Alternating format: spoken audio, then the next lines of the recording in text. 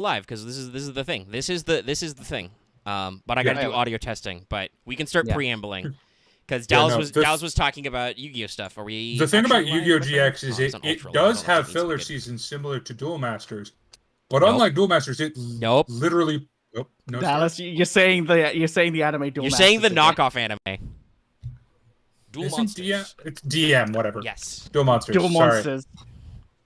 Also, that's totally a backronym. It was just Yu-Gi-Oh because that was the original manga, and then the anime. But they're all Yu-Gi-Oh. So it's the one with the midget. That's also not a real divider. Yu-Gi-Oh protagonists are not known for being super tall. No. Here's the thing. But at least all of the other ones are the same size as their friends. You can just pick fucking mutant tall friends, or he's just short. Because, like, if you look at the rival characters in GX, like, you have... I mean, it's true. Sho, or Cyrus, who is, like... Well, he's a head shorter, but that's because he's supposed to be a tiny baby child. And, like, honestly, Chazz, I look at Cyrus, he's the Yu-Gi-Oh of that group. Yeah. But, like, most of them are the same height. But if you look at Yugi, like, compare him to, like, honestly, Joey and Tristan and Kaiba, he's, like, 5 feet tall. Honestly. And why is he shorter than the Pharaoh? That has always bothered me. So the transition is cooler. Yugi is just But no, as I was saying, honestly, through several of that, as I was trying to start my thought. Sorry. But I think what it is that was just Chazz's art style. Was everybody was super like tall and gangly for the most part, and then regular Yugi was very short, and I think the anime exaggerated this too in some shots to like make his transition more interesting. And then when GX got a coherent art style that they were doing from top to bottom, it was like, no, all these high school kid equivalents will be like that. Will all be the same height range because they're all supposed to be the same age range. Like, granted, there are still some people, Zane, who are not. You are not in high school. You're. Like, I know you're supposed to be a senior, but, like, if you compare him to the rest of them, he's, like, a good, like, 4 feet taller than everyone. He's definitely a head taller than everybody to start with. It's interesting. We'll get there. We're in this testing the audio setup.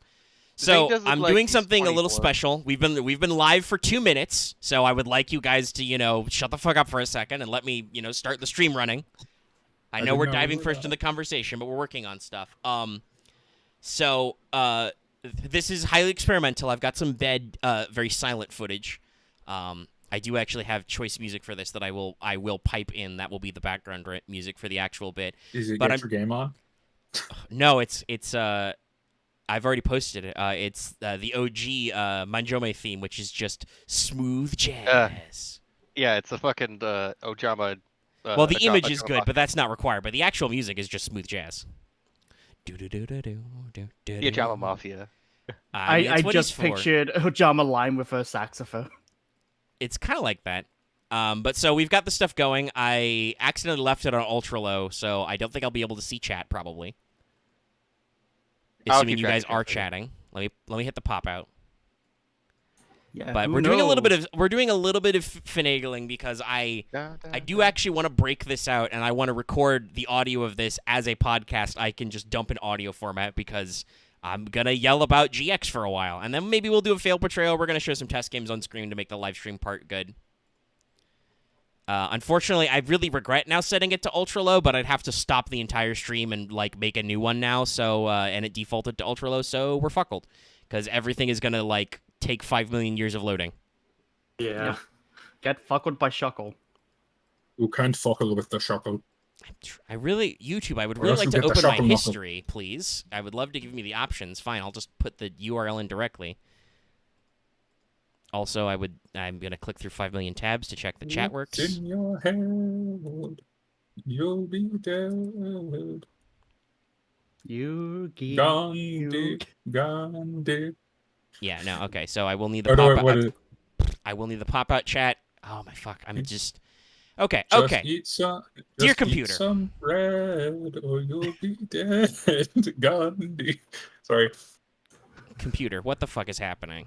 Okay, there's too much chrome juice. We might have to kill that for a little bit. Right. Let me end the extra process there. Yeah, chrome is shot up to like too many processes, so I'm gonna...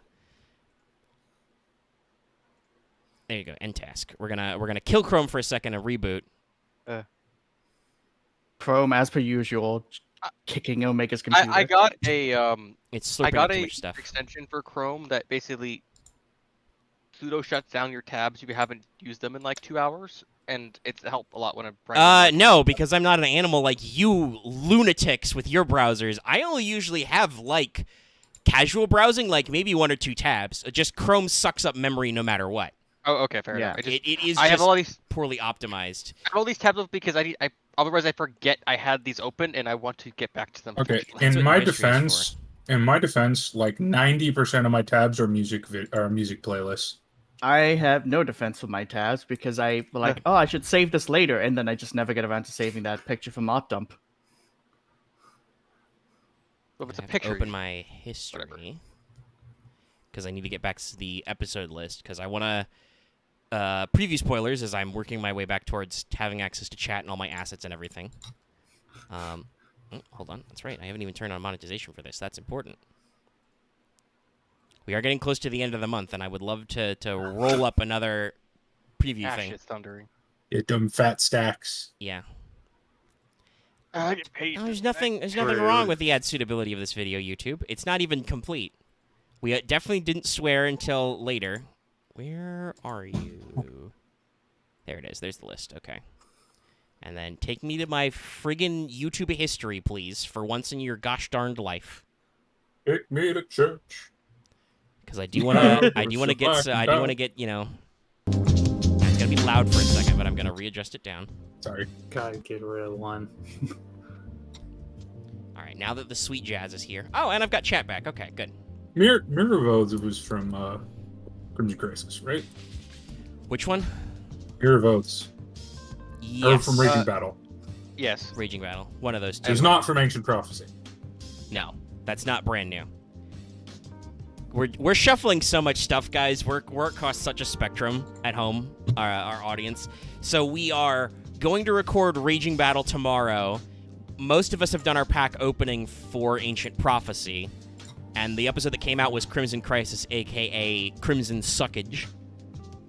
I don't think this. Looking back on it, that set has so many like iconic cards. I don't think it can be called a sucky. It's similar to Cyberdark Impact. It's like yes. Oh, but it was such a gross, like it was so painful for all of us Well, opening that But pack. Gale Also the a Whirlwind shaft. though. No, Gale wasn't. Was Gale Crimson? Yeah, no, Gale was Crimson. I Crisis. guess, Dallas, the fact that a set of like 100 cards contains 3 Blackwings in it, it's actually like 5, but you know what I mean. That No, doesn't it is save the 3. set. It is actually 3.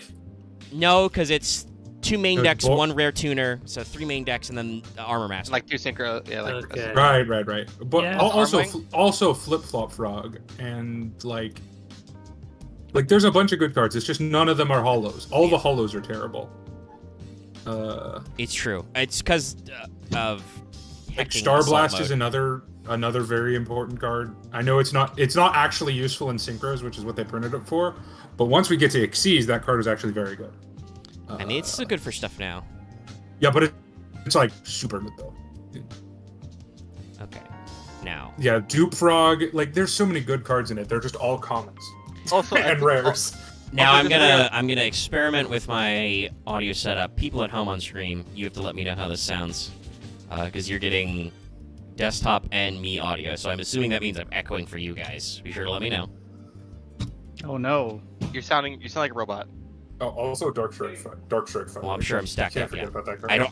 I mean, you guys, if you're watching the stream, don't bother, because you can just watch them play games. No, I'm not watching the stream. But I want to know from people if things are good. I'll wait for the Okay, people yeah, seeing me alright, put in fine. my deck. More Oh, of no. I meant Yeah. I turned the stream. I unmuted the stream to hear it, and you sound like a robot. People on the streets. Well, yeah, I'm Nobody done. I'm doubled up, but it's very hard to double check the doubling up because people are talking over me right this second. But let's Sorry. mute you. my mic audio for OBS. So now it should just be the desktop audio, which means you're just hearing my audio looped from my microphone and everybody else. And now you sound fine. Yeah, it should be okay. All right, that's what I Watching figured I would do, stuff. but I wanted to just make sure everything was okay. I also want to make sure to. Oh yeah, just to Hello, bring this I am up back. to just the Welcome viewers. back. server. Oh, we're streaming now. Just to bring the viewers. A Jeez, lot of it's us open our free packs the day before the tournament, just so we don't have to worry about doing it after the tournament, because usually it's late when we do it. I have internet issues when all of my family are home. Is my reason. My only excuse is similar to like, which is one of the reasons I don't like sitting around people doing that gacha rolls, because it makes me want to do it. I did that So- too, but it's also because I start having work in the morning, so I can't stay. I get tired after we do Yeah, tournaments yeah. now. No, I Which get is what you're fair. going for. Who is clicking so loudly? Marv, he's clicking all of his machines to fuck me over. Okay. But I mean, it's true. When you do overload, you got to do a lot. All right, but okay. So I'm ready to start rolling the audio on the gonna release Nipples a in the podcast sheet. version of this. Wow, this is gonna suck for you in a second, my dude. Yeah. What's up? Oh no, just I tabbed over for a second because I was cycling through my tabs, lost about to get limiter chimera Yeah, attacked. 17,600 attack. This is very relevant Chimera because what I want to talk about today is just to kill time because I've had a lot less free time because I'm getting ready to move. I talked about this on the stream of Uncharted, but some of you plebs may not have watched that, so I'm actually moving out to the new place Saturday, which means I'm stocking a lot of my essentials this week, so I don't have as much free time. I've needed things to do, which I've been doing to watch GX, so I want to hit record. So now the audio is being recorded. And there's the bed music, so I will release this as a podcast for patrons, I think, just because I want it to be standalone, and I'll cut this at the end. We may do some Fail Portrayal tonight, or we may just be yelling about GX and watching play games. I have a lot to say. Yeah, so basically to reiterate the I'm ready to premise for the bystander. audio version of this, I've been watching Yu-Gi-Oh! GX to kill time while I'm getting ready to move, because I don't have as much free time as I'd like to play games and do stuff. Yep. And I have not yet bit the bullet and started playing Duel Links. May or may not. Fun. Do it. Though they've got some new products. This will also probably have some news peppered in there because they did that Digital Next thing. There's a Duke Devlin event going on right now. That's It's been hilarious. doing that. Hasn't that already been? It's been a thing for a while. Well, when I joined in like a month ago. I mean, it's a rerun. They bring stuff. Oh, is back Duel and Links like a Yeah. live service? Yeah. Yu-Gi-Oh! Gacha. Also, Yeah. well, I mean, here's that's the the funny thing. Yu-Gi-Oh is already a gacha, so I was gonna say I'm Yu-Gi-Oh's gonna advertise physical this gotcha. about it. If you're Yeah, more so. gonna play the game, here's the secret, and it's the best trick the devil ever pulled. It's a terrible game to pay money for, because. Yeah. But the secret is, you look at the game, you look at a deck you want to build, and you make an account to build that deck, and almost 100% of the time, you will have enough gems in your account to build the deck you want to build. And it's also surprisingly not that hard to make meta Also, decks if you really try. because I know Omega. Okay, so There's the thing you got to realize. And sorry about this Duel Links commercial in the middle of our podcast. why do you have Solidarity in this deck? when There's it's not? things called structure deck cards Marv. that Is are this for next exclusive. week? That are exclusive to structure decks, and the only way you can get them is with dream tickets. Now, Marv, the what? reason why this is good for free people is because it makes it so you don't have to buy the other copies of the structure deck. And one of those cards that I know Omega will be interested in is Red Ice Fusion. Because you can get the single structure deck, which gives you one copy, and then you can get the other two copies with SR Dream tickets, which you get two of upon the fifth day of playing the game, I think. It's fifth or fourth. I'm just gonna say this because I'm guessing Marv didn't hear me when I was saying it, but this is a deck the reason I'm playing this deck is because A, I'm putting in cards with it with what we just drafted, Okay. and B, so people don't get to see what I'm playing tomorrow. Okay. yeah. Hey, If we're gonna do games, we're probably gonna avoid playing stuff people will record anyway. I've already spun my wheel. I already shown that, and yes, when I talk about spin the wheel, I got that. But yeah. I mean, So Duel Links is an interesting game, but you might also have a different alternative because they've announced Master Duel, which is going to be free to play and with unknown monetization. So Yeah. we don't know what they're going to I'm- do, but it will be I'm- a just straight up Yu-Gi-Oh simulator online. look, I'm terrified of that unknown monetization, because I am a veteran of a game I would consider a concentration camp, which is Magic Online, which is... I assume they're going to Yes. ape Arena is probably what they're gonna steal from, but well, yeah, Arena it's- doesn't have all the cards in it. That's the fact. Yeah. Master Duel, which is the whole name of the project, they're fucking triangle strategy octopathing us right now. It's just called Master Duel. It will be an online simulator. It will be for TCG and OCG. It will have multiple master rules in it. There are little cosmetics, so a lot of people are still huffing their copium that they'll just have like microtransactions for cosmetics, and you can use the whole card pool. That's funny. That might be part of it, but I don't think that will be everything. No, it's boosters. I'm sure there will be an in-game point $500. system for boosters, and you can probably pay real money for game points, just like Legacy of the Duelist or whatever.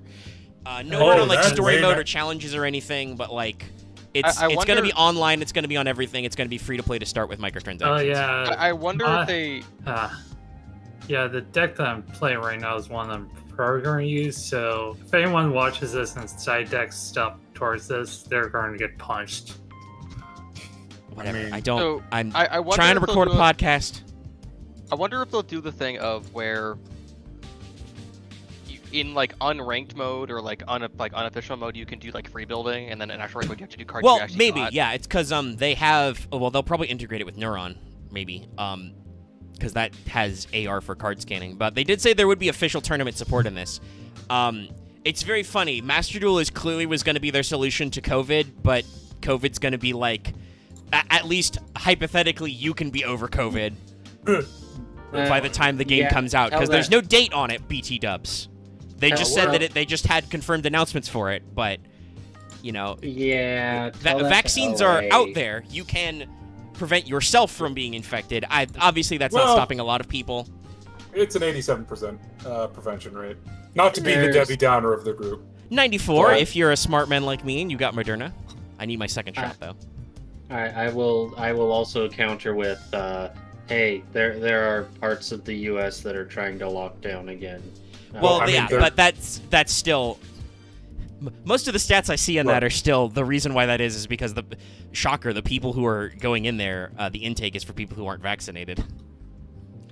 Yeah. But it's an interesting problem. I still don't think that it will be as big of a deal, especially once God knows when this game's coming out. But it's very And interesting that, like, as people said, instead of just buying EDO or Dueling Book, they went to develop their own third-party game that will do all those things probably and come out. We're gonna build our own game. with Some blackjack people and are concerned that they're Hookers. gonna like slap EDO Pro and Dueling Book with a cease and desist like they did on the original YGO Pro. I doubt that this time. I don't just know. because I think If they they're learned from that. smart, they won't. But it's Konami, so probably. I mean, there's some other interesting things. They're localizing the Rush Duel game, which is really interesting, but also makes sense Actually because they are interested in localizing that, the anime. And they announced another a 4-player game called Cross Duel. 4-player. Which I'm insanely interested in that because if they do a 4v4, like if they start doing multi, Yeah, I think it was a person- 4-man. It sounded like it was 4-man free for all. At first, I thought it was Is this it a new the- tag duels? No. It says it's a 4-player no, experience. because free for all duels. Go ahead, Loth. Is it like that thing near the end of Battle City? That's where what it's people like, think. aha. There's like no news about it. They just announced it and called it Cross Duel. Well- There's no footage or anything. So one of my favorite things about Magic the Gathering, which is one of the things since I've become a Yu-Gi-Oh person, because no one I know likes Magic. Oof. Never bothered. The thing I miss the most about it is that it is not just a 1v1 game. You can have as many players as you want. And That's it- how I learned Which- how to play paper Magic. and I Actually, have genuinely I went to my never local my college's tabletop gaming club and we played 4-man. I free-for-all. have genuinely never understood why that is not a thing in Yu-Gi-Oh! Because they can just do the Honestly, same rules. I suspect it's because Konami, like, obviously, we're gonna be talking about GX in a second. I promise we will actually get there. This is just all the preamble, all the news to get us lubed up and get all the kinks yeah. worked out. But Like, Oh, wait. shush. I'm in the middle of my fucking thought, Axe. Yeah. But Konami has been writing these anime series past the original Duel Monsters series, and even parts of Duel Monsters. Dallas complains about the filler season. That's why we got started a little early on the stream bit, because Dallas was yelling about that. It's not okay. That was not my point. No, but I think that's related to, like, they have to sub in those parts. So Konami has been writing weird takes on Yu-Gi-Oh games for a while. Yeah. And never really translated that to real life very much yet. They've done a couple of experimental video games, right? But not really brought over that to the actual paper top, other than Speed Duels and then Rush. Yeah. And I definitely do think it's a lack of support because, like, Magic, I think pretty much immediately was like, well, there's normal Magic, and then there's, I think, the first format, and don't crucify me in the comments because I know how Magic people are. Hi, I'm Magic people. It was a twin-headed giant, if I remember correctly. Twin-headed giant. Yeah. So I don't know. I'm glad that Konami is embracing new formats. I think that is only healthy for the game and not unhealthy. And I want the Yu-Gi-Oh equivalent of Commander so much. Because they even have the excuse for the anime. Oh yeah, they came up with it. Basically the dual spirit thing. Yeah, they should absolutely. I think Dallas, what the actual problem is that in order to do that, Konami would have to actually write rules down, which they are allergic to. Just hire wizards then, because they seem to do nothing but write rules for weird formats. Magic has the opposite problem of Yu-Gi-Oh!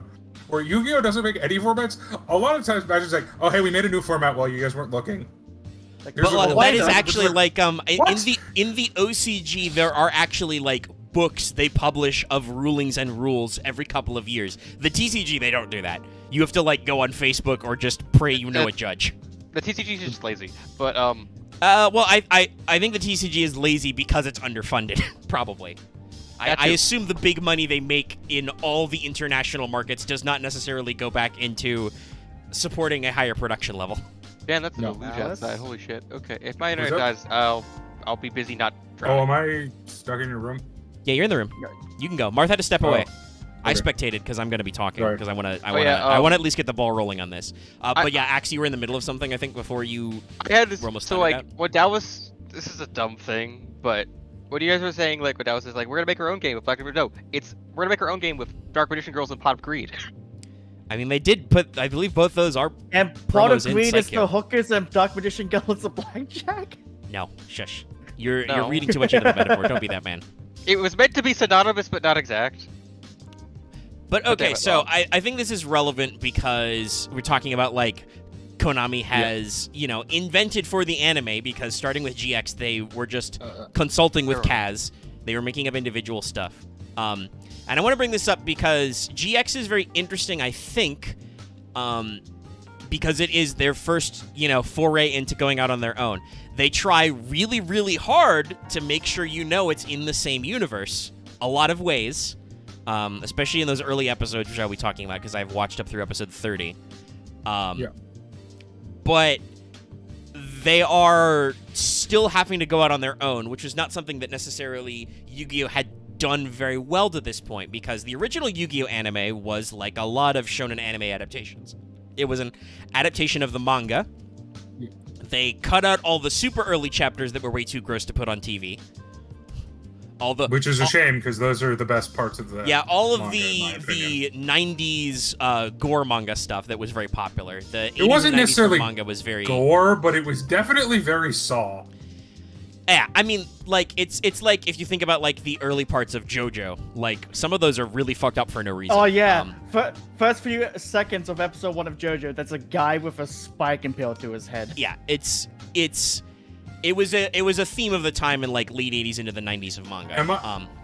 As a gore manga enthusiast, it's just I don't even notice it anymore. Yeah, but so they cut out those early bits. They moved on. They started at a point where they could start with the popular bit because the Magic the Gathering ripoff, the Duel Monsters bit, was the most popular part of the manga up to that point, I believe. So they bring that in. They bring all that over. You can tell because while the sub of Yu-Gi-Oh! Does a better job of explaining that Duelist Kingdom has very specific special rules, they still don't tell you what all the rules are off the top. They introduce them slowly one by one, so it is very confusing. The dub didn't bother with any of that, and stuff just happens because Yu-Gi-Oh! Yeah, honestly, I'm gonna be real here. I prefer the dub for that reason, because I kept getting people, because I've notoriously been a very anti-dual monsters person. I don't, for some reason, even though I watched it as a kid, I watched all the episodes as a kid, I never got bit with that nostalgia bug. And I always just goes like, this is kind of dumb. And I think, like, people are like, oh, if you go back and watch the sub, it'll make so much more sense. I went back and watched the subs, and having them half explain the rules half the time, honestly, was a lot worse.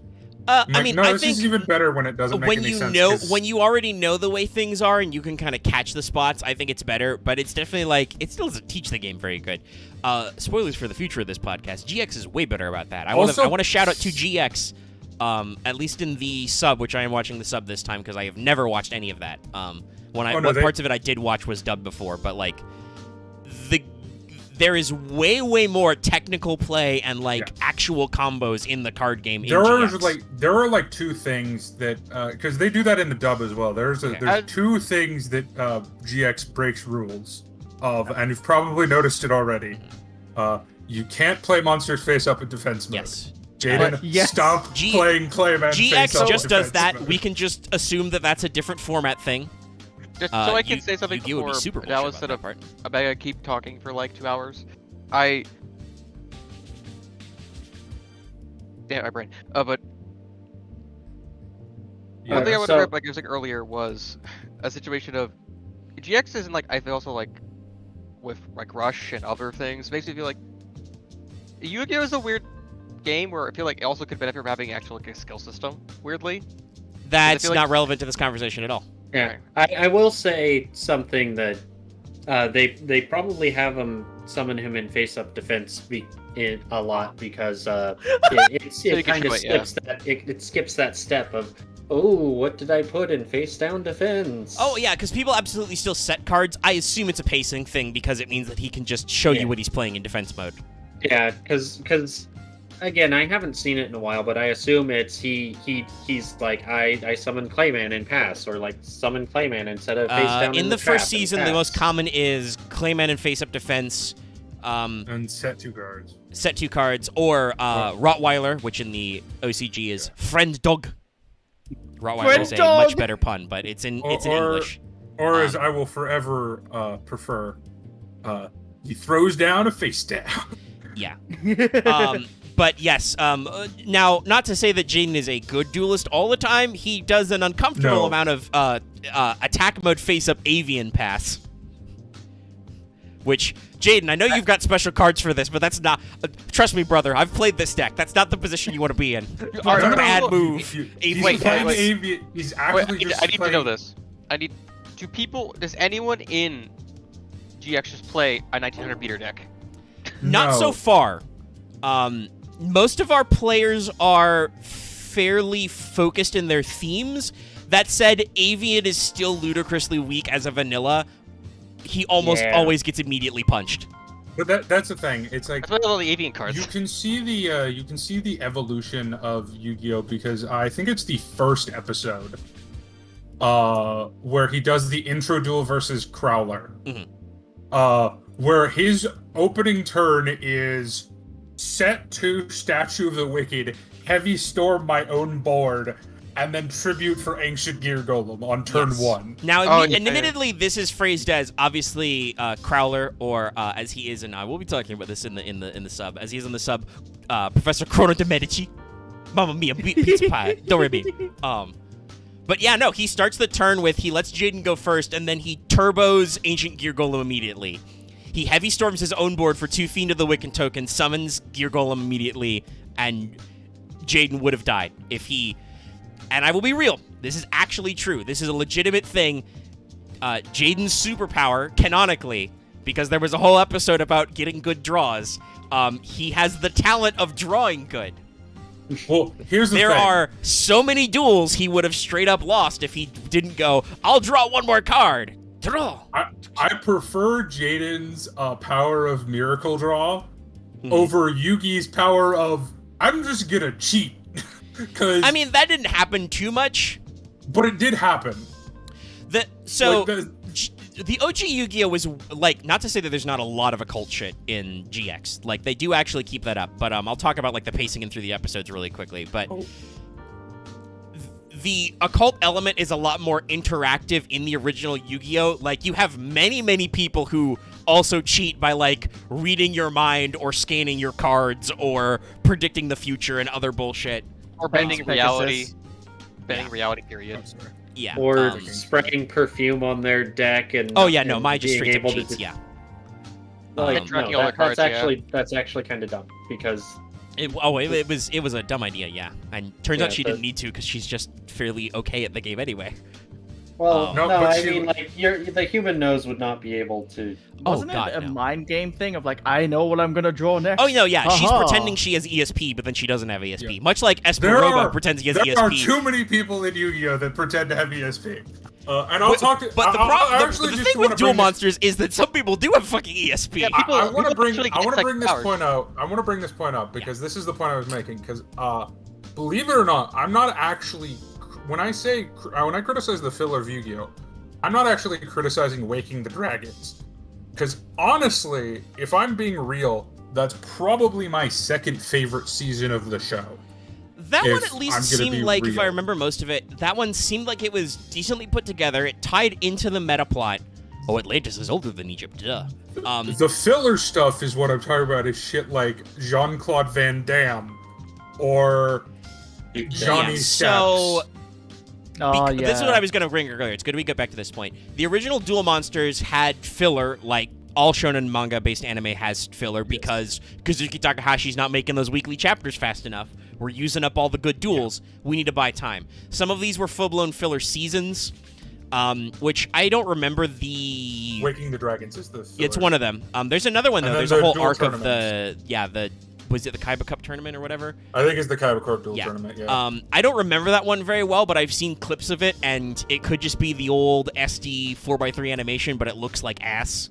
Wasn't the whole thing with Noah filler? Yeah, the virtual world was also a filler season or half season, yeah. Look, Duel Monsters has a lot of really bad, like stuff I don't even personally remember. Yes, it has a lot of just gap filler. They went to the World for 3 as well. Yeah, no, Johnny Steps is in there. I think he's talking about that. Dallas is talking about that time that American movie star who played the ninja deck came to challenge Mai for her hand in marriage. He was called Jean. The reason I call him Jean-Claude Van Damme is his name was Jean-Claude Magnum. That's right. Yeah, that's right. And the thing is, GX does have filler in it. It's just all concentrated in the very beginning of the show. Okay, so I know I'm playing talk a about deck the GX. Sorry, I just need to say this. I know I'm playing a deck that has cards from the future, as in that I've already drafted, but Dallas, you're playing a banned card. Yeah, you just Regeki. This is why I took Regeki out of my everything. I can surrender if you want. No, that's fine. I have a couple banned cards in the deck. Yeah, so I have watched through the first half of the first season, which is the part where the plot doesn't happen. I mean, a little bit. The episode 29 and 30 are actually, there's a fucking plot, and I'll get to there. But there's two subplots, I would say, two through lines along with a couple of character arcs, which tie this whole thing together. Subplot number one is Jaden needs to get cred at school. Because Professor Crowler thinks he is a useless dropout boy. By the way, I want to throw this out there. I don't know if it was fashionable at the time. I don't remember that era of anime very well. Subbed. I don't even know if I was watching subs yet at this point in 2004.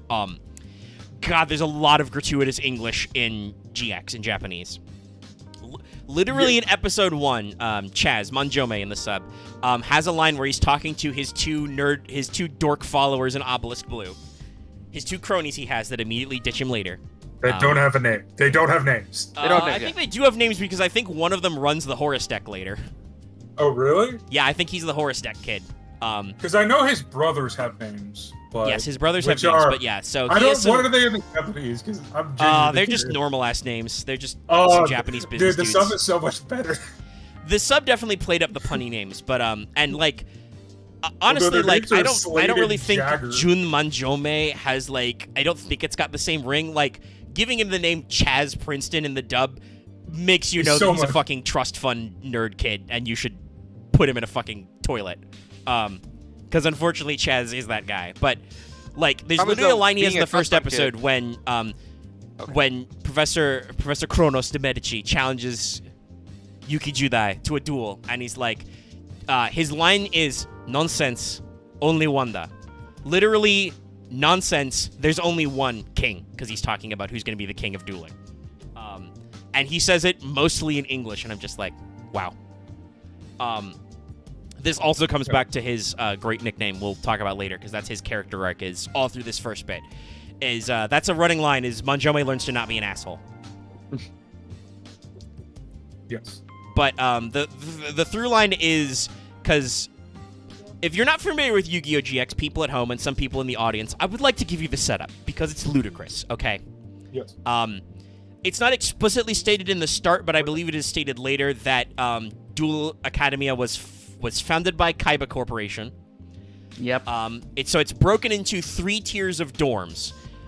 You get in by completing a written examination and then a duel versus an instructor, which Jaden does incredibly awful at the written. He's like number 118 or something. But then he defeats his professor, who plays his real ass deck with ultra rare cards in it.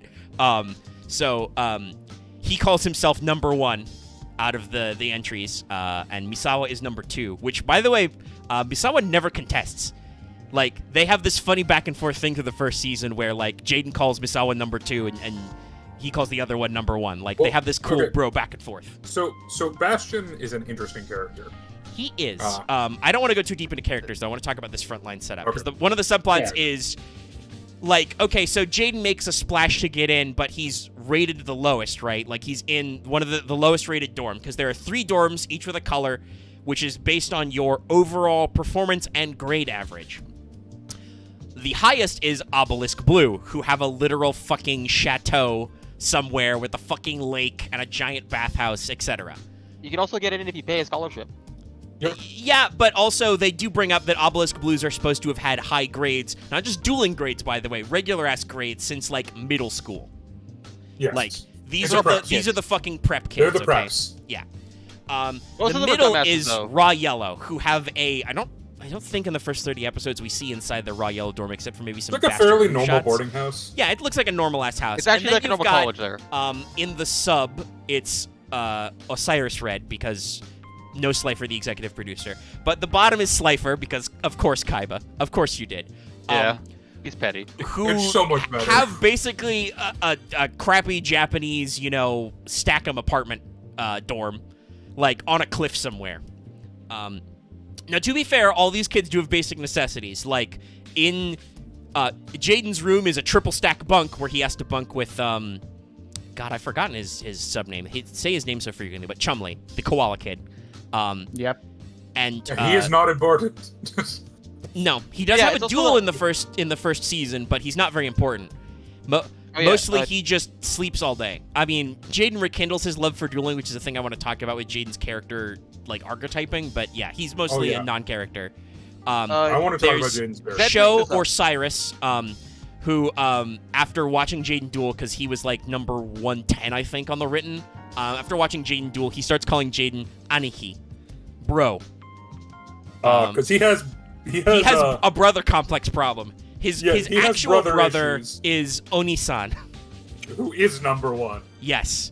And also is dead inside. I'm not shocked this guy becomes a sadomasochist. In the sub, his expressions are so deadpan. Hello, Jaden. Yes, I would like to duel you. Spoilers, it's very literal that he's dead inside. That's fair, but, like, he has absolutely no emotional range. Yeah. So, like, that tracks. I'm not shocked he has problems later. But, like, yeah. So, this room that Jaden is bunked in is 3 students deep, but they have, like, a hot plate. They have a fridge.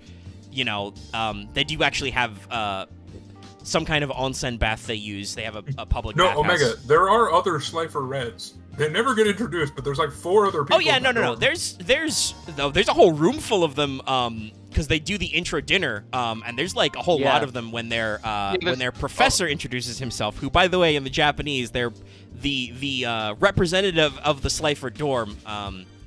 Once again, I've There's forgotten also his name, but There's also dramatically differing food quality. And each of the dorms, I mean, kind of. They're just eating like some normal ass rice and stuff. No, it's just that like the other dorms get like higher tier shit or like actual, Yeah, like, I guess. Oh, Like yeah. Obelisk has really fancy shit. They have a really fancy dinner party, but I don't remember his name. But the professor at Slifer Red, Lyman Banner. yeah, Banner. He has some other normal last name in the Japanese as well. I don't remember. But in the sub, he is. You can tell he's the weird professor because he has a cat, which is still called Pharaoh in the sub.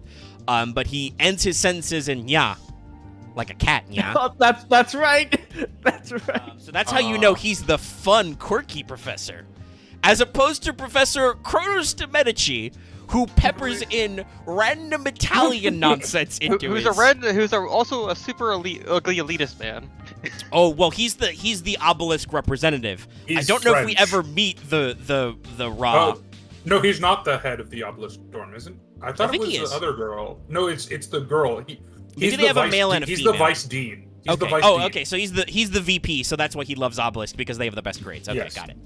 You're right. he's I the think vice the principal. inexplicably nice-looking It's gym the teacher girl who lady. plays Nurse Bird. I genuinely don't remember her name other than that. She's also their gym teacher, but no, she gets her name dropped like twice, and then disappears for a long time. It's Again, weird. Yu-Gi-Oh is weird about women. To be fair, it's better than the raw yellowed guy, who I genuinely can't remember if they. Oh no, ever I don't. said his name. I'm pretty sure he hasn't appeared on screen in the No, first I 30 know episodes. here's the thing. I know what he looks like.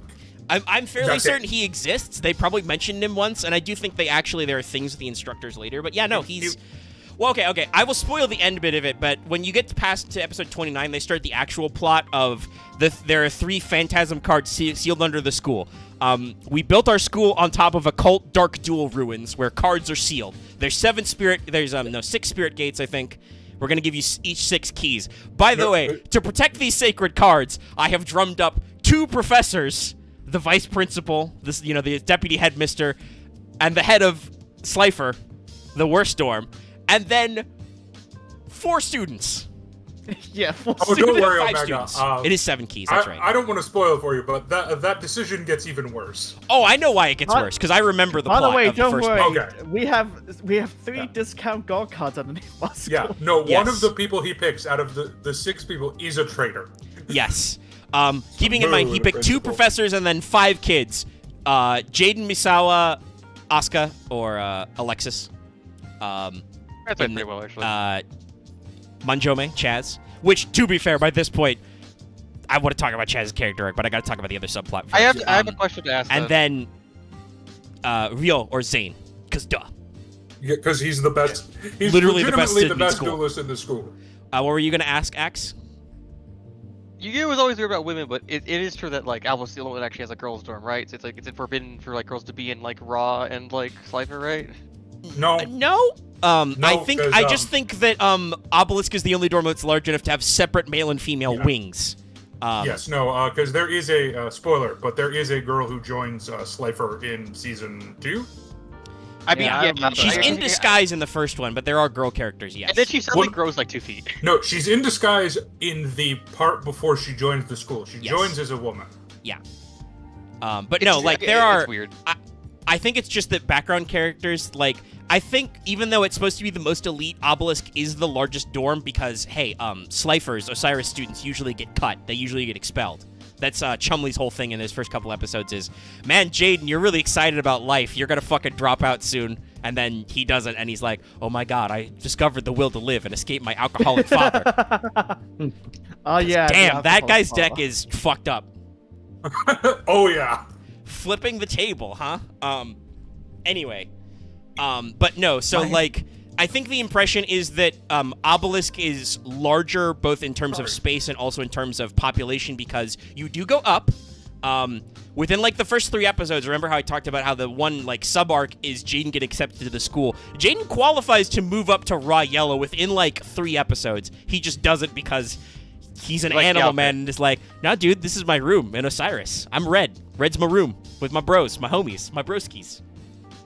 What's a fiance? I feel like if it wasn't like a shonen anime series, they'd have some like weird. There'd be probably some cases about the very different living conditions. Well, Probably, but also there's- I don't think so. Because don't wanna schools get are really too- fucked up, guys. I don't want to get too far into it, but I think GX has more to say about real-world issues than any other Yu-Gi-Oh series. Probably. It was. I don't think it was intentional, but the fact that they are a boarding school about a vocation, which you can say that's ludicrous, but it's not. But like, there's a lot of subtext here. So not to get she- into too many spoilers because Omega's well, just even in the starting. first season, like Kronos Crowley tries so hard to get Jaden expelled through like lots of bullshit. So episode number 1 and 2 is the episode number 1 is the first thing he duels Crowley. 2 is Flame Wingman, where he gets called out in the dark of night to duel Manjome in the Academy Stadium after hours, and Manjome challenges him to anti-rules, which are illegal at the school. What? Oh, okay. To betting your highest card is not allowed. But Gotcha. they don't get to finish this duel, by the way. They call it still off. salty about losing Obelisk. Yeah. They call the duel off before it resolves. Jaden would have won, but they had to call it off because the night guards show up. Episode 3 is it's called A 12th Cyber. That's where Kronos fakes a love letter to Jaden from Asuka, which isn't that fake because Asuka has 2 main character traits in the first season. She's horny for Jaden, and she's into the dark conspiracy thing, which is our other subplot I'll talk about. That's the problem though, Omega. Because you're watching the sub, you misheard a third character trait, which is that she is a fucking savage. She is the meanest person when it comes to birds. She has some sassy, like she's not afraid to be like, Majumi, what the fuck? What are you doing? What are you animal men children doing in the middle of the night? But it's not as spicy as I know the dub language is. Oh yeah, no, the dub Alexis is my spirit animal. She has the most sarcastic, just like, what the fuck are you doing? She's not afraid to talk shit to people in the sub either, but it has different connotations in Japanese than in English. She's a high-performing female in a very almost sexist environment, yeah. I mean, kind of. She has a couple of gal pals. Like, she has 2 hangers-on, who admittedly are complete airheads who only talk about boys. They're trying to size up who's cuter. Is it Chazz or Misawa? And Alexis Asuka's just they're like 16-year-old girls, so like, I mean, yeah. I mean, it kind of makes sense, but although to be fair, one of them has the weirdest deck ever. Yeah, it is a mix of Cat Tribal and Dark Snake Syndrome Turbo. Yeah, we haven't got to that part, but yeah, so decks are really interesting. A lot of people are playing a lot of interesting decks, but in this episode, in this duel, like I said, Crowley fakes a love letter to Jaden, which Cyrus/Show receives, and immediately thinks, I'm tiny and adorable, girls want me. I mean, and he goes to the girls' dorm in the middle of the night across the lake they have access to, and unfortunately comes across Asuka and her girl posse bathing. Fuck. By the way, Professor Crowler is watching this in his ninja costume. Yeah, he is. He's in his wetsuit, black suit, up to Oh his my God, I eyeballs remember in black rubber. I remember this as a kid. Holy shit! It wasn't a ninja costume. It was a fucking Navy SEAL costume. Yeah, no, It was a frogman suit. He has over 30 confirmed duel kills, guys. Yes. I want the backstory where it turns out that Crowler was actually just like a fucking ex-Italian military, like or he was like French soldier. Foreign Legion or some shit. Dallas, he's the guy from fucking Kamen Rider Gaim. Oh my But no, god, so he he is observing all this, and the girls bust Cyrus, and then they're like, what do we do with this scrub lord? Like, he came to peep, and he's like, no, I got a love letter. And Asuka is like, well, I didn't fucking write this.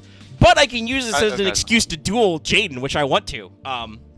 So she fucking holds Show hostage and baits Jaden to a duel on the waves in the boat. Got your roommate. By the way, she does this through, I want to point this out, talking about, like, so these kids are somewhat scrimped on in their accommodations, right? In Slifer, they're 3 kids deep, 3 kids to a bunk. Every kid not only gets a uniform jacket, which are sick, would buy in real life. I would totally get a raw yellow. But one. also they're armed with video-equipped PDAs. Yeah. Like, every kid's got a fucking Palm Pilot with video mail. It is run by Kaiba. Oh no, Keep it but so yeah, that- it's like yeah. it's so funny. Like Kaiba's like, these children to learn to duel, they will need PDAs and dual discs. I think it's where do because they live? cool I don't care. jackets. Fix that yourself.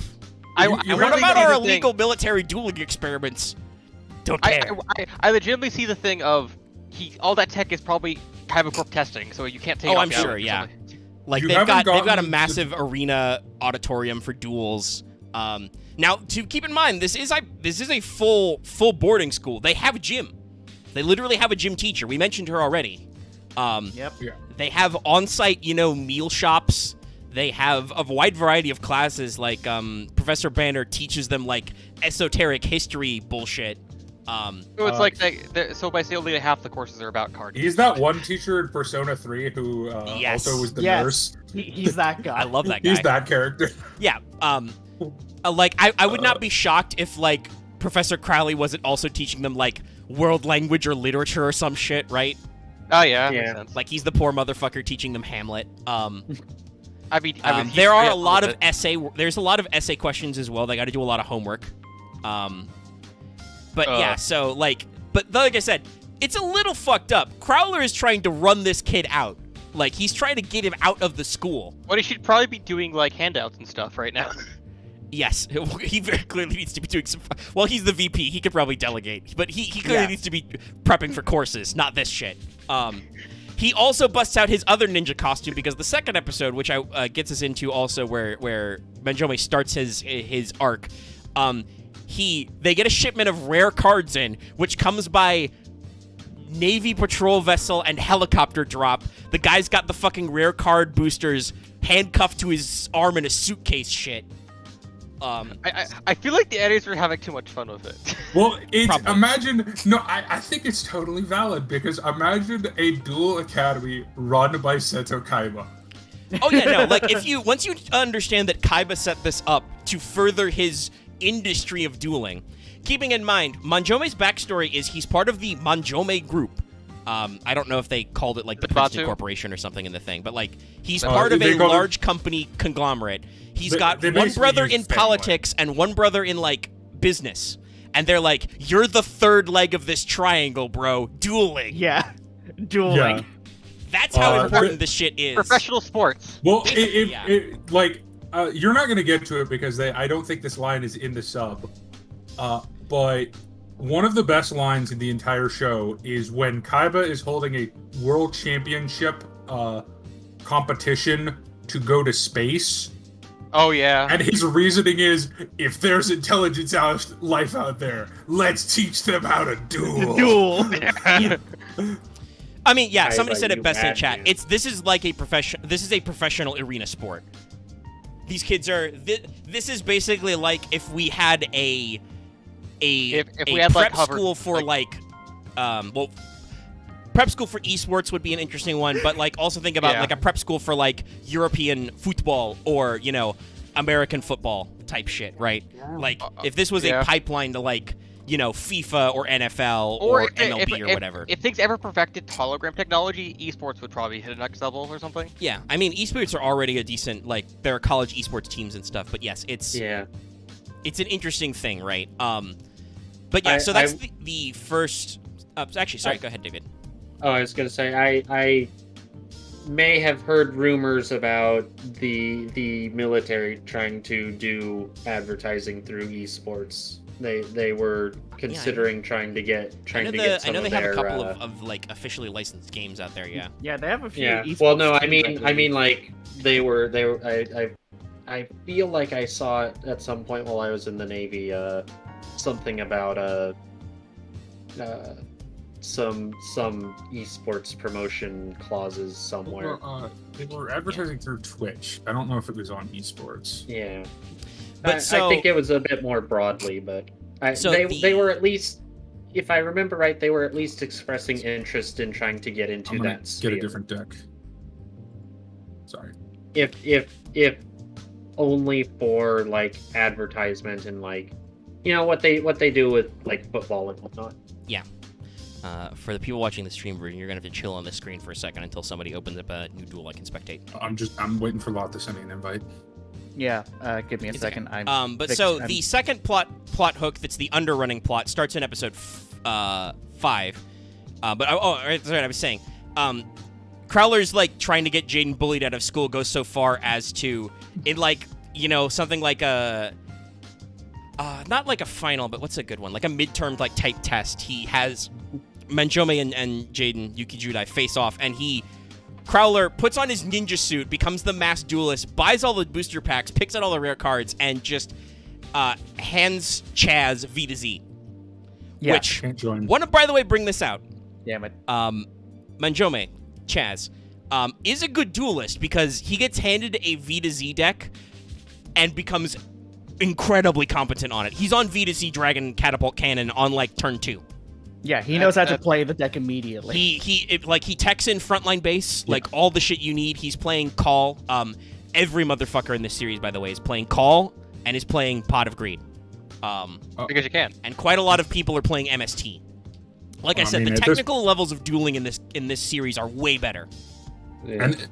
And that is actually an interesting thing because it does shift back and forth. Because the big one on for 5Ds is no Call of the Haunted, but they're very big on Monster Reborn.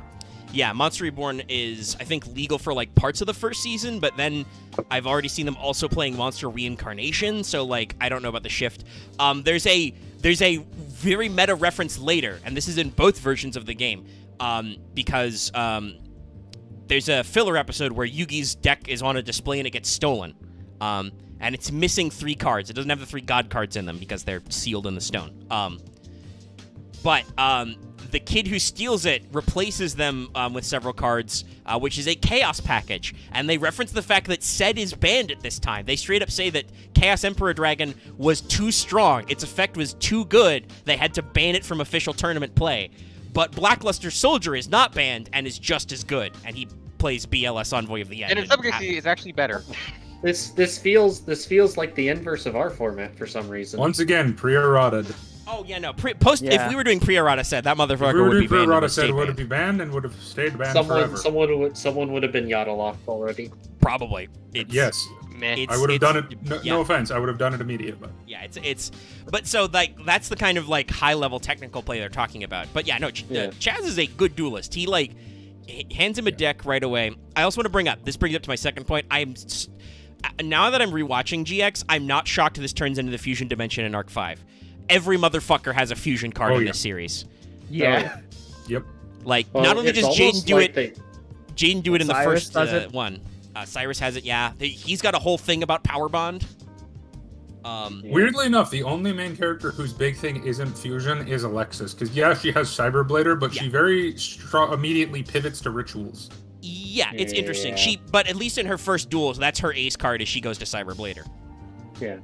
And I will say it's probably like they realized that hey, a lot of the pre-GX fusions were kind of butts. And also I think because the fusion deck was unlimited at this point in the real game, it made sense for Jaden to basically have an unlimited combination of monsters because they could just make new combos of his elemental heroes all the time and not have to explain where they came from. Oh, he just fused 2 new monsters together. And his Power. His like repertoire grows. Like it starts with Flame Wingman, my favorite card. That's right, Flame Wingman is canonically his favorite card. But I think like by the time we get to like episode 3, he's already got Thunder Giant out. It's not too long before he's on Rampart Blaster or Rampart Gunner, the OCG name. And, he's fusing Tempest before too long, and Mudball Man. He actually techs Mudball Man in some decks as a big wall. Got some use. I mean, it is very, very fat. Yeah. So, like, he actually does what his deck is supposed to do, which is have a lot of utility. Also, he In a has a format magical where most superpower of people Mirror don't know Ball. what a battle trap is, it's pretty good. Well, and also, Jaden plays a lot of battle traps. He's playing Negate Attack and Drain Shield and shit all the time. Oh yeah, like Hero Negate Signal. Attack, I would argue Negate Attack is one of his like. Also, I remember signature cards. I remember one of the games. I remember a duel starts in GX where a person wins by playing Magic Cylinder. I do believe that does happen, yeah. I mean, Bastion's the way he enters Duel Academy is he plays Ring of Destruction and Yes. Ring of Defense, which which is funny. Manjome steals later in a great play I want to talk about because those are a great couple of episodes. But that's sort of the can end of this I part of the just season. say one thing I did want to say is one of the reasons I like GX more than pretty much any other Yu-Gi-Oh series is because I find the characters' issues and character development to be very relatable. Because Jaden's 3 basically defining character traits are: I have depression, I have anxiety, and I don't know where I'm gonna fit in life. Well, never that noticed part doesn't. it. I That never stuff noticed doesn't the come up dub. until way later. Because I did want to bring this up though. I think Jaden is our first instance of a Yu-Gi-Oh character where his thing, especially in this early season, is he loves dueling. He wants to duel lots of different people. He loves the game. He loves just playing it, and he won't give up playing it for any reason. Because while he still has cards left in his deck, he can still do something. Which he's not shy, by the way, about How random his luck calling is. his powers. He literally says, I don't remember which duel it is, but in one duel he's down to his last deck, and what he says is, next draw I'll make a miracle happen. I think that might have been the V to Z episode. He literally calls his shot like fucking Babe Ruth. He points to the stands and says, next turn I'll make a miracle happen. It's not quite as bad as Zexal, where he literally has superpowers and goes shining draw, but it's kind of there. Yes. Basically, Jaden will either always top deck what he needs, or he gets a card that draws him 2. He will draw Bubbleman, which Bubbleman's anime effect is so long as he has no cards he controls, he can draw 2. I mean, that is what it is in the real game. I thought it was you need to special summon him and then control no cards. No, you need to have no cards in hand. No. It's no cards on the field. No, it is. Oh, so it doesn't require the. Yeah, other he can card? have a full hand and still draw Bubbleman and okay. draw 2. Gotcha. Yeah, he just has to have no cards on field, not no cards in hand as well. Pot of Greed's very, very popular. At one point, Show plays Pot of Greed and says Pot of Greed destroys itself and then it explodes for some reason to like buy 5 seconds of animation. Didn't get that, but usually they just let you draw 2 cards. Also, Jaden is master of another strategy, which is illegal for this reason. You want to know what Jaden's other #1 way to get shitloads of cards is? Mirage of Nightmare into Eat Emergency Provisions. He does this all the fucking time. Hey, I'm going to activate Mirage of Nightmare. You're going to draw cards. I'll choose to draw 4. And then they're like, ho, you'll have to discard 4 cards. And he's like, nah, Emergency Provisions. I destroy this card and gain 1,000 life points and skip the effect. Yeah. From what I remember watching the show, I only remember him playing Emergency Provisions all the time. I don't remember what he actually used it for. He used it for Mirage of Nightmare. Like, sometimes he just sets 2 cards to get more Emergency Provisions. Like, in one of the more recent episodes I watched, he blew up not just Mirage of Nightmare, but also blew up a Fusion Sage he just set just cuz to get an extra life points. Because here's the thing. Remember, GX is everybody's still playing with 4,000 LP. So the duels are pretty fast. What I remember from GX is that I never actually remember people doing like super legitimate plays. I just remember Jaden kind of doing some crazy shit. No, Jaden did a I didn't even remember Mirage of Nightmare was the thing. Well, here's the thing. He didn't do anything like that's the reason I joke about like Yugi being a cheater, because he is. To be fair. But the thing is, everybody's cheating in regular. That's very true. Everyone cheats. But the thing is, Jaden was genuinely a good duelist. Yes, and like I said, he loves dueling. That's his big thing. Is he's here to like, I'm here to enjoy the game, man. I don't give a shit about my placement or whatever. Like I'm gonna be #1. And this enthusiasm is infectious, and I think he's our first character who loves dueling for the sake of dueling. This becomes a little bit of a recurring theme, like, oh, dueling's supposed to be fun. Yugi and Atem, who are technically separate characters, both love games. Is barely a character, but it's true. But they love games, but both of them are usually involved in these games because of the greater occult shenanigans going on, right? Also, Yugi's whole deal was he wants friends.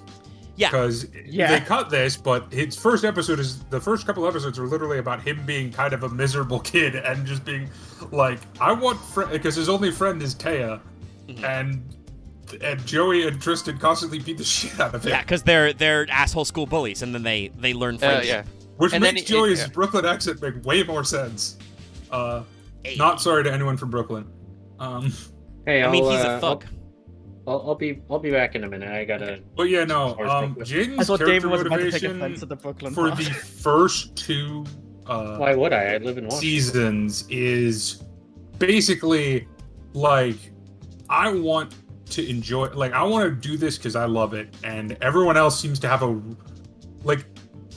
It's almost like everyone else just has a problem with him. Like, yeah, basically, like that's like I said, this is a recurring plot arc where Crowler's like, this dropout boy, he's late to the fucking exams, he doesn't do his homework, I hate him.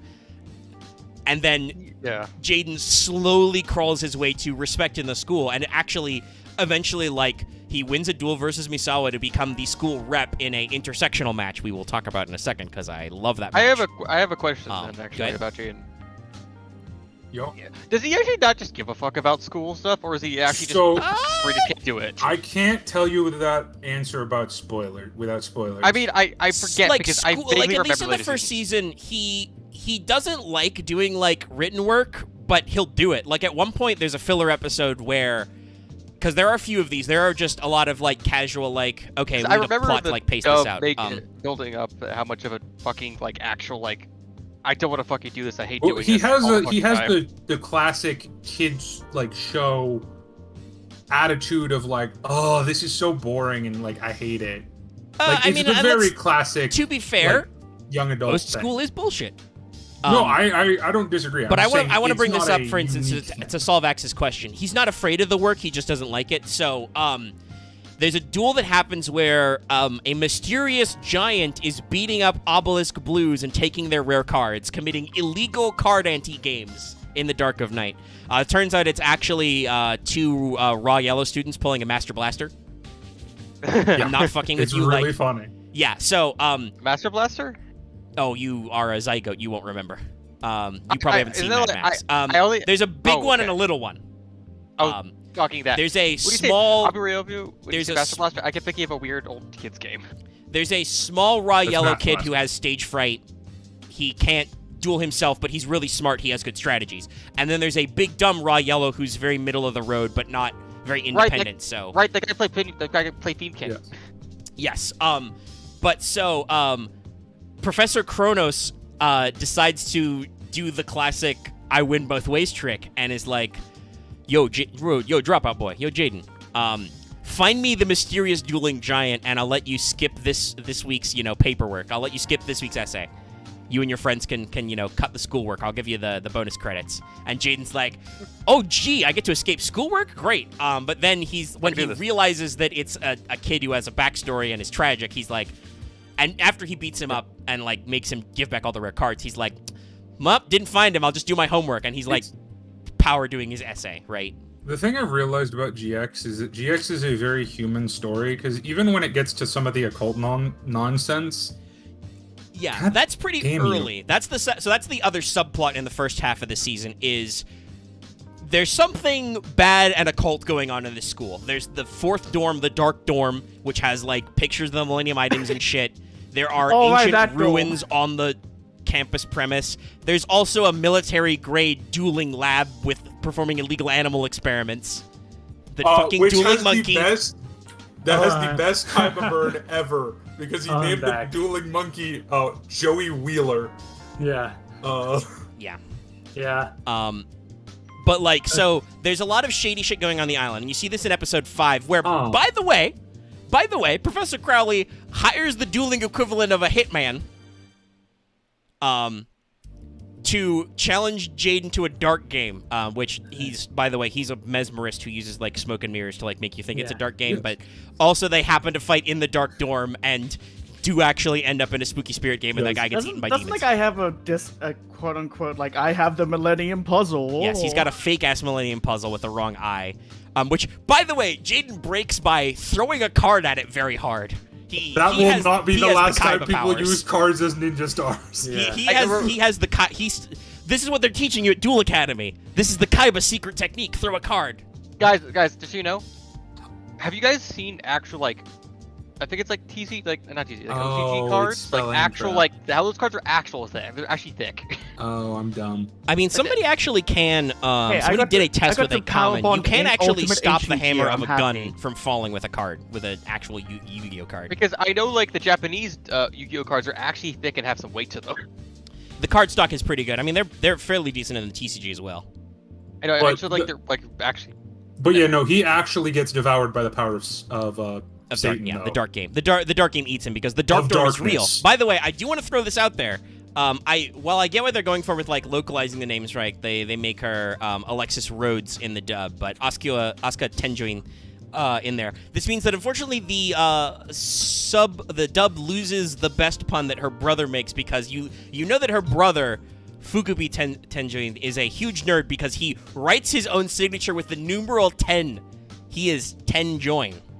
And that's how we know Asuka proves, because that's her big plot arc. Her other thing besides being horny for Jaden and being the only reasonable character is also my brother's missing, so I like to stand under the lighthouse with Ryo and talk about the future ominously. In all We like to weather. both be emo by the lighthouse. Basically, We're both yeah, we're it's very teenagers. funny. They literally spend so much time standing by the lighthouse just talking about like, is the time right? Very, like I will argue this. GX is very much about emotionality. Yeah, like, it's got a overall. lot of really good like character writing, a lot of really good like just atmospheric moments. You learn a lot about these characters by just seeing where they Yeah. hang out. Like more so than because it like, I mean, yes, no, there's technically threats to the world in most of the seasons, but it's a lot more grounded than later Yu-Gi-Oh seasons will become. And well, Put and it that is that way. definitely the thing that the first like 30-ish episodes, like the first 26 basically, do. The first half of the season does is it slow rolls you. It sets you up to be like, okay, there is still occult stuff going on, but a lot of this is like I said, Jaden has to deal with like pressures at school to like fit in and be recognized. He has to like make new friends and adapt. He's challenged to be expelled. He gets, stuck in a tag team duel to not get expelled because he broke the rules and went to the dark dorm that's off limits and caused a ruckus. So, Crowler arranges to get him kicked out that way, which is actually a mini plot arc, because not only, like, there's a two-parter dark duel, and then we have to, like, practice Sho's deck, his Viacroid deck, to make him actually good. He's got to figure out how to do it. And then at the end of the duel, he has PTSD over Power Bond because his brother's kind of an asshole. No, Zane is not a well-adjusted human being. What happened to Power Bond? Did you just like bully him So out? when You he mean- was a Used it wrong tiny and baby child, his brother gave him Power Bond, but Oh yeah. when he was going to activate it, Zane stops the duel, interrupts his brother, pays off the bully he's dueling with some rare cards, and is like, "You fool. You were going to activate Power Bond, and he was going to activate a battle trap, and you would have lost like an idiot. Never play Power Bond again. It's too powerful for you." And Sho's like, "Oh, gee, Willikers, Oni-san, I never will be playing that card again." Like, literally, he draws it in a duel against Jaden and has PTSD, and would have won if he Power Bonded, but he went for Poly and the Steam Gyroid instead. No, as weird as this sounds, PTSD is a running theme in GX. Oh yeah. Like a very big running A lot theme. of these kids have Yes. bad childhoods, yes. Yeah, very well, bad. What were you saying? Not much. I think there was one point. I think at least with the sub Show's voice is the same as the zombie boy. yes, That's it's interesting, Bubbles. Yeah. Also, both clearly a woman Yeah. because of how Yes. high-pitched he is. But they Yeah. end up in a tag team duel against the Meikyu Kyodai, the Labyrinth Brothers. Yeah. Yes. Gate Guardian Yes. returns. Yeah, Dark Guardian becomes also Dark exists, Guardian. but I actually don't want him because he looks like shit and I hate him. And Yeah. also, that card has I never would been just like printed. retrain, please. No, just make Gate Guardian a fusion monster. They Or played just him in make GX. Gate it would work. Guardian Yeah, worth like the that's- payoff, because That's the one- biggest. Well, I mean, Big so problem- I've talked about this before. The Labyrinth duel is really interesting because it's that thing of like we don't know what the fucking rules are, so it's whatever we want. Like it's an actual like dungeon crawl just with cards. The problem with Gate Guardian has always been, to me at least, he doesn't have an effect. Yeah, basically. But he did have an effect in the actual anime. He was still able to use all three of the lesser gods' Cards, barriers. So like you should absolutely like retrain him as like a fusion or something and like give him the Yeah. ability to like, say banish Sangha, Suijin, or Kazejin to do their effect like up to 3 times. Or just up to 3 times you can negate an attack. Yeah, something like that. Like That's actually not that, give him the effect. That's not too strong. No, it's very good. But so they do this whole thing and they win. They win with UFO Roid. Yeah. UFO Roid Fire? UFO Fire.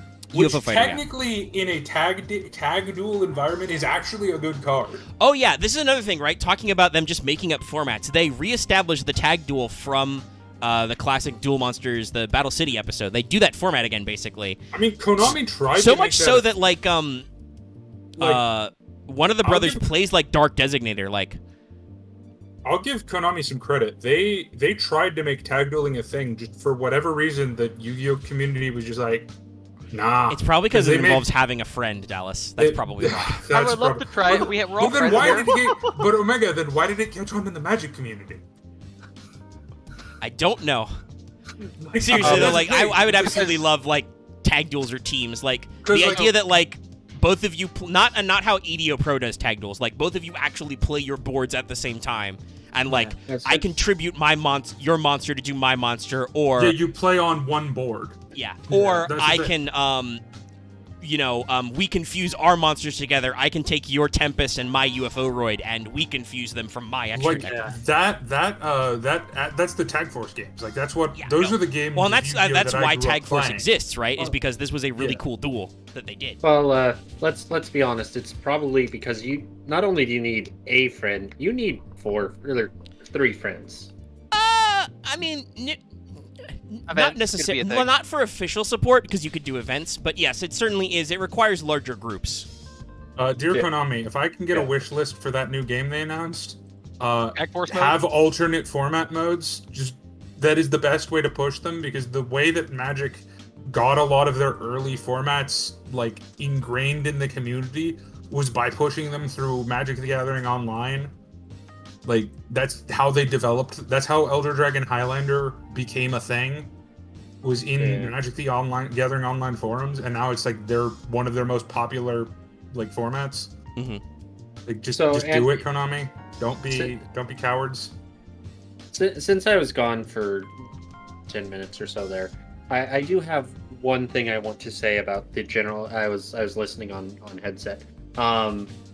It sounds like the big word or the big kind of running thing for GX has been let's take the original series, but let's deconstruct what a world with this setting that revolves around this card game would be like.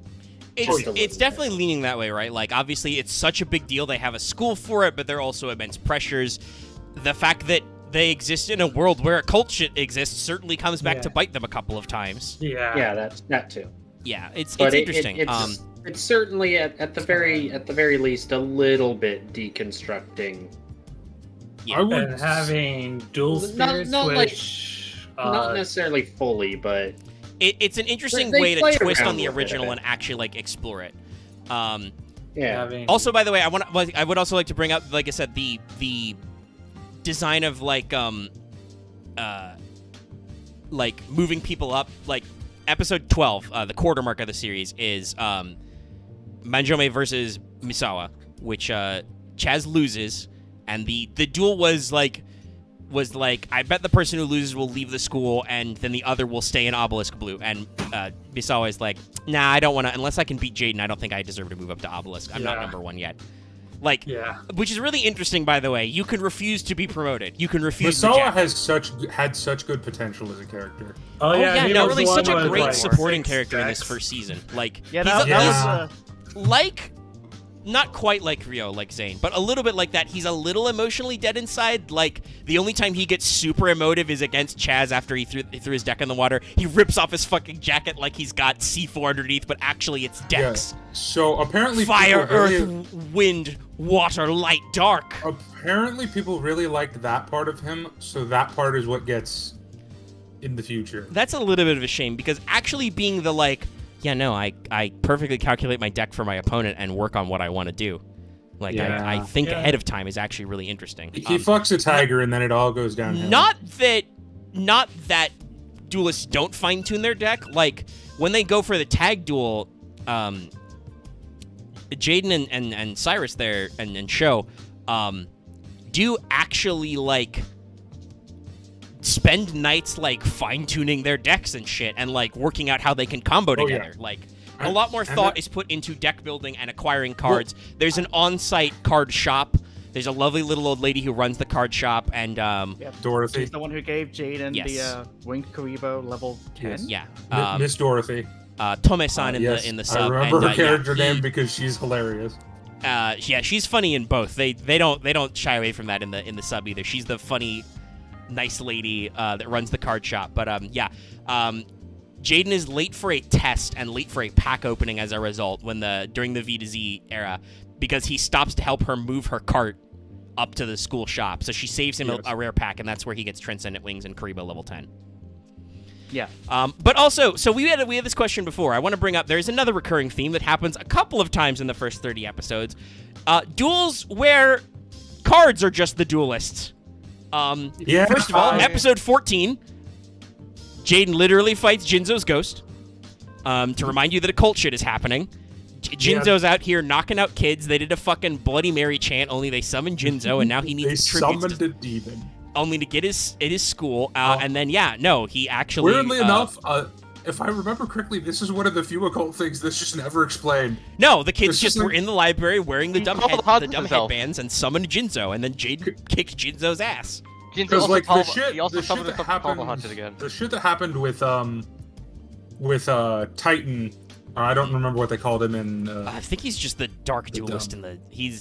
All right, Titan's a better name. Actually, he might have been Titan in the original. I have to double check. Okay, good, because Titan's a good name. But anyway, what I was gonna say is that gets explained in season 4, but the Jinzo thing literally is one of the few things. It's never explained. But the second time happens way later, where on a field trip to the occult ruins on the island, taken by their professor. God damn it, Kaiba. Yeah. Jaden encounters a hallucination and enters an alternate dimension where he just fights the Gravekeepers. They're just real. It gets weirder. It gets weirder later. By the way, this is where I joked earlier, but you guys weren't there for that, where I talked about, we were doing pack openings, and we did some reprint packs, and some people opened Gravekeeper's Assailant, and I was like, yes, Gravekeeper's Assailant, canonically a woman, because she has a crush on Jaden, and she won't stab him. You meet later, which is the greatest shame of the sub. You meet later Don Zalug, who for some fucking reason in the dub they decided I'd do a Christopher Walken voice. Yeah, it's probably because he's called Don Zalug. I don't know. He might. Oh no! Because let me say, I am no longer surprised at the direction Mr. Schemmel went with Ojama's, because Ojama Yellow in the sub is just as bad. Oh no! The Ojama, a lot of people are like, these have to be exaggerated from the sub. No. No, like the only they have a VA do a tiny gremlin voice as well. Yeah. No, he's bad. A lot of it actually comes from good, the Japanese have different different references. So from what I've heard, and I don't quote me on this, I might be wrong. Some of the reasons they do celebrity voices with some of the characters is because they did Japanese celebrity voices. Yes. They might do impressions. This is also the thing we talked about, right? My Japanese isn't the best, but like I said, Asuka in the sub is not afraid to speak her mind and tell off the dudes, especially. She's amazing. Which in the dub gets translated as she's sarcastic and sassy because it's the early 2000s, which is amazing. They have different reaches. God, what was the fucking lie that she said to her brother? I think at one point she's like, "I wish we never found you again." Real. Sometimes you might feel that with people. Just Atticus has his own arc.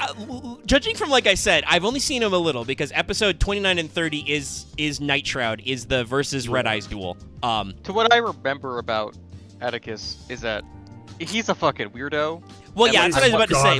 Literally, he's introduced into the series as Asuka's a mysterious missing brother, as he has a signed picture of himself that he signed by writing his name with the numeral 10 as opposed to the letters 10 because he's a huge dork. And the best part about all of this to me, is that he is canonically Zane's best friend. So I want a goddamn spin-off anime of them going to school together, because that is just those two as a buddy cop would be so... It's just Zane is just emotionally distant, doesn't understand how to human, and Maybe that's why. Atticus is just Maybe that's why he like. Atticus. Maybe that's why Atticus, because Atticus is like everywhere and his heart's on his fucking sleeve. Atticus makes Bastion look normal. Doesn't he try to get? Doesn't he try to get his sister married like multiple times? Yes. Well, this is I don't know why. Maybe they're rich or something, and I missed that. But there's a long-running theme that people are out to marry Alexis / Asuka. I guess she's supposed to be it's like the because she's hottest the girl heroine. in school. Well, no, she's the number one ranked duelist in their year. Okay. If I remember correctly, she is number 1 for the freshman year because she is good. Yeah, she's really good at what she does. But like, there's another filler where once again reminding you that these kids have gym class. They do. By the way, Jaden plays baseball. Bastion plays baseball better. He does the math in his brain. Sounds. Oh my god. Why does Bastion? Bastion's literally just a sports manga character that doesn't get to be. Bastion is. Quick thing. I hope the stream audience is enjoying the lobby screen because no one has shown up. Oh, I joined, but I've just been immediately I've been stopped. shit talking you guys in text sorry. chat the entire time. Sorry, you could have. You just say something, man. You could say it. Out I've loud. been saying Man. multiple things. Well, no, in words with speak. Or in, And interrupt- in Discord. Well, you did say something in Discord. Yeah, no, Just tell fuck me you, to shut David. I up. did say something in Discord. I know how to be. Just I know how to be everyone. told to shut up. But yeah, no. So, but there is a filler duel I was talking about where they fight the kid who I believe is an obelisk. But he might be a raw yellow. There's a decent number of filler raw yellow characters as middle tier guys. But he has a tennis deck and he's competing for Asuka's hand in marriage because he thinks that Jaden is his romantic that's for her rival. hand in Because marriage. remember, Oscar, just say no. Alexis is horny for Jaden. Jaden doesn't understand what sex is yet. He's only like 15. He only understands so cards.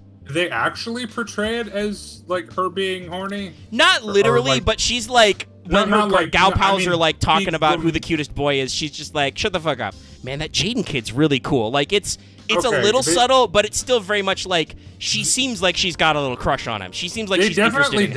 downplayed that in the dub then. That's probably Yeah, because they because- had advance notice of the fact that that doesn't go anywhere because Jaden only knows Well, the sweet, sweet embrace of card games. Well, no. Or, say it so you can Jaden tell. spends 2 seasons being overly optimistic and then 2 seasons being absolutely goddamn traumatized.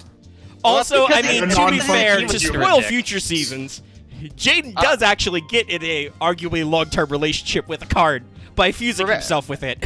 I mean, considering everything, God, like, that he flood. literally has an eldritch demon that's after his dick. No, it is okay. So it is actually a Lovecraftian beast from beyond time and space. It Like, is. That's Yes. not a joke. It is. It's Yeah. from space because Jaden sent cards into space because Kaiba is a madman. If there are Wait, aliens, how I did want to Jaden duel afford them. The cards connected with a Lovecraftian demon god It's literally like BB. It looked at the god and it said hi. that decided I want this 13-year-old boy that made cards because Yeah. I thought it's the wacky. situation It's was wild. that he got the card back and it bonded with him, and then he tried to get rid of it, and then it haunted him. I don't remember the details. I'll get Well, there yeah, eventually. no. That's later stuff. Well, but no, like, all I heard was- Jaden's romantic prospects are weird. But yeah, no, it definitely seems like Alexis is interested in him, and up until maybe that episode when, like, literally he says the line like, "Fiance, what's that? I don't understand this," and she's like, "Oh, this guy's an idiot. I'll hit him up in like 2 years." Yeah, no. It's very whereas, heavily implied that he needs to sort his like. They they actually part on fairly interesting terms because if I remember correctly, because I haven't seen season 4 in fucking years. It's great, but they part on words of like, they imply maybe we're gonna get together when we're adult people and have our lives figured out. Oh, And we're not Jaden fucked up and, anymore? Us. Yeah, because Jaden's entire 4th season is, what do I've seen some shit. I have a Yeah. demon inside of I Yeah. me. have some Like- problems. It's an interesting denouement Yeah. season because basically Yeah. he goes to the apex of the universe and like fights his inner demons who are his outer demons and like everything through all of this, and Oh yeah. you could argue that the Super Poly moment is that moment of self-actualization, like he Yeah. creates the new him for the future, and then the next season is just, well, fuck, what do I do now? Oh And it- yeah. Though actually, it's more so he's trying to find out what he lost. Well, And that's the thing. all That's that. why I call Yu-Gi-Oh! GX the most relatable season because he goes through the whole like first 3 seasons where it's just like, well, these are fun. These are fun. Then no, these are not fun. These are That season dire. has a These lot are of not gonna fucking- die. It's not fucking fun. Get fucked. I didn't know it worked like that. Okay, interesting. Anyway, but yeah, no. Gear Beast is a boy. Jaden is a A card. is a I mean, character it is. that I personally love. Like every time people are like I No, almost have a I bone to don't pick with think he's Little my Karibo. I don't think he's my favorite character in this. Little Karibo's weird. I don't think he should have any comments about GX because GX was clearly stealing from him. Like the dub was anyone like who literally says aping his style. anyone who says Yusei is a better character than Jaden is just wrong. I have no Yusei's dog in that only fight character- yet because I have not Yusei's seen any only kill- 5Ds yet. Yusei's only character development is I'm so sad. He's Batman. just Honestly, I wouldn't be shocked if that was just the timing of the writing, but I'll get there. I'll watch 5Ds and we'll legitimately yell think about it's because 5Ds Yusei a is lot. legit just a cyberpunk protagonist. He's just meant to be like Yusei is a Shin Megami Tensei protagonist No. in a form of a parody. Like No. I mess with Shin Megami Tensei a lot. It's a good thing you said in a parody. I'm like, wait, I'm pretty sure there are Shin Megami Tensei characters who are better than him. there are Oh no, actually some but cool that's what I'm saying. That's what I'm saying. Like he is everything I don't like about Shin Megami Tensei characters, and nothing I do like. I mean, I will remember him from all being like getting the shit kicked out of him, and then having tattoos cybernetically put on his face. Well, and he shit, you know? he is the like 5Ds try so hard to be grimdark. And tries so we'll get there. hard. I'll see you Tries there hard because to there's be some dark cyberpunk, moments yeah. in GX as well. But honestly, GX has really great characters. I like all of them. Jaden/Judai is not my favorite. It's actually Monjome so far. I mean, Chazz is the best character. Because he has the even like I know that you've talked about, and I haven't gotten to those parts where he kind of Yeah. reverts his character development. But his arc in the first season is really good. And I want to talk about it as well. But like his first season arc is. But yeah, He's so like he possibly- leaves the school, right? He straight up leaves the school. His favorite teacher no longer trusts him. He can't even defeat a Slifer, let alone a raw yellow. He's gonna go find himself, right? Because he's under a lot of social pressure for reasons. Yep. Did they already do the duels against their brother? No, right. he does No. not actually Okay. duel his brothers, but he has a Right, confrontation with them. Gotcha. Right, his brothers who are like, why do you use our rare cards? Because he wanted No, to use this the is- rare no, cards this he is won as the afterwards. champ. But anyway, what I want to say bought is, you the best cards money could buy. I hope they go as hard in the sub as they do in the dub because. yes, no, they're very out there. They're like, what the Oh, fuck? do they call him a useless little whelp? Because that's what they They do literally the call him in equivalent, the yes. dub. It's No, like, they're "You like useless they're little," mean to him. They're like, you're useless. You're dead weight to us. Not what the fuck are you doing, but like, what are you yeah, doing no, with they your life? basically like, go they're- just shy of just swearing at him. Wait, They are hold on, sorry. abusive as hell to poor Manjome. Wasn't him using the armed dragon? Wasn't that after he came back? Yeah. Yes, that's in that's that duel after we're he talking came about. We'll get there. So I do also want to throw out that Cyrus Show, despite his small stature, is not a kid who doesn't know how fucking works because he immediately recognized that Asuka is pretty and then is immediately bamboozled by Dark Magician Girl. He's that kid. Yeah. He's Yes, no. the awkward 14-year-old boy. Cyrus is probably the most relatable kid in the show. Yeah. Or Just an awkward- Asuka, really. I would Yeah, say. Asuka's very like Asuka's got that perfect thing of like always being the most sensible person in the room, but also she's dealing with real shit. Like Or I don't know, my I've fucking noticed this brother is is a missing. weird trend. Sorry, go. or season 1 Bastion. I have to That's right. specify Bastion season 1 eventually gets Bastion. crazy. Bastion goes absolutely insane.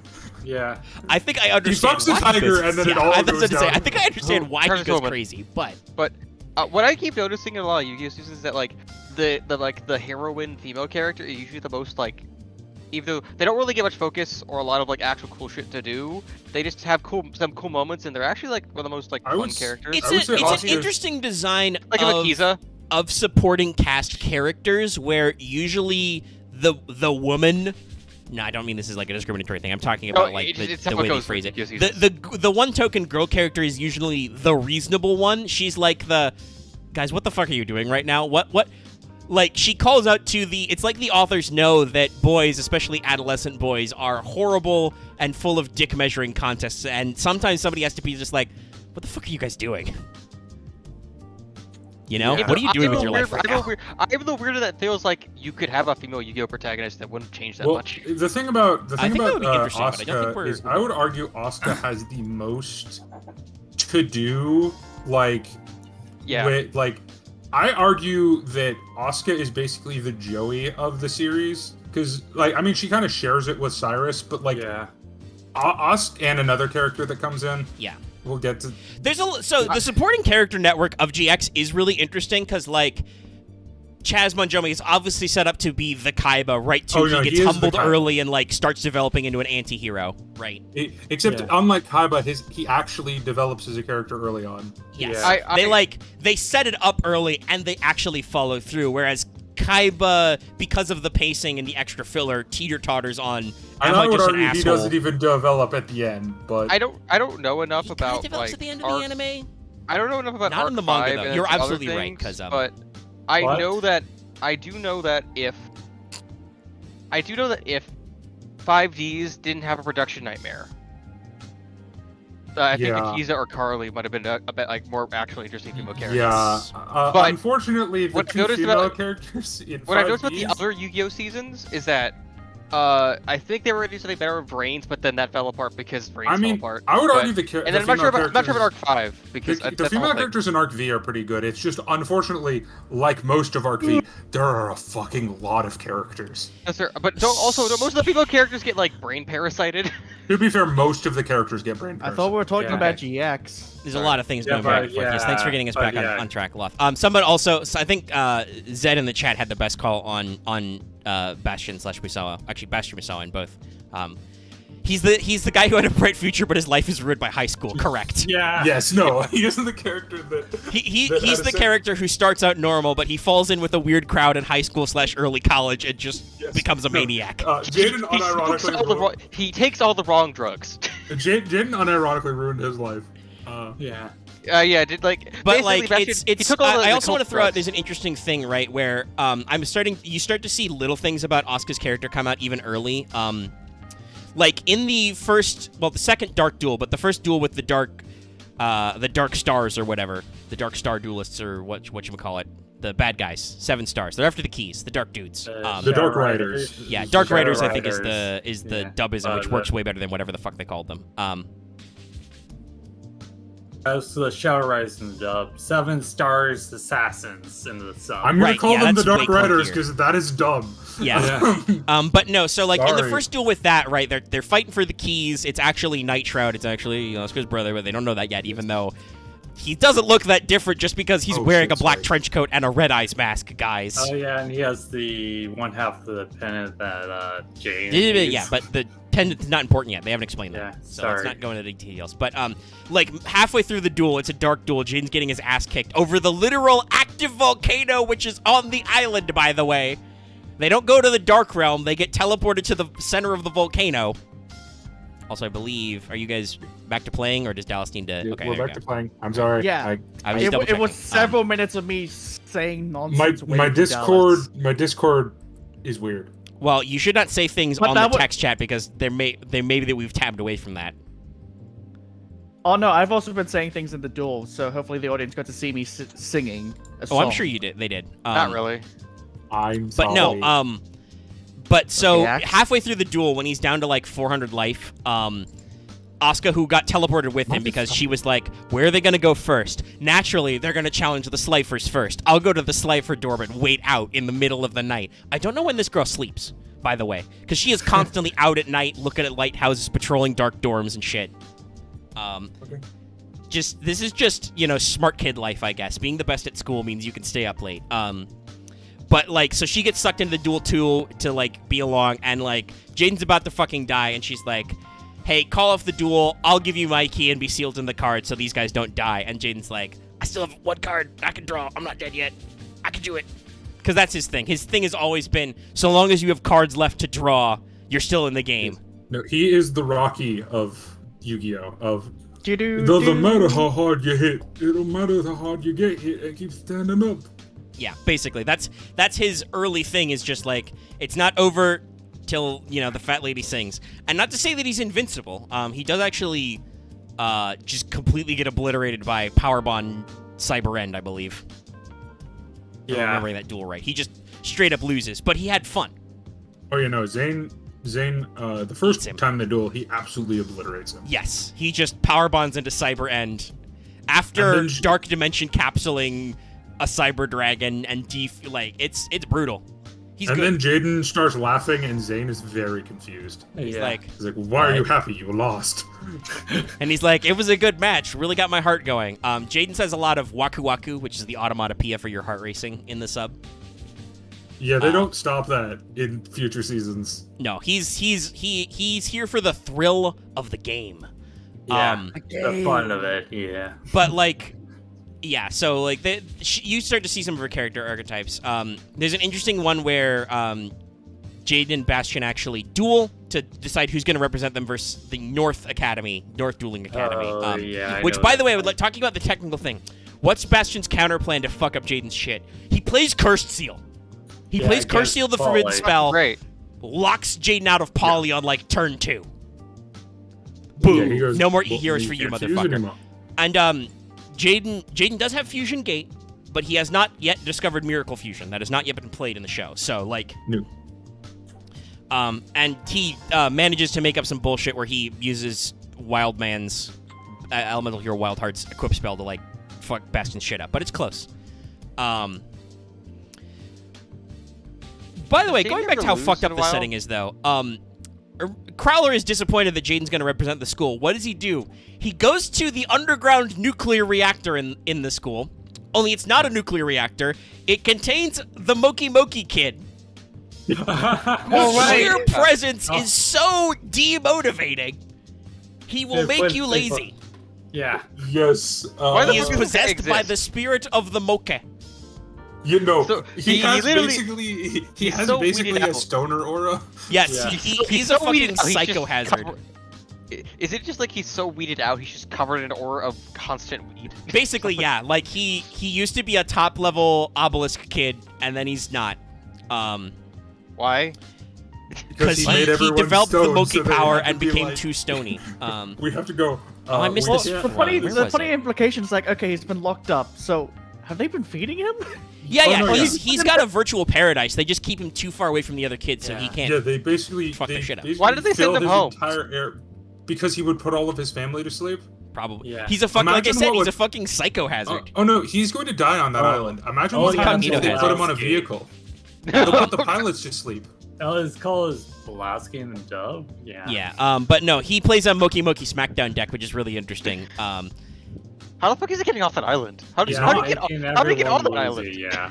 I think the island is like a semi-virtual space because how Professor Kronos gets him out is he puts on his fucking nuke suit and goes into a chamber that's sealed, that he's going into fucking Chernobyl, and he pulls this kid out, and he's wearing this radiation suit the entire time. It's like a fucking, it's like Resident Evil shit. Okay. Yeah, it's wild. Oh yeah, he does read. This Academy is fucking insane.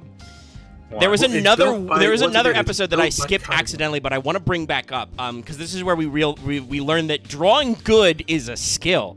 That's right. When you top deck Raigeki, that's just you're good at Yu-Gi-Oh. This character is Tarzan character. Yes. Isn't there a character that literally makes a pact of a demon to draw well? I don't know if that comes later, but this guy, there's an obelisk student who wants to develop his skill to draw. To develop his straw of drawing good, he goes into the wild and becomes one with nature. By the way, his name is literally in the sub Mr. Tazan or something. It's a close Tarzan pun in the original Japanese.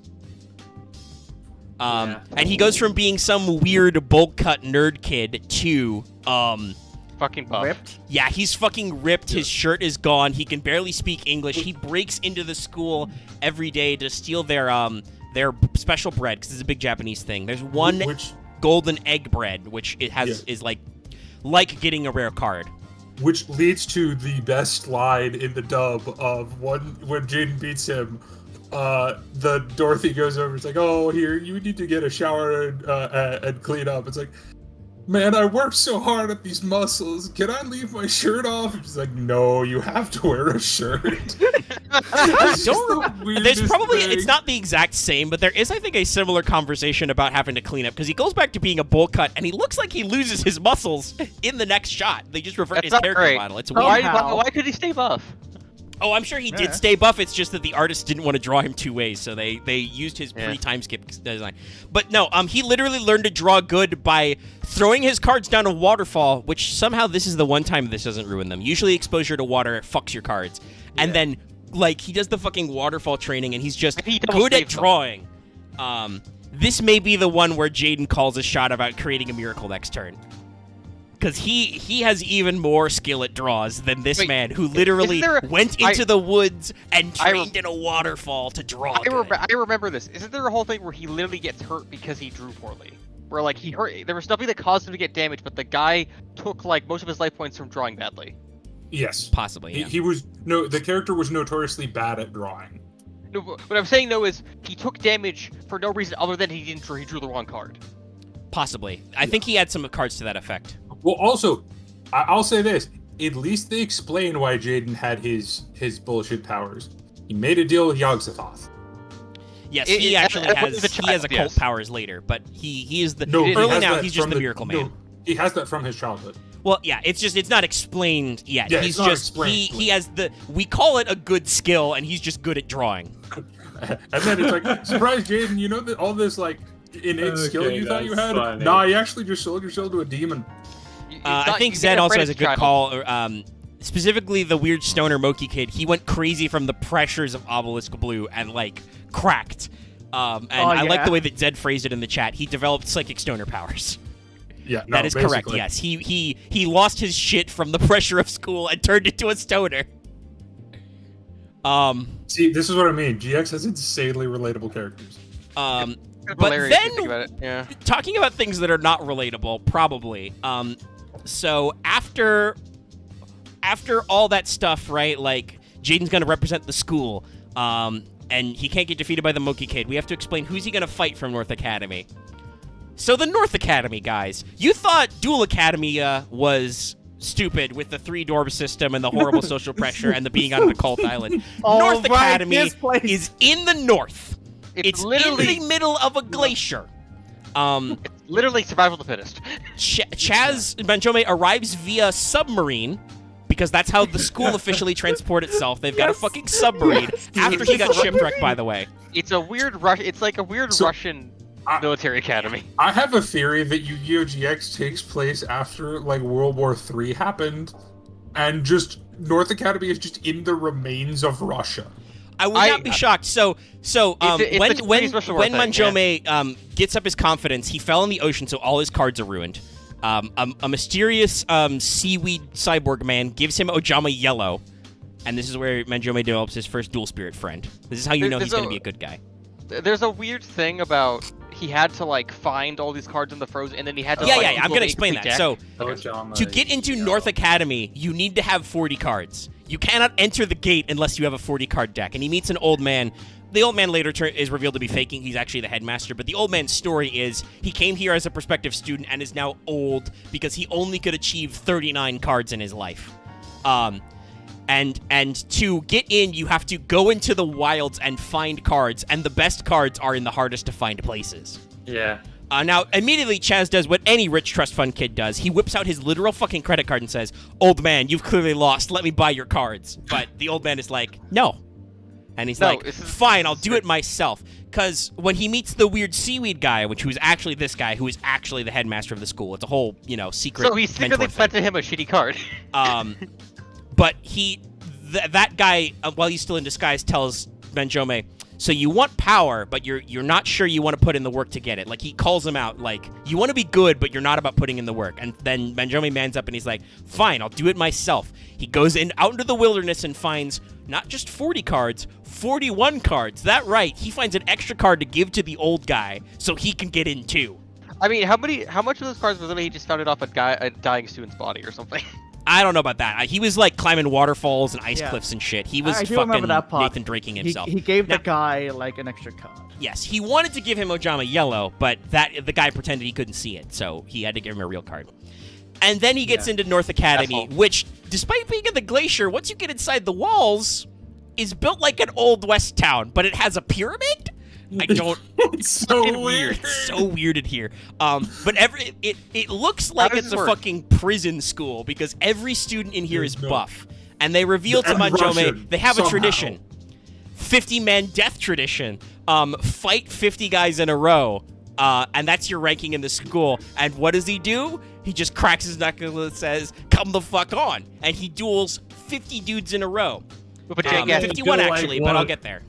Doesn't he do like one of the four? I think he duels like 3 at a time. No. once. So when he gets to the last 5 guys, the student council president and his heavenly 4 elite men, Manjome says, "It's too slow to take you on one at a time. All of you come at me at once." So he gets in a fucking 4-on-1.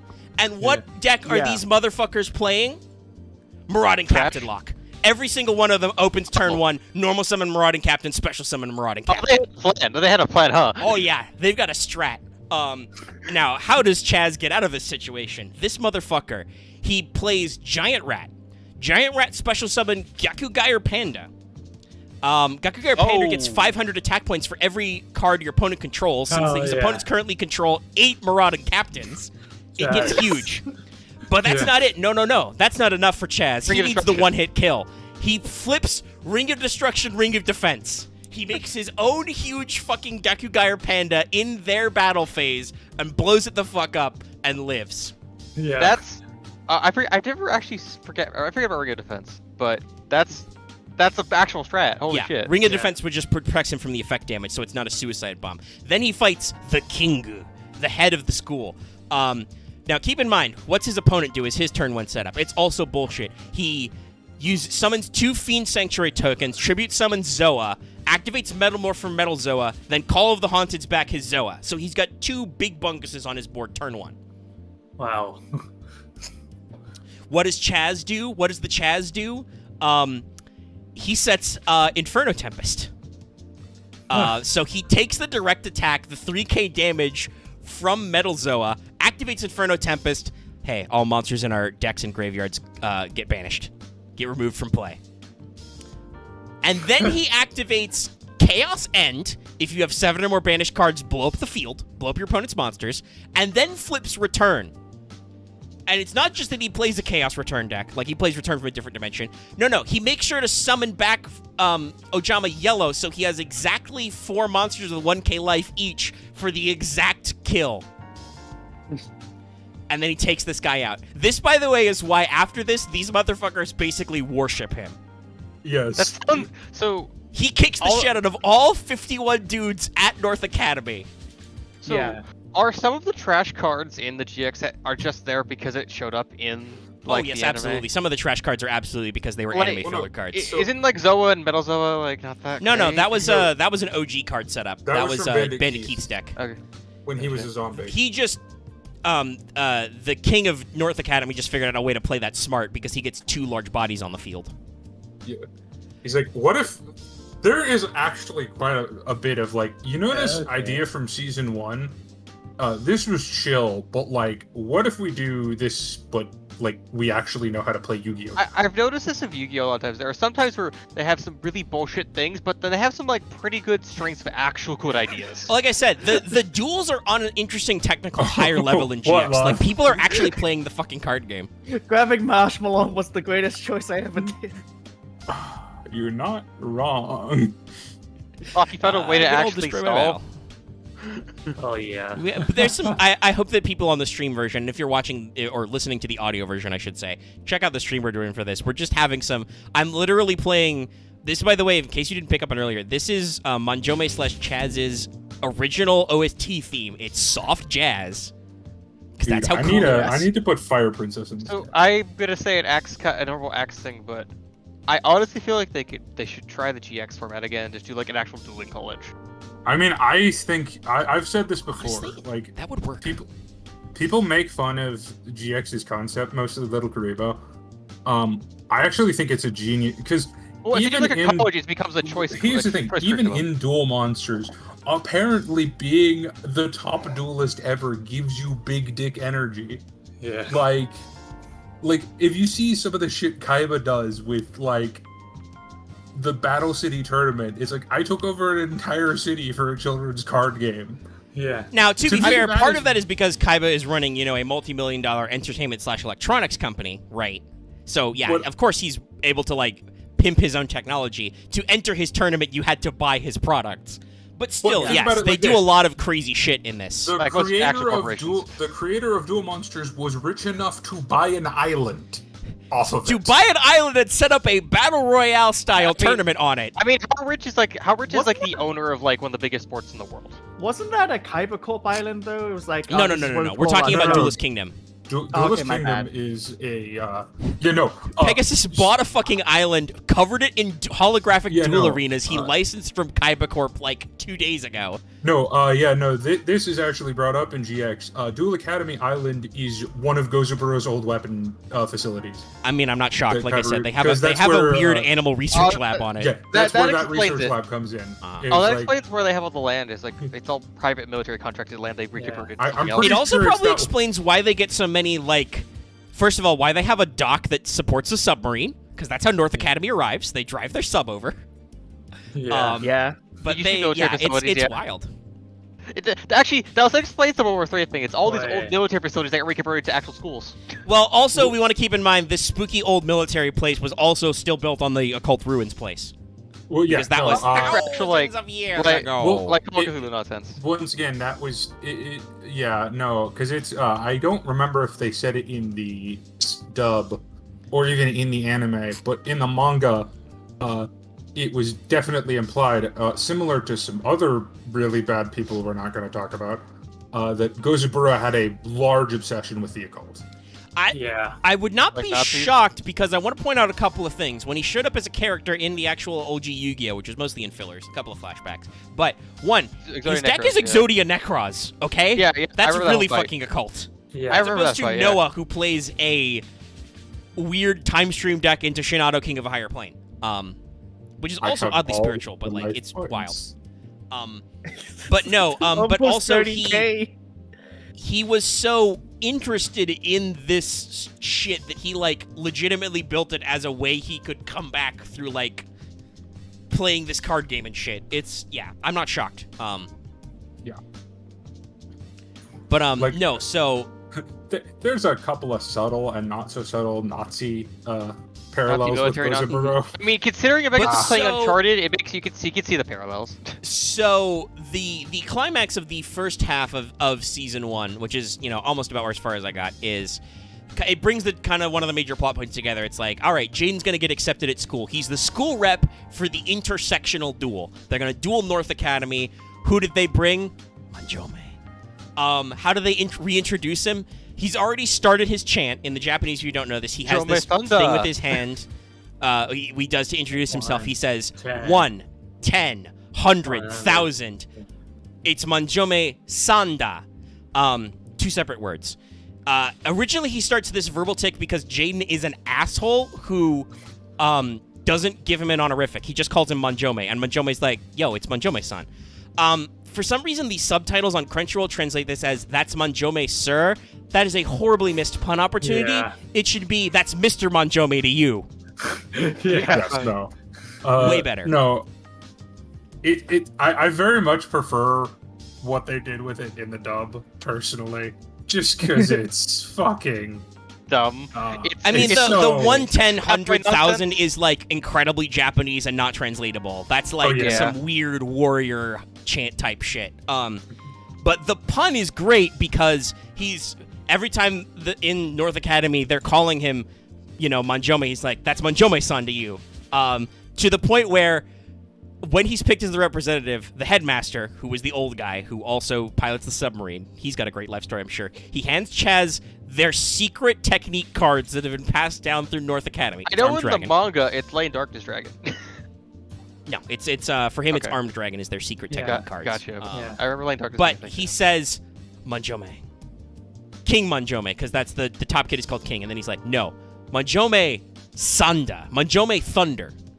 Yeah. Keeping in mind, Okay. this is in the middle of a thunderstorm. He's standing on the steps of the weird pyramid they have at North Academy for some Yeah. reason. But And the the kids are behind him kids- shouting, Manjome, Manjome. And then the headmaster introduces him as, no, Manjome Thunder, Sanda, Sanda.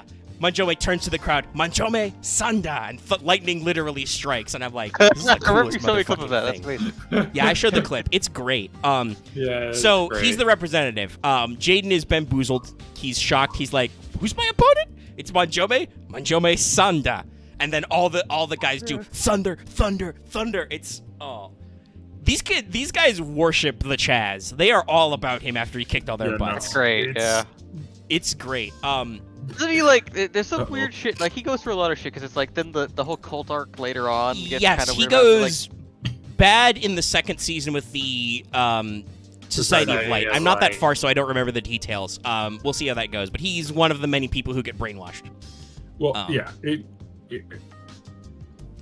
I'm gonna assume it's part of his ongoing struggle of like he's trying to be like cool and successful and the best, but he keeps getting beat up by absolute gooflords like Ballas, Jaden. why can't I attack at all? Gravekeeper Servant plus Macrocosmos. You can't pay Oh cost, yeah, so you it doesn't cannot work. send You cards cannot to the connect graveyard. battle phase. You cannot pay cost. Yeah. Okay, I guess it's just gonna sit here then. But so like they go through this whole thing, right? And Jaden's a little bamboozled. But then Manjome's brothers, the Manjome group, show up to turn this into a big deal. They've brought television cameras. Televised. Yeah, they're gonna televise it. They fucking arrive by helicopter. They do the thing we talked about earlier. They hand Chazz another briefcase full of cards. They're like, "We bought you all the best rare cards, bro. You better use these to win." Chazz has a very relatable breakdown in the bathroom. He talks about how it's never goddamn enough, everything he does for this fucking family. Which Jaden overhears, by the way. He does not intrude, but he overhears Chazz having a moment looking in the mirror at himself. And he's just like, oh shit, dude. Like, he doesn't, it's like us in progression, right? Jaden doesn't consider throwing, but he's like, fuck, I understand my opponent a lot now. He's going through some shit. But then, I've watched this clip so many times. This is where I think Manjome cemented himself as my favorite character, because he's so over the top, but in a relatable way. Like, he's like back for revenge. He turns to the crowd after, because Professor Kronos is selected as the MC. He does a very shit job of introducing Jaden, almost calls him Dropout Boy on national television, gets tangled up in the mic cord and falls down. And when he turns to go to Chazz, Chazz is like, shut the fuck up, nerd. You discarded me. I don't need you. I'll introduce myself. Some of you may know who I am, and if not, I'm gonna let you know. Some of you thought it was good that I got expelled from school. Well, fuck you, I'm back. Like a phoenix rising out of hell. What's my name? And he does the whole chant. He starts 1-10. Then the entire half of the fucking stadium filled with North Academy students. 100,000. Manjome Sanda. What's my name? Sanda. Like, and he it's becomes phenomenal. a wrestling face. Basically, That's yes. essentially It's Chazz's essentially what happened. He's the face now. These kids are all behind him, and all Sho can say is, "Oh, geez, he's popular. Damn." Yeah, because even Jaden, like, I think I love their relationship so much. Jaden starts developing a serious respect for him, and actually starts going, Manjome, Thunder. Like, he actually thinks that it's part of his name, and actually starts calling him by the title. No, it's really interesting because I'll parallel it with the original Yu-Gi-Oh, and kind of why I like GX a lot more, is because their relationship is very one-sided antagonist. Mm-hmm. Like, as opposed to where Yu-Gi-Oh, Yugi and Kaiba had a back and forth. Yeah. Which is fine, but I much prefer the, one guy hates the other guy, and the other guy is like, no, this is my friend. Like, we're really close friends. And at some point, after this duel, I think Manjome stops, straight up hating Jaden. He still doesn't like him because he's a dork, but, he realizes... Oh, because the way this ends is, first of all, Manjome plays a fucking chef's kiss armed dragon deck.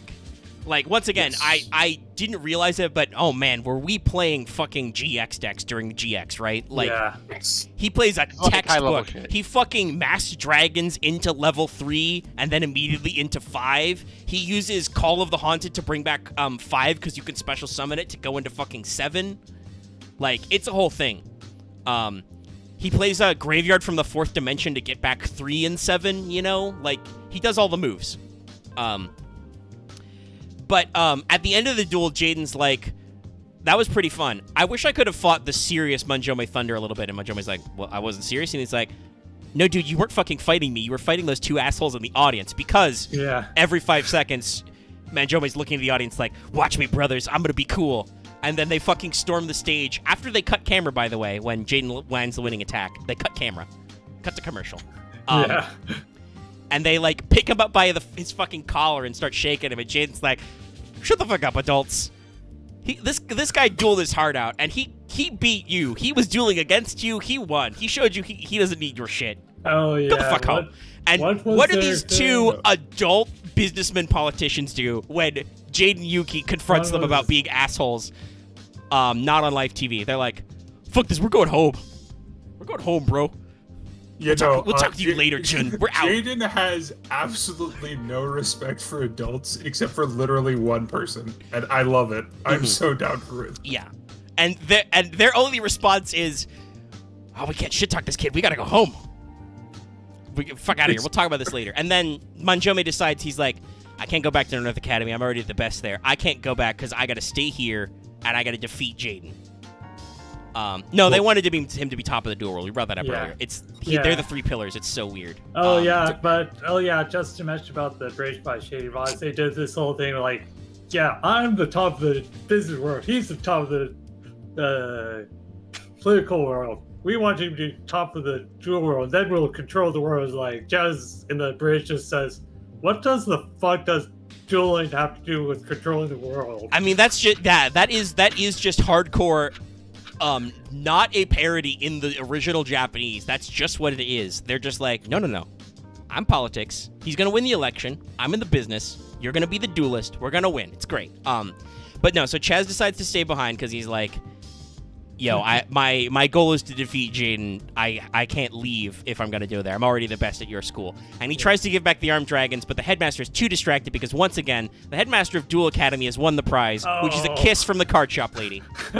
Which is amazing. Oh yeah, that was the prize. And the headmaster breaks into tears. He's like, "No, next year, please win it for me, Manjome." He runs crying onto the thing, and then all the students are like, "Oh, he's crying about leaving Manjome behind. It is time for manly tears." This is a literal line. This is a literal line of text that appeared in the subtitles. It is time for manly tears, and they all cry and shout Sanda as they leave on their fucking submarine. I love GX so much. GX is so good. Like, it's just some dumb but fun, great moments. So we talked about Duel Monsters, right? Duel Monsters is serious, and I appreciate in the sub because I love how hard they go to sell the fucking death trap matches and bullshit, right? It is authentic, but it's not authentic in the same balls out way that GX is. GX is like, this is cool for duelists. The thing about they just present you with facts and sell them to you, and I'm just like, I'm in. This is 100%. The thing about GX is they're like, I feel like the writer of GX, whoever it was just like, I can't make this serious. There's no way. There were a couple actually. It was like TV. I'm looking at the list. There are several writers. So this means that there is a room full of these guys. Yeah, that's what I mean. I feel like they were all like, all right, so there's no way we can make this serious, right? Like, there's no way anyone is going to take any of this seriously. So what if we, instead of going to have a serious story, what if instead we're like, our goal is to hit the heart? Like, we want to hit characters and emotion. And whatever story we come up with is whatever story we come up with. But we want everyone to like these characters and have an emotional connection. I feel like they did that really well, because even the characters that get introduced like halfway through the show well, okay, I'm gonna be honest, it's two specific characters from that. One of them is technically a villain, but they're also just one of my favorite characters. There's still like I said, there's a lot of work is done in making these characters all approachable. Jaden clearly explains his motivation frequently. Like, even the characters who don't literally spell out their motivations, you can tell through a combination of flashbacks and their actions what they're about. Cyrus, he has a complex effect, the fact that his brother is A, emotionally dead, and B, really good at card games. Yeah, like, I mean, it's not necessarily the emotionally dead part. It's true. That doesn't really seem to bother him. What seems to, like, he's caught up in the fact that his brother's way better than him. The very relatable thing of, oh yeah, no, my whole thing is like, what do you do when your brother is the, like, the big shit? The Kaiser, yo. He's not just the king, he's the Kaiser of duel Well, he's not school. the Kaiser yet. No. They do actually. He becomes Hell Kaiser Oh, later. right, They he call becomes him Hell- Kaiser Ryo. He is not just I the forgot king how of Duelist silly, Academy. He is the Kaiser. But yeah, no, He's the emperor of Duel School. In basically I think they call him the king of Duel Academy.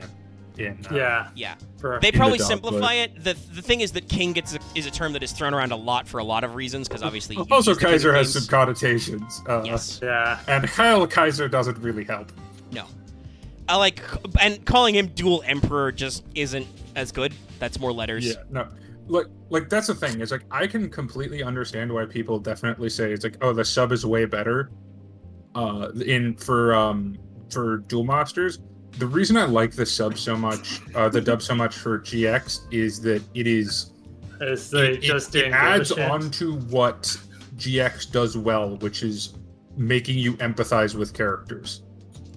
And just being enjoyable. Like, GX is the most enjoyable Yu-Gi-Oh! Series that I've seen. Granted, I haven't seen 2 Yu-Gi-Oh! Series. I'm working on it.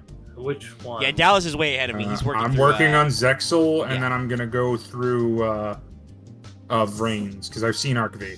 Okay. Yeah, I can say that 7th is enjoyable.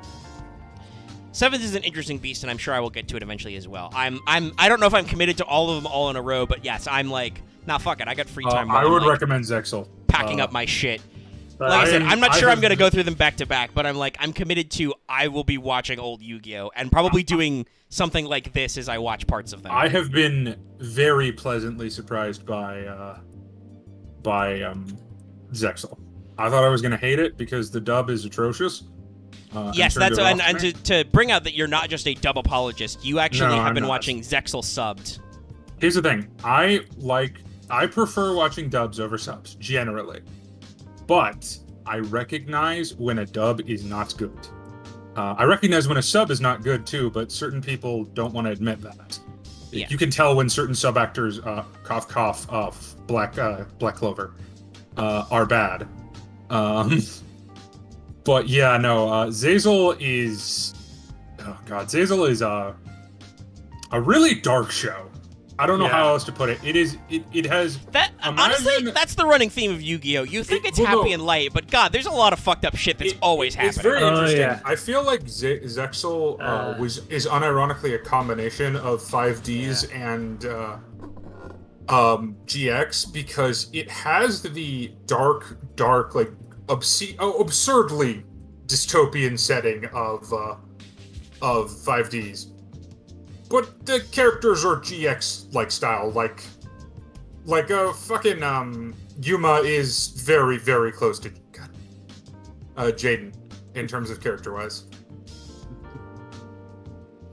Like he is very he's very much the like no, I love dueling and I look like his whole thing is like I learn from people by dueling. I learn how to understand people. Yeah, and like I dueling. said, becomes a recurring theme that more and more characters are supposed to have that as their major motivation. Is like, now, dude, dueling's supposed to be fun. I want to have fun for myself, and I believe Arc 5 lends more in the I want to make dueling fun for other people. I want to entertain people with dueling. I don't actually know shit about the plot of Reigns. Well, so. to simplify his character, because I think literally a plot point like simplifies. So the first arc of Arc V, or the first half of Arc V, is a tournament arc. The prize that the main character who wins it, because I mean it's a Yu-Gi-Oh! show. That's what happens. Asks for is to duel the other quarter finalist that he didn't get to duel. That's the prize he wanted. Like, he can get anything he wants. It's like, no, I want to duel you. Yeah. Which is also very Jaden Yuki. You could see Yuki Judai being like, I want to fight the guy I didn't get to fight. I want to see what his deck is like. That guy looks sick. After watching these two shows and seeing how I enjoyed these two as opposed to 5Ds and Duel Masters, I'm just like, I think I have a type of character that I like. Yeah, and I don't want to say that every series is for everyone, right? Because they do actually pivot a little. But my understanding is that 5Ds, for instance, is trying to go for more of the myth arc, hard sell, we're serious business doing serious stuff. Even though we're playing card games on motorcycles, we've got a really interesting spectacle. No. Dallas, what I'm is the noticing most is grimdark fucking. What I'm show. noticing is that you like the Go-Getter Blood Knight. I just like characters that are happy. I was gonna say he seems the kind of guy like, okay, right now I'm watching G Gundam. I make I don't try and hide that at all. Never apologize. Yeah. No, you seem like you would like Doman Kashu. G Gundam is my favorite Gundam, so you're correct. It's also because it's the only Gundam that's actually a character story, honestly. Besides, I think Halfway Slash. No, I would say a lot of the Gundams are character stories. It's the only one that isn't a very explicit war allegory. Yeah. Is it actually about actual war? It's still a little bit of a war allegory. Like a little bit. Well, but it's not we had a very question in much chat about GX. What's it? In the original Japanese, I believe GX is the only sequel that didn't have production issues. For some reason, with the dub title, I think it was just because the fourth season was so dark, they were like, fuck, what do we do with that? We'll just skip it. We'll just end on season 3, and that is the climax anyway. We won't do the denouement season. We'll just the main plot of season 4, unironically, is our main character is completely traumatized because he became Hitler. He has to deal with that now. I mean, he's having a bad time. Duels. Yeah. Yeah, but it's just the kind of thing that, like, it would be a little weird to, like, keep in the thing. Not that you may be shocked, guys, but the Yu-Gi-Oh! GX, like, happy-go-lucky opening is not that far from the original Japanese opening. There's a lot of fucking English. Sail the sea, do-do-do-do, victory. Like, it's a lot of gratuitous English and rhymes and shitty early 2000s hip-hop I will never not love the dub more, for the dub opening more, but I still like the Japanese. Yeah, they're all right, and they're both in a similar theme. I'm obviously skipping a lot of openings and endings because I'm trying to, watch there's also like 5 hundreds million of episodes. Yes. So, like, even though, like, I love the Japanese time, Zixel theme, I started skipping it after like episode 30. I mean, I like some of the original I'm Cool done. Monsters openings, like the second opening, Shuffle, really cool. I have that somewhere. I found the actual song and downloaded it. I can't watch that all the time when it's opening. I've got shit to work through. It's big and long. It's different than the Shadow Realm because the Shadow Realm didn't exist in the Japanese. I can't fucking believe my I luck. know. Did you draw Regeki? Yeah, No. but also apparently World of Darkness was sort of referenced in the original Yugioh. I drew Shadow Imprisoning Mirror and then Light Imprisoning Mirror. Oof. Those are not very good against this deck. Yeah. I'm not gonna lie. Yeah, so that's where I'm at GX. The next duel is the next set is a 3-parter, which is Kamula, the vampire lady. Amula, with one of the cards that will never ever be printed. Yeah. It is dumb. But she basically has it's not, so this is interesting, in the dub they make it explicitly a 3-parter, and they give it a pun name, Field of Screams. In the Japanese, it's clearly meant to be like 3 parts, but it's because it's all just her arc, but it's multiple duels. Oh yeah, Canada. And then after that is I believe the Kaiba-Man episode. Which God. I'm Yeah, looking forward Kaiba-Man. to. Great. No, there's some stuff in GX that is just like I said before. The first season has some pacing issues because I'm fairly certain the reason why that episode is 34 is because 31, 32, and 33 are all Kamula, and they're like 3 different duels. Yeah. So like it it's is Kaiba. it's supposed to be kind of like a tension break up and down, which is important. But yeah, it's definitely got like, well, first of all, like I said, this was all Mytharc shit until like episode 29. Like, even the 2-parter of fighting literal gravekeepers is not actually related, other than that it's hinting to some character stuff that I know happens later. Yeah. Because it's not that subtle that Mr. Slifer Dormman is like, yes, I will take Jaden out to the ruins and I will see what he's made of. He's not very subtly. Well, actually, that is kind of subtle. Never, because he is a looks incompetent but is slightly sinister character, very obviously this early in. Well, yeah, but also he's not technically sinister. It's weird. Yeah, it's a weird thing. Wait a second. Sabatiel is a very odd character. Oh yeah, for anyone watching, I am playing my actual deck for this week because I've been playing too much Ancient Gear. Okay, I'm not watching it then. I'm playing. Oh wait, I already seen it. Loth, this is not my deck this week. I promise. He's working on some stuff. I saw Messenger yeah. of Peace. This is no way this is your deck Oh of yeah, the week. just as a thinking about it. Okay. You can give me shit for this, but like, I legitimately think if they wanted, because I know they've been like they putting up all the Yu-Gi anime to like the 7s and everything. I feel like if they wanted to get into like back into like new like the higher end Yu-Gi-Oh stuff, if they form it as like a fucking dueling college, where it's like they could actually make it about all the different types of dueling and have to make it out like it could be. They could split up different formats depending on like small arcs about different people because it can be kind of widespread. Because all different like summoning formats and like different strats and like actual different very specific forms and circumstances.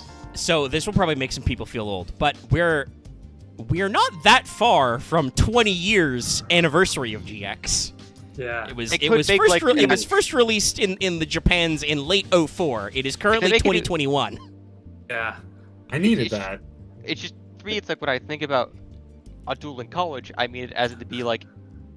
I mean, here's the thing, Axe. You're putting your I'm a 20-something expectations on this. No, it would not be college. It would be high school because that's how. Even though lots of characters in high school in anime don't act like they're in fucking high school, it would be framed in high school because that's what the target audience is.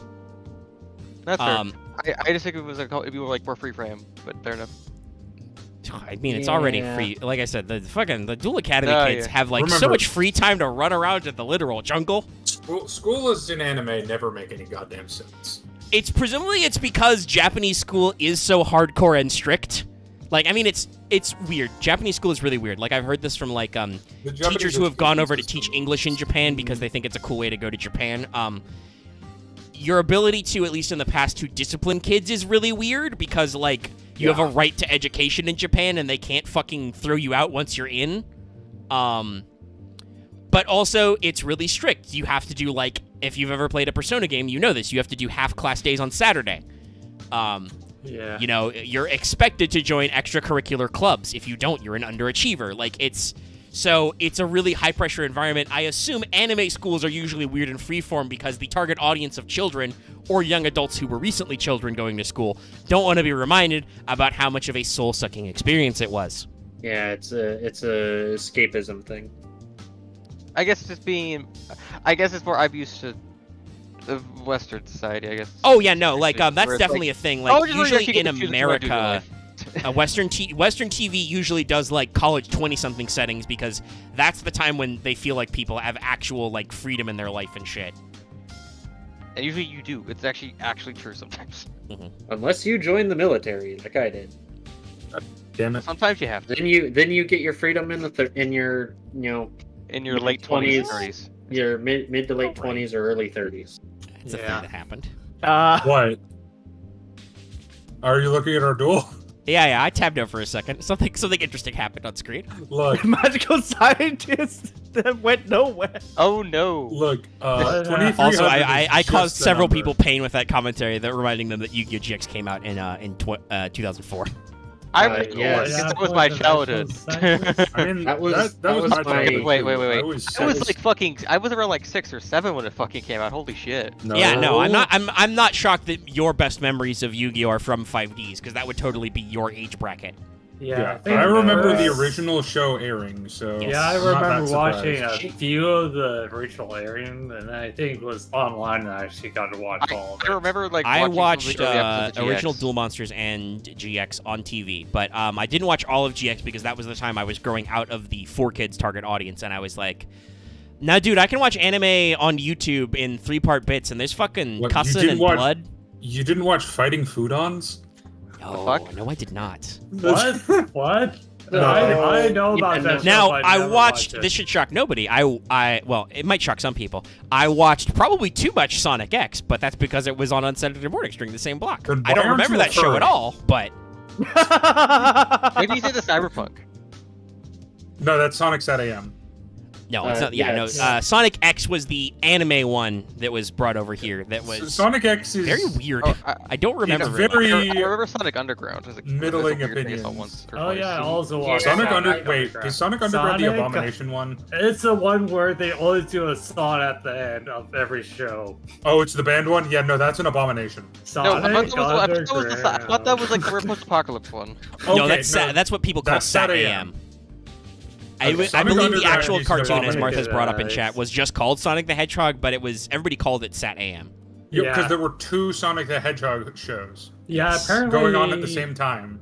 Yeah, yeah. One it of them was the canceled weird, by- trippy one with the chili dogs. One of them was the drug trip with Jaleel White and the "That's No Good." Oh yeah, Yeah. both Sonic the Hedgehog and Adventures of Sonic the Hedgehog were both had Jaleel White as their guy for Sonic. Yes, but it was the like the one with all the level Oh yeah, and stuff. but was- Adventures of Sonic had the what was it? Sonic Says, and Yeah. that's no good. That's no The good. internet's favorite clip. But yeah, so that was, I think, my overall thoughts on GX so far. If We've been someone going for about tries 2 to hours. touch I think you I in think a I way can wrap that up you the audio find portion of this. inappropriate. But yeah, I'm gonna be. I'll jump on, and I'm 30 episodes in, and I'm gonna say GX is good, actually, as the internet would No, say. GX is very good. Yeah. I've been saying it for years, but unironically, GX No, is... yeah. No, GX has the bones. I think like some people may have gotten some of the like impression that it's not as serious because the dub is a little bit self-parody at times, Yes. and those get blown out of proportion. Yes, they do. But the underlying core is very self-aware in both languages, and like it's actually interesting, and you Well, should 'cause- check it out. Well, the thing is, like, if you think about it like this, like, the thing with GX is it's very much more relatable. Mhm. Because even the end of the world plots, barring season 1, which has a plot straight out of Duel Monsters, where it's like, and these cards will give rise to spirits that will destroy the earth. That's Yeah, like, no, and to be fair, the headmaster pitches it as just like, according to legend, if the cards are unsealed, like, dark spirits will be released and the evil of man will be revealed and the earth will be Like, fucked. Yeah, no.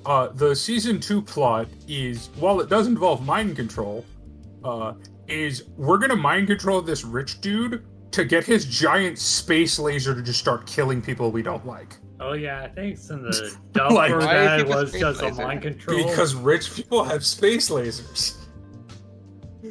Yeah, and like, It's Oh, not yeah, the it was a weirdest prince of some conspiracy theory country. I've heard involving space lasers. and It is the second. GX is in a really interesting spot where there's a decent amount of weird tech shit, just like in the original Yu-Gi-Oh.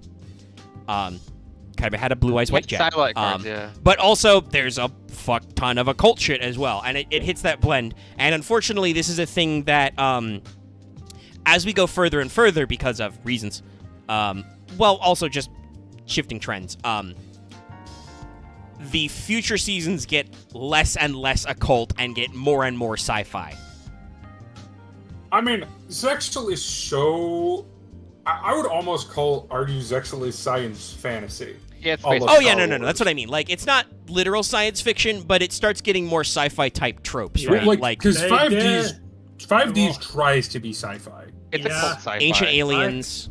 They shit like do that. have a bit of a cult in Zexal, but not much. Okay, what I've noticed about 5e is it is very much like it also has space magic, aka psychics. I mean, yeah, no, it has the sci-fi plot token of just, we've got psychic powers and shit. Zexal definitely, like, the core plot, I know this because I've played Oh my Legacy God, of the the kids Duelist, do is type. the fucking, is the space war. Uh, The space genocide. So, yeah. he's just Which, when you figure out the secret to that, is the most fucked up thing I've ever heard. And what? So, basically, the story is one dude found this, like, dark chaos magic from another dimension, and then started to convince his own Yes. people to come over there, because he was from the astral universe. And then he convinced the people that he convinced to come over there that he was a god, and then he told them to go to war with the astral universe, and then everyone committed genocide on each other. Oh, so he just damned both universes for no reason other than power. Yes. Fuck. He's the only non-redeemed character of the entire show. Fair and enough. My And this is a understanding of show Arc that V has is some still a little pretty loose. insanity I think redemptions. Arc V gets a little more, Arc 5 gets a little more fantastical, but is still also, like, about parallel universes and world lines and shit. Well, yeah, there's a magic through line of, like, this dude's just a demon king. Oh, you're talking about Vector? No, Zark. No, yeah, Oh. Arc 5, we switched up. Arc 5, Zark talking is about how a, Arc 5 is more Zark is a demon king. more Yeah, science fantasy, it but then all Vrains talk. is about cyberspace, so we go Oh, hard yeah. back into sci-fi shit. Oh, yeah, as I remember about.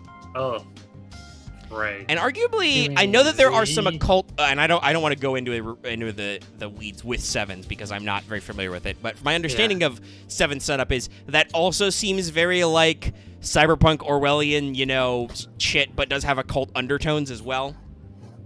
Yeah, well, I mean, they don't do very much space stuff yet, but currency. Yeah, but they have higher tech stuff like everything in this city is monitored and stuff like that. Yeah. Like it's they're very doing modern the / whole, postmodern. They're doing the whole like corporation controls the city pretty much.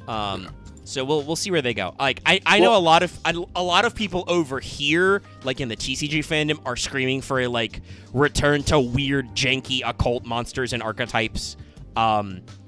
I don't necessarily think Konami of Japan is thinking the same thing. Even their heavy lore archetypes are a lot of like they're very long drawn out anime stereotypes. Like this whole thing with fucking Albaz Dogmatica is like I would love really it. I still want animes of like those archetype stories. Oh, I mean, yeah, no. Like honestly, Konami That's should good just money. make anime or lore light novels or something. They would doing like Dual Terminals Rich History or doing World Legacy would make so much more sense and give them so much more coordinated plots that make sense. One shot, like one single volume like mangas would work too.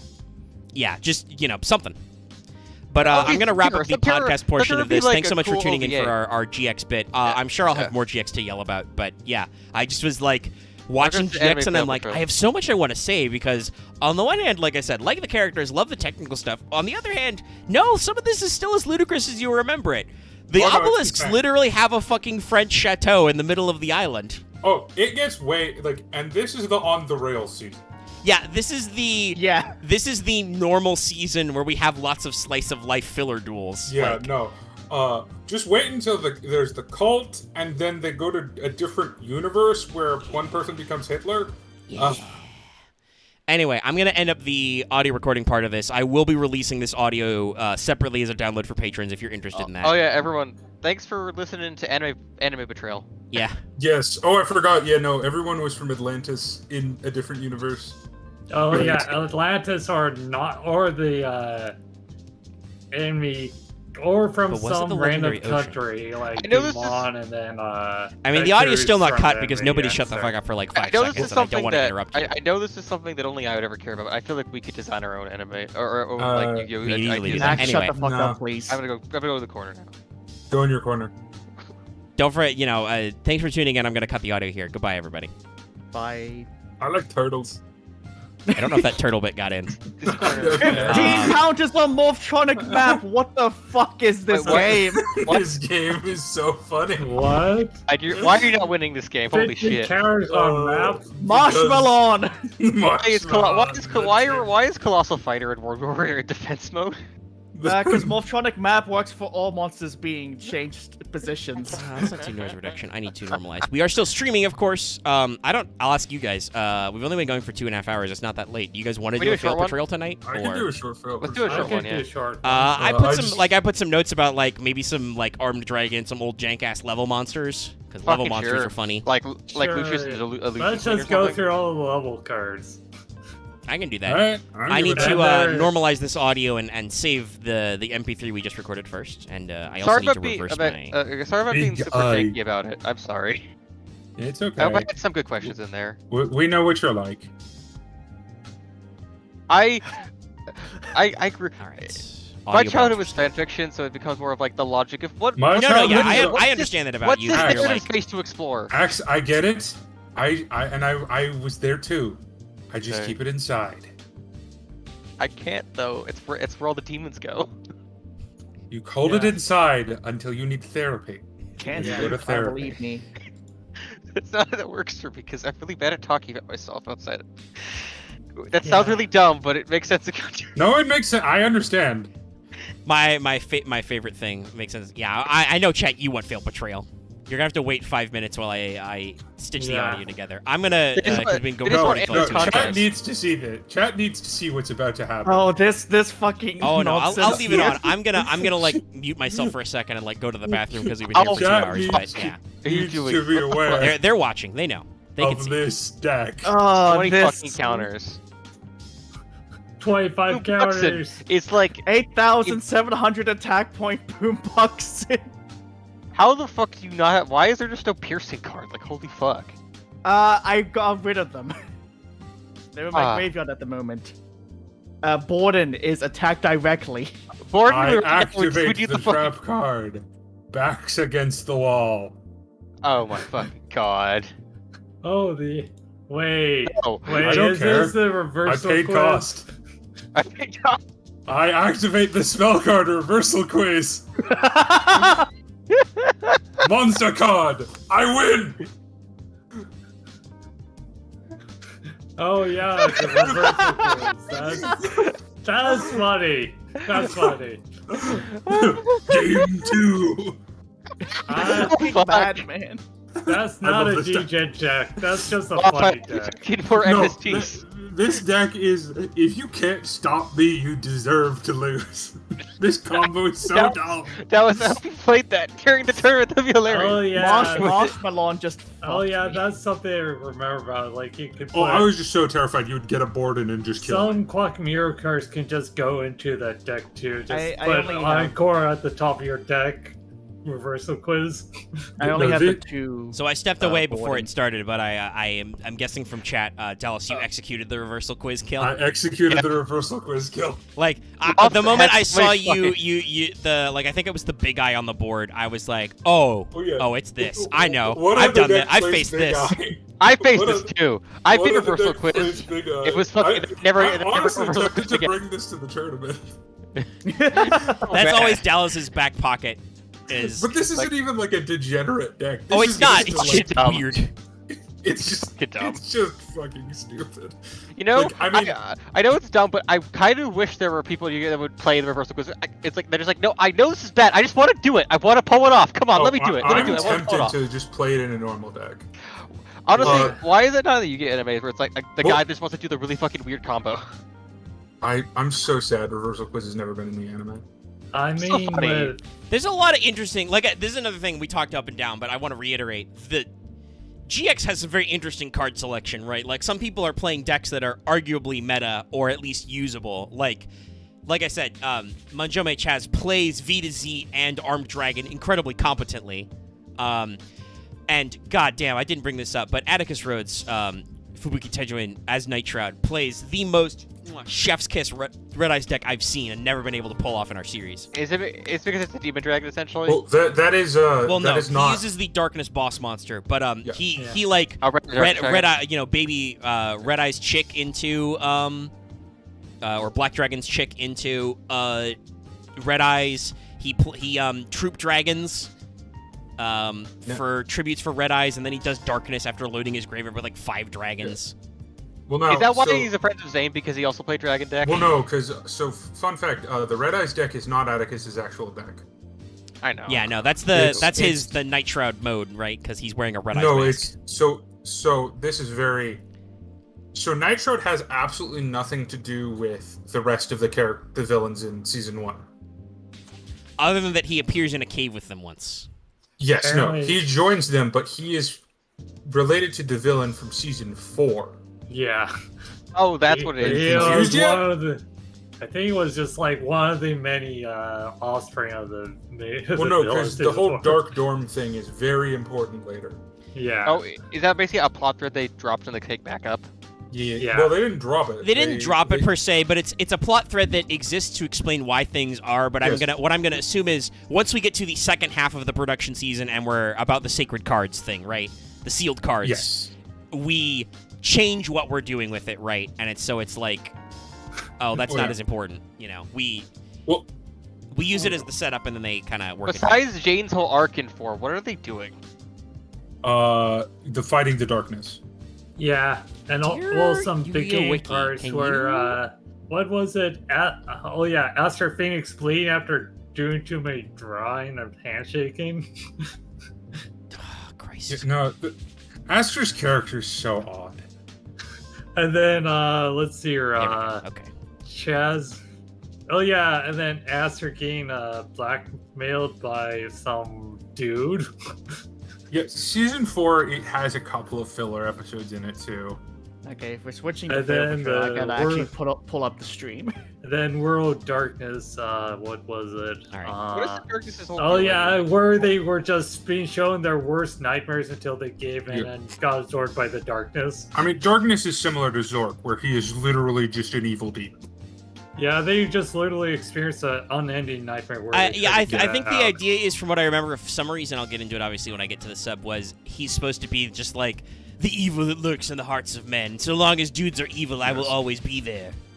Yeah, It's some like And some it's the usual Japanese slightly misunderstood Jungian shit of like, Well, oh, your Yeah. suppressed darkness is a real thing. it's also Yeah. very symbolic for Oh, Jaden so- because, yeah. spoiler, he kind of embraced the darkness Oh, in yeah, season the- 3. Yeah, evil. Yeah. I mean, yeah. Is Embrace Yubel the in more? Darkness is Like, the is heart's it- true is- essence. Embrace still hear the Yubel in his head? gentle darkness. Yes, no, he fuses with Yubel. They're the Oh, same so person. she's permanently in his head, okay. Or Yeah. they are in his head I permanently. think I'm gonna say she. does.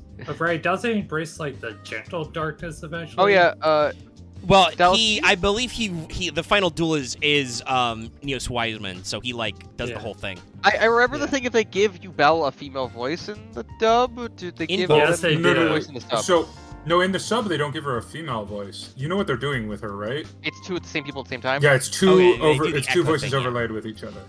Reminds me one- if anyone here has played Dragon's Dogma, reminds me of the Seneschal. It's like, Yeah. it's a big, formless person. We're gonna have several different voices playing at once. One of them is fucking The Japanese Fenris actually from love Dragon this. Age 2. Yes, no, that distracted me a lot. The I was like, what Fenris, what are you doing Dark... here? The fuck is this? Clear World. Yeah, Yeah, it was a clear world. it was used by a villain season 4 who did the whole like, who was trying to find the darkness in Atticus Rose's heart. So for part of the duel, you don't need to actually worry about it because Atticus like does the little tie thing, but it's weird. So we're gonna talk about level monsters. Yeah. To preface this series, and I'm all set up for this part of it. If we grab a Lure Queen, can we also get their bodyguards?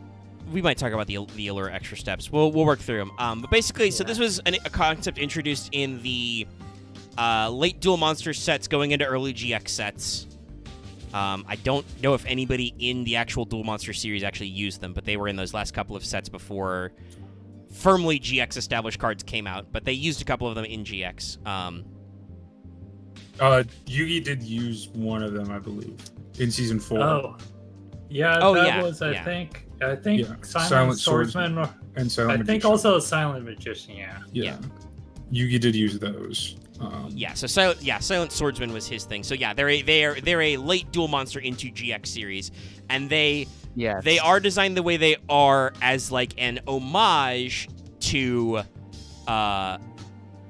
RPGs, basically. Yeah.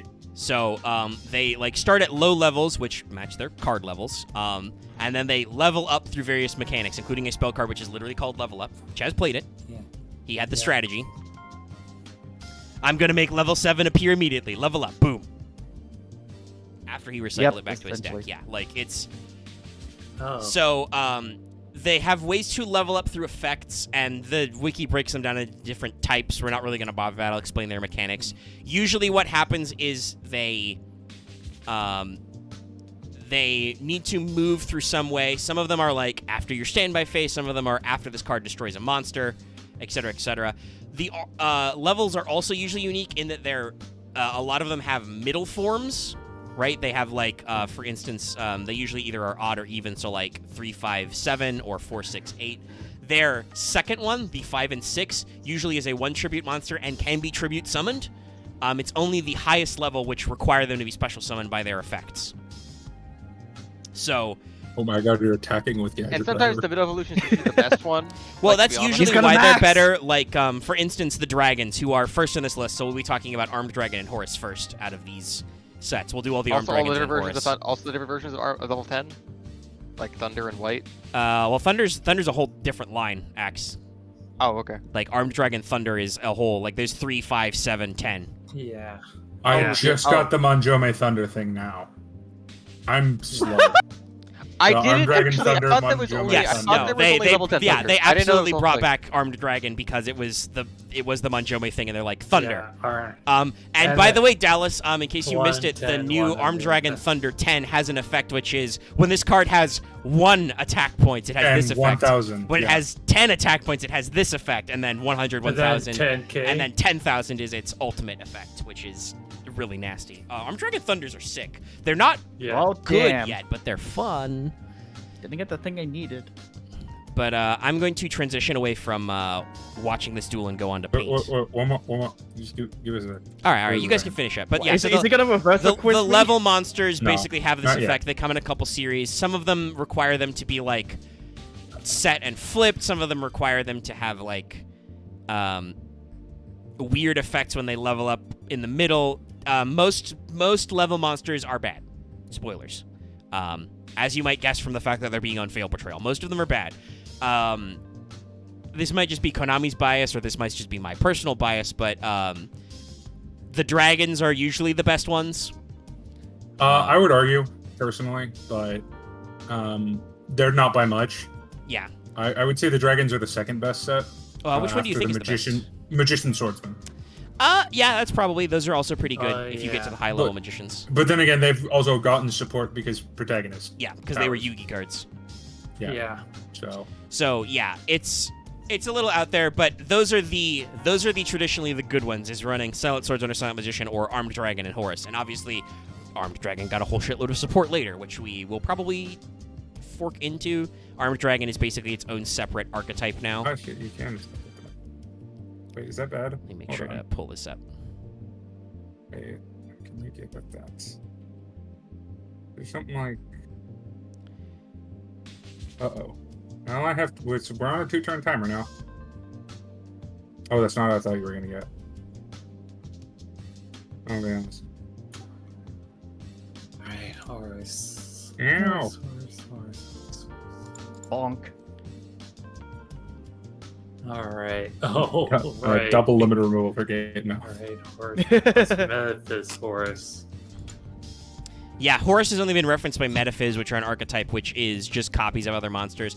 I hope to Yeah. God, though, they bring, like, Dallas and I are both so jonesing for please give Horus a retrain series. Make it like Armed Dragon Thunders. That would be sick. Like Horse, like That would be interesting.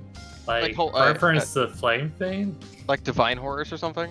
Yeah, something. I don't know what you'd call it, but you could work it out. And, like, just... Like, they Like- made Dark Horus and stuff. Horse the Inferno Dragon. I don't know. That's dumb. They would have to add it somewhere in the middle, like how Armed Dragon Thunder level, etc. Like, they keep the Armed Dragon bits. Right. I know there's like White Dragon Thunder. Yes, there's Armed Dragon White level 10. There's also technically Dark Armed Dragon for similar reasons. Yeah. There's also Big Armed Dragon VWXYZ Dragon Catapult Cannon Yes. Because He combined his other archetypes. There are also technically Ojama cards that support Armed Dragons because Yeah. the anime. It's chat. There are also Omega got very salty when I played him with my Chazz deck. yeah, it was. Well, you used ABC in there as well, which was also. To be fair, that is part of the archetype. Yeah. Because it's ABC through XYZ Dragon. Or A to Z. Yeah, A to Z Dragon, A to Z. Yeah. Where do I want to? Huh. Sorry, I'm trying to figure out a way to where to save the. There we go. We'll put that. Yes. Uh-oh, that's bad. I want to give you that one, actually. Oh right. Oh, It's just confirmed. It's randomly. Oh, okay. That's bad. Huh. And what's this? Okay, so that does a thing. I'm not gonna look at this. Oh, okay. I'll just look at the level cards.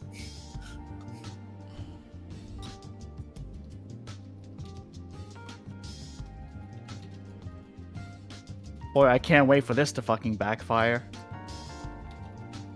I mean, when you say that, why can't I? Why can't I? I put ignore Double chain tool on. C&D. I put ignore chain on.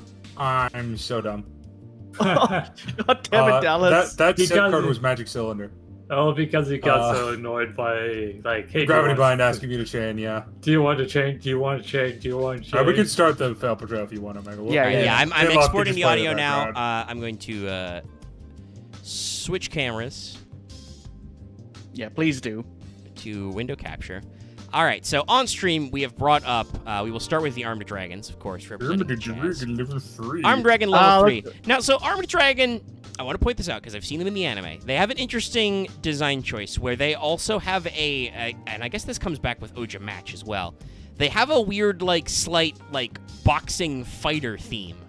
Yeah, the boxing gloves. Yeah. I can see that. So our Armed Dragon level 3 here is the small one. He's level 3, obviously. He's got some features you're going to see later, like he's got his little wings, he's got some spines and blades and stuff, but he's got his gauntlets, he's ready to punch. He's got the spikes on his belly. Yeah. His tail's a little weird, but I think that might be armor plating or a muffler. I'm gonna say his buck teeth are kind of funny. Yeah. He does. Yeah, he has a underbite. Yeah, underbite. Also, he has a bad case of no nose. Yeah. Yeah. It reminds me of Baby Dragon, but better. That's probably what they were going for. I'm also slightly confused about his eyebrow spikes. I think he has the same attack points as Baby Dragon. His tail also bothers me. Yeah, he does. He's 1200. It looks like an exhaust. No, he's 1200. Armed Dragon level 3 is unfortunate in that he sucks. He's very tiny and baby. The Thunder versions are better because they have real effects, but 3 here is not great. His only effect is during your standby phase, send to the graveyard special summon Armed Dragon level 5 from hand or deck. Yeah, I was gonna say, did he special summon on kill or did he special summon just on survival? Yeah, on your standby phase. So there are a lot of tricks. I mentioned this before. Manjome used one of them in the anime, something I've used myself. Mass Dragon into Armed Dragon level 3 when your opponent runs out of attacks, so he's on the board, you know. Lots of other little things you can do to bring him out before your standby phase. Get him out there. Another good one is if you just have stall cards, like if you could just fade attacks for a turn, like give some negate attacks or something under there. Messenger of Peace. Yeah. That can bring you to the point where you can bring out 5. Anything else to say about 3 as I fetch 5's art? No. I don't like that he doesn't have pupils. That bothers me. There's a hint of pupil, like there's a clear like circle of shadow drawn inside his eye. Like enough. This seems more like just like the Pharaoh eye, I guess. But they do where they just do the whole entire color on the eye instead of just showing any iris. You're blowing up my shit. Yeah, you gotta choose one to blow up. Choose that one. But yeah, no, nothing. I fucked up. You confused me and made me fuck up. Good. But yeah, nothing bad to say about we're gonna just level 3. play in this game for a bit. All right, so let's go to level 5. This is a small art. I will make him bigger. He should be big. All right, smart ass. Level 5. You wanna play it like this? Mr. Grumpy Dragon. Yeah, so he's got some serious grump. Level 5 is starting to have a problem a lot of Yu-Gi-Oh cards have, where he's real knees. He's got a spike problem. Yeah. Mr. Armed Dragon has a spike addiction, and somebody needs to talk to him about it. He needs counseling. He looks like his shoulder blade should just pop off and become flails. Honestly, this reminds me of I think the spices go full like chainsaw burn. No, let me add some spikes. Yeah, no. He's got drills. He's got a spiked club tail. He has spiked club shoulders. He's got spiked gauntlets, and yes, he can actually. I believe his attack is like the spikes on his belly turn into saw blades and shoot at people. I think. Yeah. No, that's his destruction to effect. be fair, the spiked club tail is. No. I think the destruction effect is his spikes shoot off like missiles and blow up the enemy. Right. No. The buzzsaw chest thing is level 7. Yeah, that's right. Still, it's. So no, the spikes don't buzzsaw yet, but they are missiles that will Macross your ass.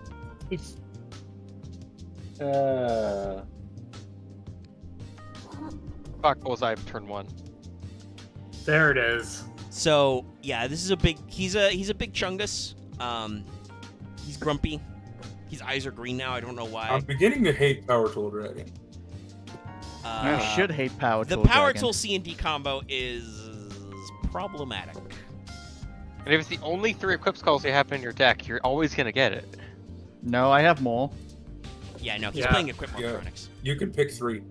Yeah, power. No, you have to pick Power 3 exactly. Tool If you have Dragon 2, is you something can't do that it. wrecked my shit back in the day. Anyway, we're talking about Armed Dragon though. We've already Yeah, talked about Power sorry. Tool Yeah. Dragon. Yeah. Armed Dragon, big boy. Don't know if there's much Yeah. else to say about his art there though. I Also, don't like. tiny wings. I hate this art. It looks stinky. Also, And how that does bothers he me. fly? How does he fly? He has those dinky wings. Oh, he doesn't fly. He's too fat for that. Now, here's the thing. Wave Dragon now. He looks like he smells, and it bothers me. Yeah, the aura's not added on very well in Photoshop. Now here's the thing. Here's the problem. Level 5, good. Level 3, useless. Level 5, good. He's a 5-star That is a- monster. That is a running theme. Yeah, he has 2,400 attack, so he's a 1 tribute Jinzo stat line. He's got Monarch equivalent attack, so he can trade with some of the best monsters in these formats. Also, he has a great fucking effect. You can send 1 monster from your hand to the graveyard, then target 1 monster your opponent controls with attack less than or equal to that sent monster's attack, destroy that card. Yeah. So basically, your opponent has a weird blocker. Your opponent's got a Marshmallow on. Discard anything, explode. Yeah. It's If less you're- than his attack. No, less than the sent monster's attack. Yeah. Okay, so it's slightly worse than Thunder Giant. Yes.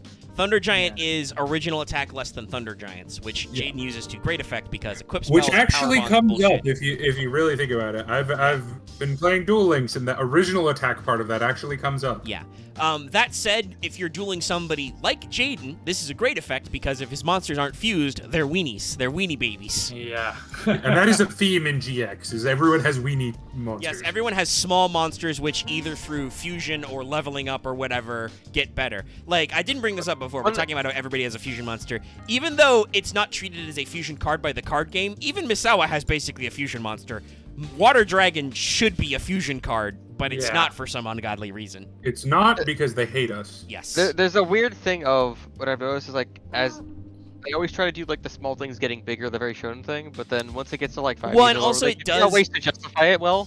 It also definitely makes for more interesting, like, back and forth if your monsters are small and easy to get over, rather than just play, like, we've all played through the 1900 beaters format. It's a little dull. Oh, gee, you've summoned Well, another I'd love to see an Insect Knight. episode of basically someone having to face that kind of character in an anime. Just Now, like- the interesting thing I just is, played monsters that are to hit level up from level 5, you must destroy a monster by battle. Then you can trigger this card's effect during the end phase to get level 7. Yeah. Can't be by its effect, it's by battle. So, level 7. I will pull him up now. Any further thoughts, about, oops, that's rulings, not art. Any further This thoughts about is level 5? Armed Dragon level 3's Goth phase. Alright, scrolling. No one else has anything to say? Nope, okay. No. Not really. Come on now, give me the copy. Give me the copy. There we go. Okay. Level 7.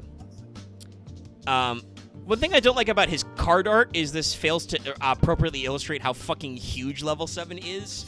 Yeah. Like, Yeah. the fucking Yeah. stadium shakes when he gets summoned in the anime. Like, he's It big. also... Big. Sorry. Go ahead. It looks weirdly low res or low quality.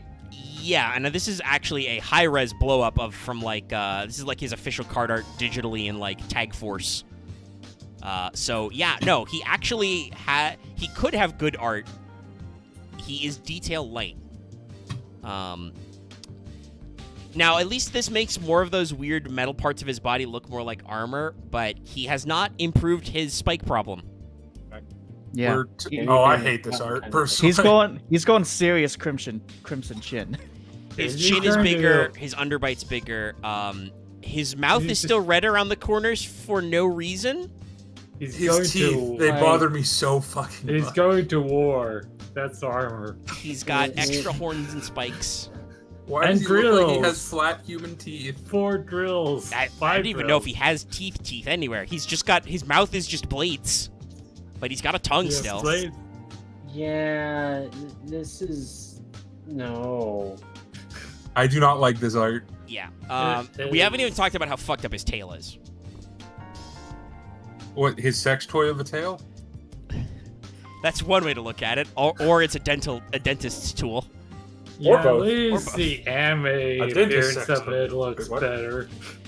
Yeah, the anime appearance of level 7 is, if I'm recalling correctly, a little more. I shown it in the chat. Yeah. Yeah, it's a little more underdrawn because they don't have the artists of the anime, the sweatshop producing this, don't have the time to like. Yeah, let's reference an old card art from Konami. Please, Konami. Yeah, give me a new art. Honestly, you know what? Something I thought of while I was going to the bathroom was... Yeah? I feel like they could almost retrain the level mechanic into a new summoning type. Yeah. Honestly, Probably. Like, have a monster in your Ector deck that lays over a very specific monster on summon. like a stronger but like more specific XEs kind of type. Oh, so Like a for- one card exceeds, but it stacks up only on the lower level. Oh, you mean Yeah. like one card exceeds like Zodiac? And you could even just call... Yeah, basically. Basically, turn Zodiac into a summoning type. Yeah. They I could thought do that that. idea. I think like the way the thunders Here, work, cut we talk evolve about is summon. kind of interesting. But yeah, they could totally do that kind of thing. So Okay. level 7 as a boss monster is okay. It's got 2800 attack, pretty good. His defense gets lower all the time. I wonder why. Is it all the spikes? Who knows? Now, this is the first one. This is where you have the can't be normal summoned or set problem. Must be special summoned by Armed Dragon level 5. You can send one monster from your hand to the graveyard, destroy all monsters your opponent controls with attack less than or equal to that monster. So he goes from destroying one monster to, if you discard a high value monster, which by the way, in this deck, Chazz was playing Despair from the Dark. So he could basically board nuke everybody. Oh yeah, Despair from the Dark. What Yeah. does that even do? It has I think 2800 attack. It's magic shit. Yeah, No, say it it's actually one has an of- effect when it's discarded. yeah, Guys, Ironically enough. Yeah. by the Uh, opponent. Yeah, Now now the reason why that doesn't work is because Armed Dragon sends, not discards. yeah. yeah. But still, yeah. And also, so- it has to be by your opponent. But yeah, so Sure. but he was still playing it as a big chunky hand trap monster to also blow up big fucking monsters. I mean, yeah, he's a big two tribute.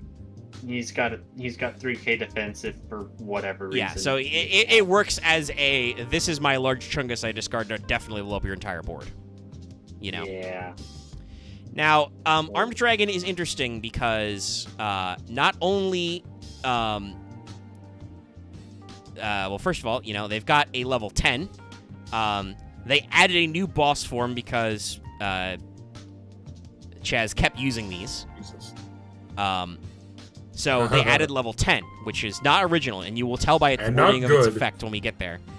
Yeah, it's the problem is it doesn't follow the flow because level 7 doesn't have an effect to make level 10, so it gets a little clunky. But let me find the card art. I actually like the art for Duel. Yeah, I'm looking at it blown up now. I think that let's pull up yonder. He's It's an settled improvement, in honestly. an actual thing this time around. So just It's a shame this card is bad because I actually really like the art. Yes, this is a much better card art. His he's still covered in spikes, but they're a lot more restrained to certain areas of his body. Yeah, His- hey, I got to step away again. Yeah. His chin is just one spike now, and now he has two sideburn spikes. Yeah. His eyebrow spikes have also merged with the back of his eyebrow spikes, and now he just has giant metal eyebrow blades, like It which just looks like actually he's wearing works. Armor. Yeah, he looks like he's just armored. Like it's really stylized. His armor blade wings are huge. Yeah. Honestly, like the fact that he's got like 3 like weird hat spikes on his shoulders actually works way There's better. only one part of this art that bothers me. Which part? His glove, his hands. The The hand. extra layer of spikes. Yeah, so The he's fact got that he has knuckle spikes and claws looks silly. he's got like knuckle or wrist spikes. It's hard to tell from where his Yeah. hands are positioned. But he's got his gauntlets on that he's always wearing, his bracers, and then also he has blade nails now.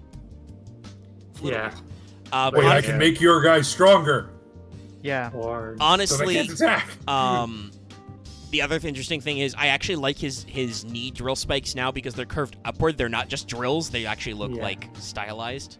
It's good. yeah, It's good it art. looked like horns more, Yeah. like drill horns. Uh-oh.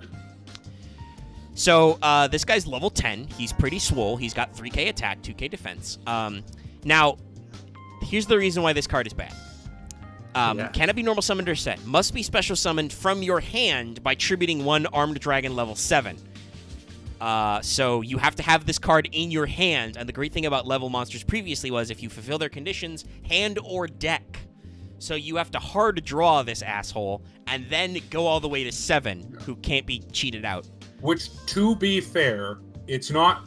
He is at least the type that is the least annoying. Yes. There are way more finicky ways to summon level monsters, but it's still because And at it's least from it's a hand. payoff. Yeah. Because his effect then is you can send one card from your hand to the grave and destroy face-up monsters your opponent controls. No fucking around with attack levels. Just discard one, board wipe. Which is He's good. Regeki on a stick. Yeah. Lightning Yeah, Vortex, actually. Yeah, technically monster. he's Lightning Vortex with legs. Right. Yeah. This is when Regeki was banned. Well, also, that's literally what Lightning Vortex does. Discard one, destroy all face-up. Well, yeah, it's But yes, he is... having a he is- lightning vortex on a stick is. He is a walking nuke in a long line of a long tradition of walking nuke cards, like Sed and like Black Rose. Also technically better than Blue Eyes. Yeah, because he has an effect. I mean, his defense isn't better, so if you sword and shield him, but still. Yeah. Yeah. All right, so let's see. need So to there's the do this. Thunders we could do, but I think Catapult Cannon came out first. Or we're just doing this? Okay. Well, then we should probably do XYZ Dragon Cannon. We don't need to do that tonight. We can come back Well, to that. just XYZ Dragon Cannon. Because that's part of the VW XYZ. Oh, I can only attack. Well, I Powerful mean, Dragon. yeah, we should do V to Z Catapult Cannon, because that's part of Armed Yeah, Dragon that's- Catapult Cannon here. Yeah. Huh. We can do XYZ and ABC and stuff, the that whole union thing later, because that's also a well-presented archetype. But let Yeah. me get the card art for V2Z, and then when did Catapult come out? 2018, Legendary Duelist Yeah. Ancient Millennium. Yeah. Shit, has that been reprinted yet, or did I miss that? Super rare. It's only been. Oh that no, it was not one reprinted time. yet. It's not in the season. No, don't just reiterate the link I already have. Give me the card art for that. Thank you. Okay, where was I? V to Z. Because we will also talk about the retrains of Armed Dragon Thunder.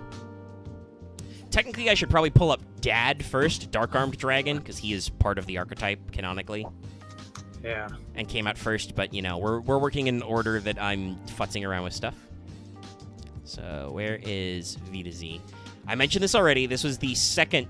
This is another thing that GX does that I like. Characters iterate their decks fairly often. Like even Jaden is using new E heroes, but I mean, I think he's the only protagonist in Yu-Gi-Oh history that halfway through the show he does an entirely different deck archetype. Yeah.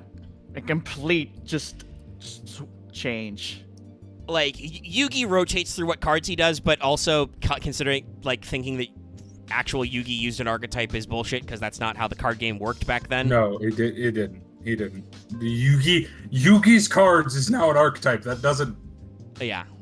Several archetypes have been made out of his cards, but that's not how he originally played them. So here's V to Z. This is the second archetype Chazz played after his what is Thonian in the TCG, but was just Hell. Just Hell in the OCG. Hell Soldier, Yeah. Hell Polymer. Inferno Tempest was actually Hell Tempest. Just Hell. A lot of Hell. Loves the Hell. Super hell. Oh, fun fact: Inferno Tempest was actually not first played in their duel. No, but it shared the naming scheme, which is probably why they thought of it. The Armed Dragon VW XYZ looks so weird. Yeah, so this is a card that came out way Yeah. later in like 2018, but very clearly trying really hard to make these two archetypes cooperate. It is unfortunately Armed Dragon level 7, so it's the doofier one bolted onto V to Z, who is already doofy. Because he's... Yeah, no. The V to Z was a cool concept, but making this Megazord fucking thing work got really janky. I may have made a deck to play specifically this card. But first of all, I used Armed Dragon Thunder because I'm not an idiot. Yes. And second of all, God, that art is bad. That is like one of the worst arts I've seen in a while. This sort of feels like not so much like Megazord, but like the Megazord fusion with another. This is like it could be. This looks like it's something out of. If anyone knows, fucking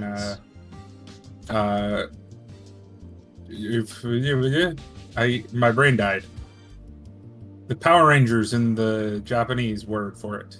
Sentai. Yeah, sorry. Super. If anyone knows like Sentai, this looks like something out of Battle Fever J. Yeah. Oh, got it. But the thing about Armed Dragon 2 is just it's so ludicrous. The guy has 4 arms because he's got RX head cannon's arms, and also then he's got Armed Dragon's arms are in the Z Caterpillar, Z Metal Tank. No, I figured out. Omega, this is a meme. This is a meme template. Oh. Don't worry, we have Megazord at home, and that's Megazord at home. Yeah, no. Eat bad art. He's like farting out a smoke cloud because he's got Tiger Jet in there too. It's bad. It's really bad. As opposed to his art, though, his effect is fucking insane. Well, yeah, because he's from fucking 2018. So this is a level 10 light machine fusion. That's right. Armed Dragon is a machine now. Has 3,500 attack, 3k defense. It's V to Z Dragon Catapult Cannon plus Armed Dragon level 7. Must first be special summoned from your extra deck. During a duel, you special summoned both cards by banishing the above cards from your field or graveyard. You do not use polymerization. Now, you may be wondering, what the fuck does that mean, Omega? Yes. So, if you have successfully special summoned V to Z and Armed Dragon level 7 and put them in your graveyard, you can also banish them to get this motherfucker out. Contact Fusion, baby. A card that is important to talk about is Ojama Simulation. Yeah, that's pretty fun. Because, but your opponent... your opponent cannot activate cards or effects with the same name as any banished card. So if they've banished a card face up, obviously, because face down cards banished don't count, they can't activate that card. So if you DD Crow away something they use a lot of, well, fucks to be you, I guess. Once per turn, during your opponent's turn, you could banish one card from your deck or extra deck face up, banish all cards your opponent controls in their graveyard. Yeah, so this motherfucker is a win con with wings. Like, he is the game. If you get to this guy, you are probably winning the duel. And honestly, he's not as hard to get to as some other, like the hard part of this is definitely the VW Catapult Cannon. Yes. Like, that's the hard part of this. Yeah. Because VW Catapult Cannon has to be special summoned doing the things. Yeah. Which is where cards like Ojama Simulation come in, which basically is like, banish any number of Ojama monsters from your hand, field, or graveyard to fusion summon a card that is a light machine fusion. Yes. Yeah, special the fusion. Yeah. Because the Yu-Gi-Oh card designers had to make Chazz's also 5 different archetypes work. Although what that has led to, which is funny in my opinion, is a weird hybrid deck that I've seen, which is Ojama Cyber Dragons. Yeah, because that counts. Because so let's talk about that other time Chazz was evil, but not that one time, but that other time, Dark Armed Dragon. Yeah. There are a lot of dark meta monsters from that one set because they got slurped up by the darkness. I'll be real, I forgot. For some reason my brain never processed. Oh wait, this is meant to be Armed Dragon. This is Armed Dragon level 7. You can see all the callouts. Oh yeah, that it just. Why the fuck is it so good? It's dark. Because it's meta. Yeah. I mean, it's got the same stat line as well, 2,800 1K. It's the thing is that the dark monsters being generic have generic summons. If we're not gonna wax too long on Dad, I mean, there's not much to say about his art. He's Armed Dragon level 7, but edgy, so he's ugly and edgy. His honestly, aura effect is better. Yeah, but that's about it. Better. Well, also the pose I think is better. I think he's got a more like interesting, weird pose. You don't see his front, which is where a lot of his fucked up spikes are. But yeah, If you don't know what Dad does, this motherfucker defined a format. Cannot be normal summoned or set. Must be special summoned from your hand by having exactly 3 dark monsters in your graveyard. You can banish 1 dark monster from your graveyard, target and destroy 1 card on the field. Turbo Dad formats were meta-defining for the late GX period. This is one half of the most oppressive Yu-Gi-Oh format in history, in my opinion. And he was originally printed as a very high rare. Yeah, he was a secret rare in Phantom Darkness and a gold rare in the next year's gold set. Trust me, they knew this motherfucker was meta. He is reprinted so many times.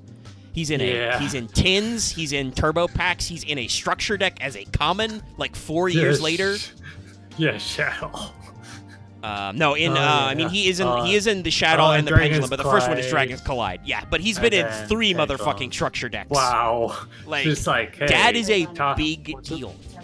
Just toss it in here, toss it in here, toss it here. It's just so good. Yeah, so Dad's a big deal. We don't really need to talk about him though. He's a big chungus. You may have seen us play him in Progression. Well, actually, he's seen 0 success in our Progression series. So. No, but he has appeared. I might have to do some jangling to pull up the full art of those cards, but there are some sideways support cards that have been printed later. But let's talk about... actually, technically, White is not a Thunder. Yeah, White is not. He came out in the set, though, and he is related to a thing I will try and pull up. Armed Dragon level 10 White's card effect. Yeah, his art. Yeah, which they kind of did the anime, but it was just White Veil on it.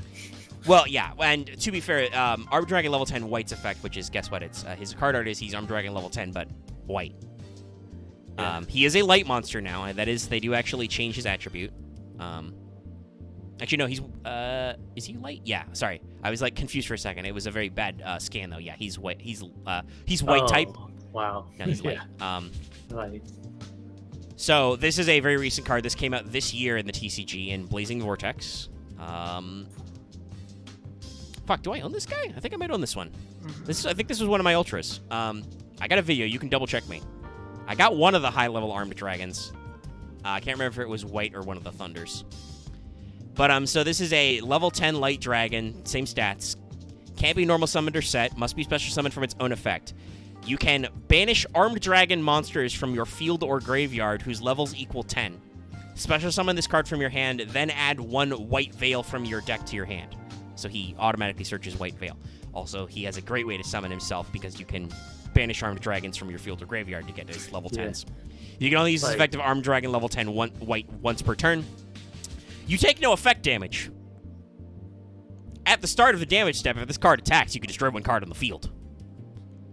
I believe the effect damage ruling works for White Veil. But yeah, no, he's just armed dragon level 10 but white and referencing that time in the anime.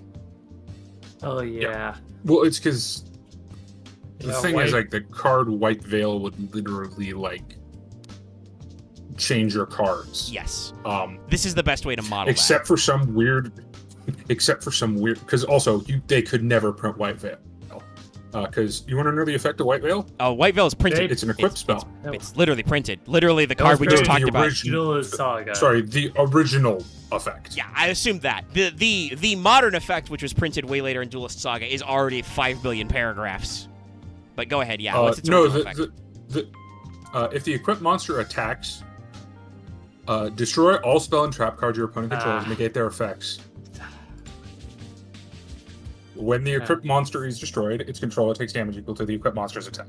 Yeah, so it Harpy Feather Dusters on attack. The White Veil, the real version of White Veil is simplified. Well, because the thing is that it also negates their effect, so you can't, activate them. Respond. And also can't, you can't get, Waking the Dragons or other bullshit. Torment tokens, etc. The actual real card's effect is when the equipped monster battles, your opponent can't activate spell trap cards until the end of the damage step. Yeah. When an attack is declared involving the equipped monster, face-up spell traps have their effects negated until the end of the damage step. When the equipped monster destroys an opponent's monster by battle, you can destroy all spell and trap cards your opponent controls. So it does wipe their back row, but only if you're attacking a monster and successfully destroy it. Which by 2018 is not a guarantee. When this card in its player's spell and trap zone leaves the field for any reason, you take 3k damage. They round up to level 10. This is why White's Armed Dragon level 10 White says you take no effect damage. It insulates you from the bad effect of White Veil. Yeah. But yeah, it's a whole thing. Okay, so let's go through the Thunders really quick. If I can find good card art. So they retrain the Armed Dragons as Armed Dragon Sanda. Of course. Yeah. Nostalgia's been a yeah. big selling point of the series lately. These are all obviously similar to the OG, so I'm going to throw them up like in a big block, I think. Yeah. So we can just compare them really quick. Here's level 3 Thunder. Yeah. Just Armed Dragon doing more pose It's with just them with more details. lightning. Yeah, and Electric. Yeah. It's just the Armored Wrestlers getting a rebranding. Yeah. Now That there's one's the more Thunderbolt derpy. on that one, so that one's more Honestly, wrestler. I think 5 looks better personally. Yeah. I think Yeah, they it did some does. stuff like they made 5 a little more round, and they, by adding like the Thunderbolt accents, they think they cleaned up some of his stuff. His gauntlets are definitely way more punch gloves now. Yeah. Yep. I think honestly 3 Thunder looks really good. Yeah, it does. Because they added details because his design was very simple before. So we're going to shrink these guys down a little bit, and then, Now let's get to 7 because yeah, you can see part of him, but I'm going to shrink him down a little as well to fit him on there. I hate this art too. It's still got the high detail problem. Like, they've got a better pose, but, like, now his tail is covered in thunderbolts. Why? Yeah. Okay, so 2 parts on that one. Either he's doing Chidori or something else. Oh, he's shooting thunderbolts, which is what they do. Yeah, I know. Chidori. Nope, that was save, not copy. Just my Which, favorite. by the way, interestingly enough, I think that might be a Thunder Giant reference, because that's how Thunder Giant activates his effect. He just points his hand at you and you explode. By the way, in the anime, Yeah. Thunder Giant didn't have to discard, at least in the original season. Jaden just does it. Oh, gee. Well, this guy was the cover art. No wonder he's so huge. Let me shrink him down twice to make him fit. But yeah, this is Thunder level 10. Also okay. I think poor 7 is still the weak link, but mostly these are improved arts. And they all have pretty improved effects. So let's see. All of them I think have the effect that their name becomes Armored Dragon level blah blah blah when they're on the field or graveyard. So level 3, for instance, does that. You can only use each effect of level 3 once per turn. You can send a monster from your hand to your graveyard, send this card to the field, the graveyard, and summon 1 level 5 or lower Armed Dragon monster from your hand or deck. If this card is sent to the graveyard to activate a Dragon monster's effect, draw a card. So if it's on the field, you can send a card from your hand to activate the level up effect anytime you like for any level 5 or lower Armed Dragon. Wow. Additionally, if you discard it to activate an Armed Dragon's effect or any Dragon monster effect, you draw a card. So he gets you card advantage back. Okay, so at least with the level 10, Sora reminds me of a Vanguard card. Level 5, you see the following effects once per turn. Send 1 monster from your hand to graveyard. Send this card to summon a level 7 or lower Armed Dragon. If this card is sent to activate a Dragon monster's effect, add a level 5 or higher Wind Dragon monster from your deck to your hand. So yeah, you get to do some interesting cycling, in addition to keeping the stuff. Also, it loses the Omega, destruction effect, unfortunately. you were technically incorrect. All of them can discard level up, including 7. Oh yeah, that's right. They all keep that stuff. Because that's how you get to 10s. Yes. 7's becomes Armed Dragon level 7 in the field or graveyard. Very important, by the way. If you want to go to Catapult, he counts as level 7 in the graveyard. Once per turn, you can send 1 monster from your hand to the graveyard, send this card to the field or graveyard, special summon 1 level 10 or higher Armed Dragon monster from your hand or deck. If this card is sent to the graveyard to activate a Dragon's effect, add any 1 Armed Dragon card from your deck to your hand. So all of them have basically discard effects and the special summoning condition, except 10, because 10 is the big boy. I've talked about his effect before. He doesn't be... Oh, yeah. Yes, he does. That's his 1+ effect. So if you zero out his attack points, he's not Armed Dragon level 10 anymore. But basically, if this card was special summoned by the effect of an Armed Dragon monster, any of them, it gains the following effects based on its attack. 1+ attack, its name becomes Armed Dragon level 10. 10+, control of this card cannot be switched. 100+, cannot be destroyed by battle. 1000+, once per opponent's turn, quick effect, send one card from your hand to graveyard, target one card on the field and destroy it, and if you do, this card gains 1000 attack. 10,000+, once per turn, you can destroy all other cards on the field. Yeah. And there are several strategies in the new Armed Dragon support cards we're not going to talk about that get you to higher levels of attack. So you can get his 10k effect and basically win the duel. Yeah, he's a big chungus. Yep, big chungus. Let me see if I can find clean scans of the other 2 support cards they haven't added in the OCG yet, but will soon, because they're promos.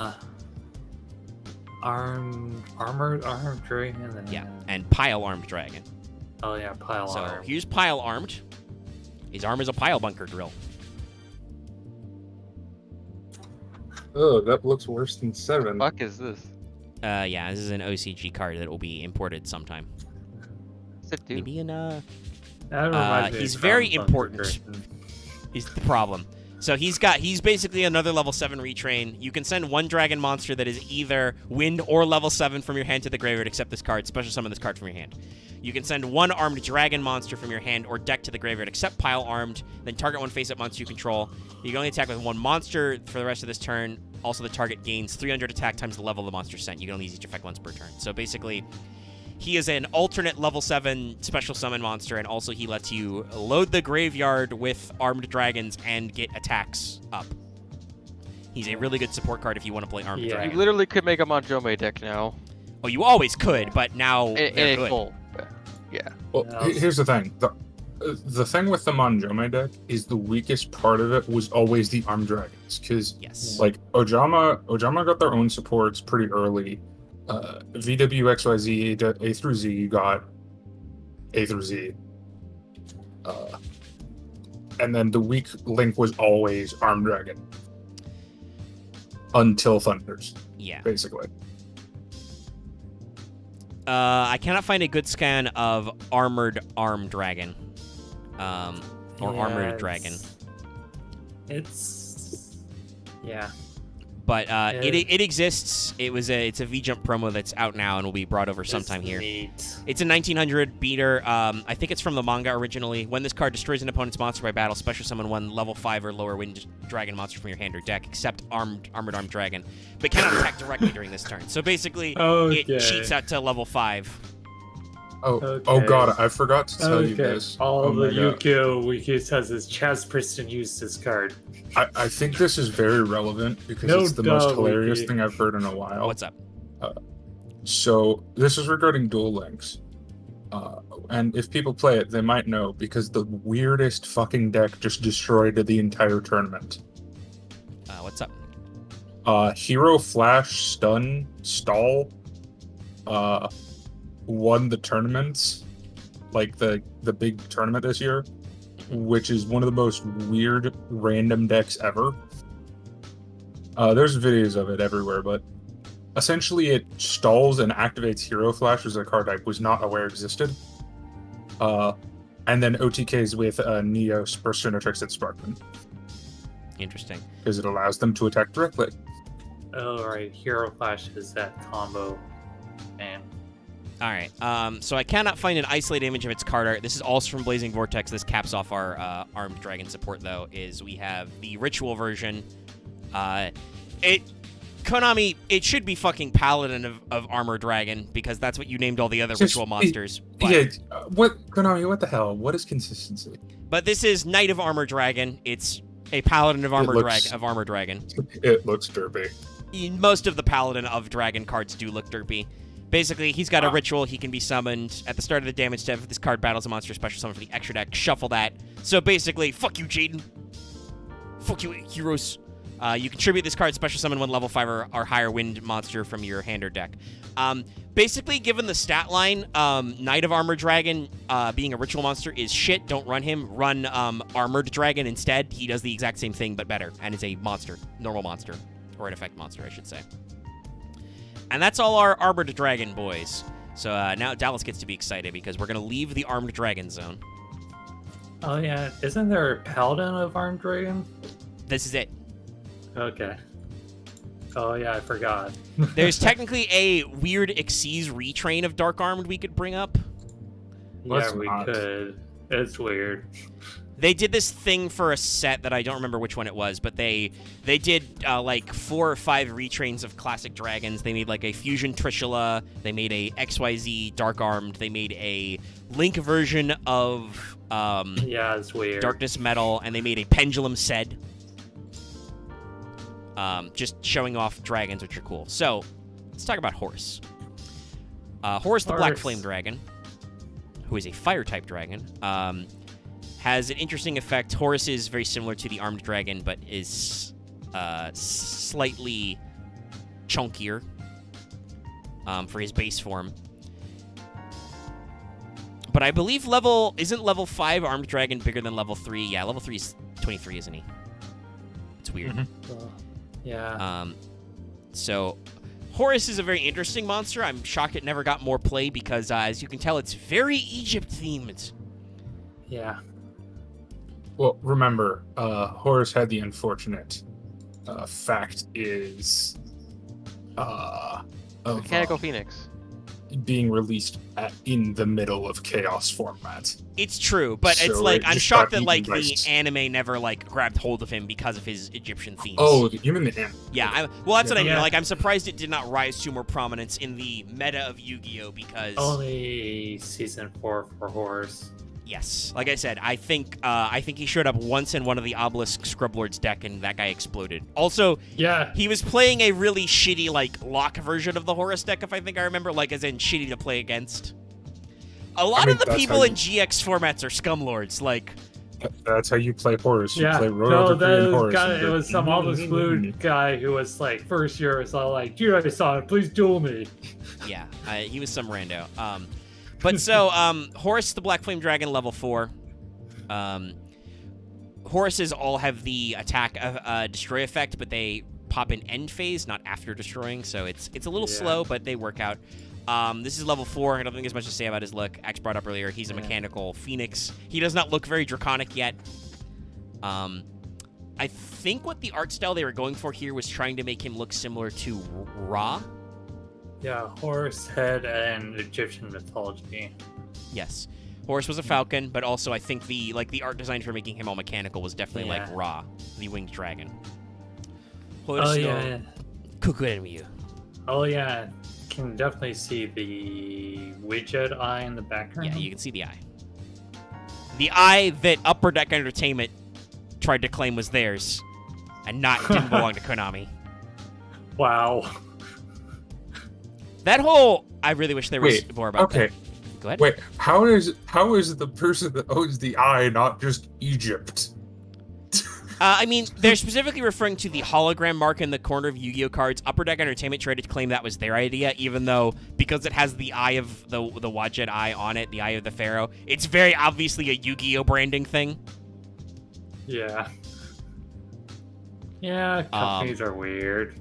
Well, it's because Konami sued their ass and broke their contract because it turned out that in the early days of Yu-Gi-Oh, in the early GX / late DM era, there were a lot of counterfeit Yu-Gi-Oh cards.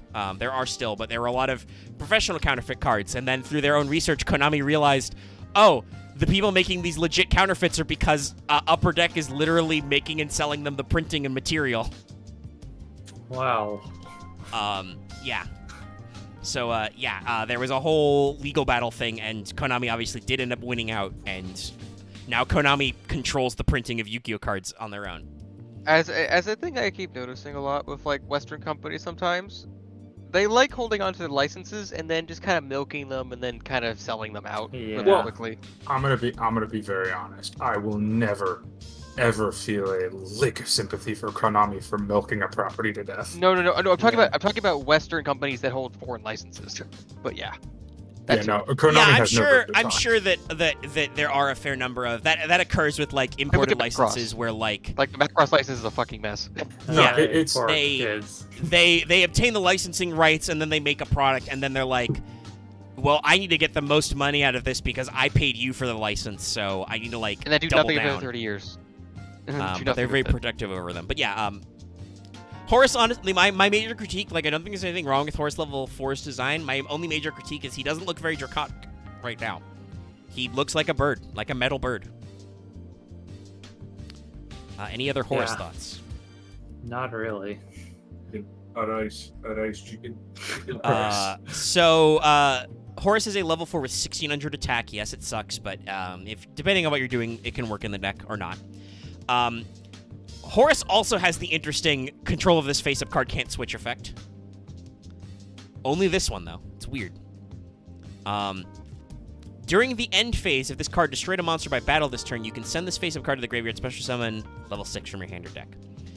So, honestly, most Horus decks don't even bother with level 6, or level 4, sorry. Level 6 is the one you usually do bother with because he's pretty good. But level 4, because of his low stat line, but you can make it work.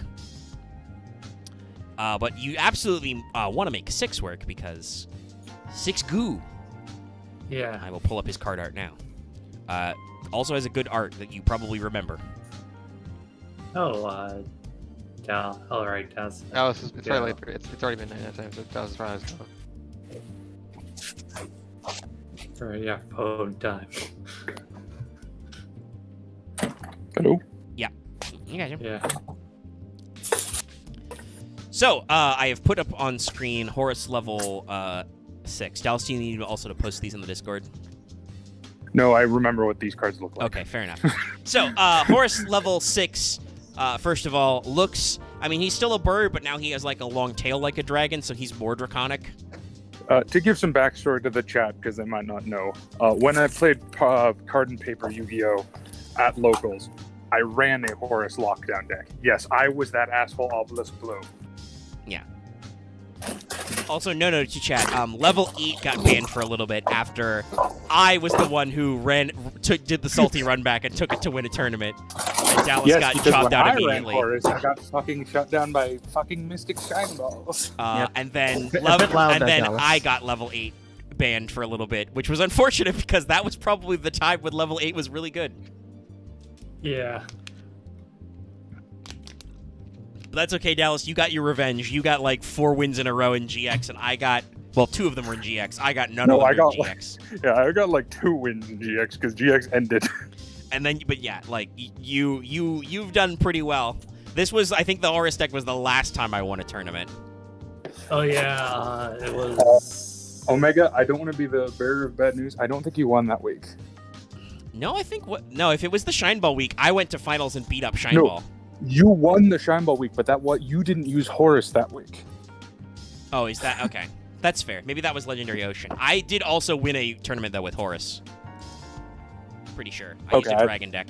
That was several months ago. Yeah, I'm pretty sure you did.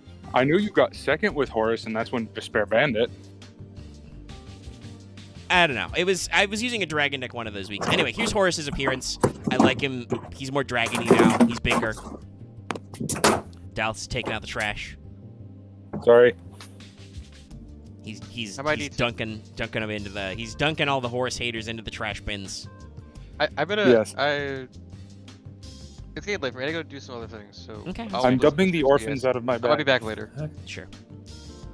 Honestly, we can probably this might take us a while because we did the full Armed Dragon. We can stop after Horus if people want to take a break. Should. Yeah, because Armed Dragon is a whole ass 13. archetype now that took us a while. We've been streaming for over 3 hours. We can call it.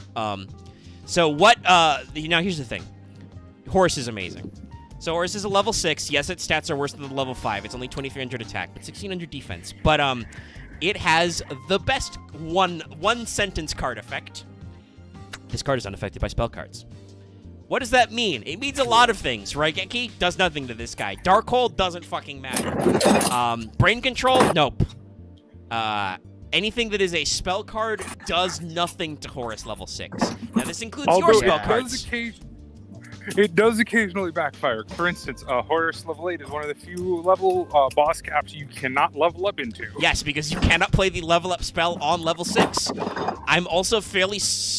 Well, okay, I'd have to double... Did we figure this out if it works in Graveyard as well? Yes, it does. Yes, so you cannot premature burial him back. You can call, You but cannot you can't reborn premature. the monster. No, you can't reborn. He is just immune to spell effects. They don't affect him. So, like, that can totally bite you, but in the time this card came out, and for a long time in that era, it's still pretty good. Fuck, there's a Horus deck in EDO Pro, which was based on a competitive level deck, and obviously it's fairly later because it includes shit like, what is it? It includes White Knight Dragon, which is in a couple of sets, I'm pretty sure, and it includes, or was just this set, White Knight Dragon, yeah. Silver's John, Cry. that is Dallas, who was murdering a box. Sorry. I'm just Sorry, murdering the Megan. homeless people in my area. He's got to defend himself. All right. White Knight Dragon is in there, though, and also they've got No, I'm just kidding, I'm Alexandrite not- Dragon, which is from a structure deck, and Silver's Cry is another structure deck card. So it's a little bit later for us, but yeah, Horus was hypothetically relevant for a long time, and that Horus deck is really, really annoying because there's Horus, you gotta be careful. dealing Horus with is a things. weird card that because you can't use all of the level up support because most of it is spell cards. Yeah. It has found its way into being splashed in a bunch of generically good dragon decks over time. Yeah. It's a very Oh weird yeah. card. Yes. It's an Yeah, interesting it card I was, like that has existed as a tech card in some of my dragon decks for a long time, and will in the future, I'm sure, because it's very interesting. That's right. Instead of playing Royal Decree, I summoned Jinzo. Yeah, it was just like Jinzo Horus level 6 against Axe. Yeah. Oh, that's right. There was a time when I could defeat Axe in finals. There was a time when Time. you could enter finals. Hey, whoa, that was last week, man. I got to finals last week. And Yeah. I utterly destroyed you because you drew 3 Miracle Fusion because you played Look, Hero on I camera. showed you my hand. You saw what happened to Well, me. I know, but that's what happens to me when I try to run Hero. It was your fault for Your- trying to run Hero on camera. Your win against me had nothing to do with your skill. It had everything to do with my lack of drawing. My deck was pretty good, but no, it was absolutely because Hero is a camera shy type. Alternatively, we're just not like Jaden. We can't draw good. We do not have, We do don't not have- have good we- super draw power. Yeah, none of us We can do miracle not draw. have the heart of the cards draw. So, here's Nope. Horus, level 8. This is the big chungus. He's the Black Flame Dragon. He's actually shooting Black Flames. Cool. He's also actually a dragon. He has, like, arms and legs now, the long tail. I like this art a lot. No, yeah. This is prime Yu-Gi-Oh nostalgia for me. Yeah. So I'm completely subjective on this. Uh-huh. This is one of my favorite card arts ever. Also, Especially no, like, the hollow honestly, effect. like, Dallas, I'll say this. We've shit-talked early Yu-Gi-Oh card arts as well, but there are some good iconic old-ass card arts. This is a classic Yu-Gi-Oh style card. It's got, like, an Egyptian-ass this has one of background. the- It's a metal dragon, This- but it's good. This has one of the best hollow foils as well. Like the ultra rare for this, because Soul of the Duelist did that weird thing where, like, you know how ultimate rares look? Yeah. That's how the ultra rares for these few sets look. It's very odd. Yeah, Like, it's a weird like effect. actually in Japan, for instance, they've got a new ultimate rare that has a slightly different look as well. Like this is the thing, Konami is constantly experimenting with new foils. I'm actually quite glad only some of those don't make it out here because Yeah, no, they're the OCG are animals with rarities. No, the OCG are insane. Like, you can complain, oh, they put Prod of Prosperity as a secret rare. Well, yeah, it was also technically a secret rare in Japan, but it was also like 4 other rarities. Like, But it was also like a super Paga Safanwa Dojinji fucking super ultra ghost prism rare or whatever bullshit. so, Now, level 8 is a big chungus. He's only level 8, not level 10, but he has 3k attack, so he wins out over Armed Dragon that way. 3k attack, 1800 defense. Can't be normal summoned or set, must be special summoned by level 6. Yeah. Can't be special summoned other ways. But his effect is the fuckier one. During either player's turn, when a spell card is activated, you can negate, and if you do, destroy. You must control this face-up card to activate and resolve this effect. So, like... Which sometimes is actually a negative. There is a specific card that actually fucks with Horus. Yeah. Which is Yugioh Magic. Yeah. Also, technically, it means your opponent can, like, say, respond to Horus. He can, like, chain Raigeki Break to Horus's effect activation and still get his spell card, for instance, and stuff. That's why you do the Royal Decree type shit. So they can't do traps. Yeah. But, some people thought level 8 in our format, they thought level 8 was once per turn. No. Anytime your opponent activates a spell card, you can just be like, nah, you don't do that. No. This card is literally, I control the... this is, you speak to me of the deep magic, which I was there when it was written. Yeah, it's I control magic here. You do magic? No. I do magic. Like, now in EDO Pro, this is very annoying because you have to manually choose not to negate your own spell cards because it is not phrased that way. This is also where I think Horus could use a retrain because its OG level 6 and level 8's effects are cool, but are very clunky. But yeah, no, Horus level 8, a motherfucker. No, I like level 6's effect as it is. It's just like, spell cards just fuck, nope. Yeah, I mean, it's funny, but you could definitely rewrite it to just be opponent spell effects and it would not be broken. Oh, no. Like, Horus level 6 has the balancing factor of its stat line is weak for its level. And we ran into this problem a couple of times. You can just bonk it very easily with cards that were relevant at the time. Although there is a card that got printed recently in our progression series that I've been testing with my Horus deck that has been very fun. Prideful Roar is really funny with Horus level 6. Prideful Roar is good. I like that card. It's a good card, but with Horus level 6, because it's a trap card, it works, and then you get the destruction via battle. All right, so let's wrap this up by showing up some. There were some side angle Horus cards. All right. Horus' Servant, the most useless card. Yeah. They made Horus' Servant, which, as opposed to the Creator Incarnate in terms of support cards, is way shittier. Oh, yeah, no. I'm pretty sure no one ever played this card. No, because it's bad. It's very bad. So this is Horus' Servant. He has a hat. Harvey Birdman, servant-at-law. Look at this cool hat, guy. What is up with his arm?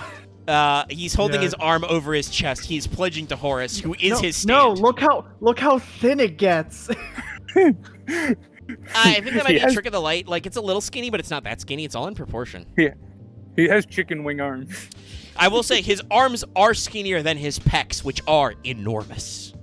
Yeah, no, he is the school of Rob Liefeld of the chest. Yeah. But no, clearly this is the... Actually, fuck.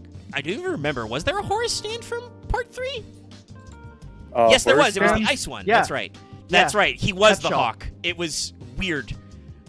Pet shop, yeah. Yeah, he represented Horus, even though he shot ice for some reason. He was a hawk, though. That's right. That's why I forgot. I'm like, he was a bird. He was the bird man. He was the angry bird. But no, which was... Named Pet Shop, which is... Those episodes were sick.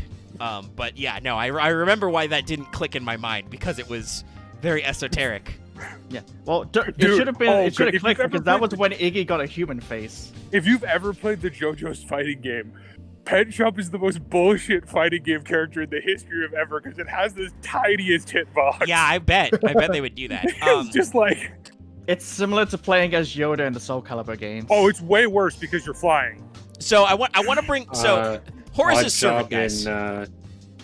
Horus' Servant. He is first of all, he's a beast warrior. Beast warrior. Even though he's a dude in a hat, he's a beast warrior. Not a dragon, not a winged beast, a beast warrior. He's embraced his Horus furry lifestyle. Yeah. He's clearly a Horuskin. He is a fire, which all Horuses were fire, so that's good. He is a level 1 beast warrior with 100 attack and 100 defense, and his effect is Your opponent cannot target face-up Horus the Black Flame Dragon monsters with spells, traps, or card effects, keeping in mind that 2 of the higher-level Horuses can just tell your opponent's spells to fuck off. No, you know what would have been even funnier if it just said spell effects. Like, it would have been a worse card, but just make it the most pointless card. Yeah, so, what do you even do? First of all, doesn't protect from non-targeting traps, so, Mirror Force can't help you. Depriz targets but doesn't destroy, I believe. Technically, Bottomless Trap Hole? Yeah, Bottomless destroys but does not target. So, no, it's an insufficient protection on a body that is so trivially easy to run over. Yeah, it's... And he does nothing to assist you in playing Horus. If this was Yu-Gi-Oh! GX and you could play this motherfucker in face-up defense mode, okay. But otherwise, he does so little. So little to support. Like, honestly, you could probably leave Horus level 6 and level 8 as is, give Horus's servant a retrain, like, as a way to special summon them faster or something. Or just, like, make it tribute this monster to level up a Horus or something. Yeah, like, because Horus can't use level up, you know? Like, there are ways you could actually make this fucking work, but, Horus's servant is bad and he should feel bad. You know, I have never, like, even in the most jank Horus deck, I've never seen this card listed. Yeah. Give him like a remove from play effect, or like remove from play from the graveyard effect or something. Yeah, like have him banish himself from the graveyard to get a Horus or something. Because that's the thing, right? Yeah. Because Horus level 6 is immune to spell effects, it's actually kind of hard to recycle him sometimes. Yeah, just... Yeah. Give it... Like, make it so his bullshit stat line doesn't impede him.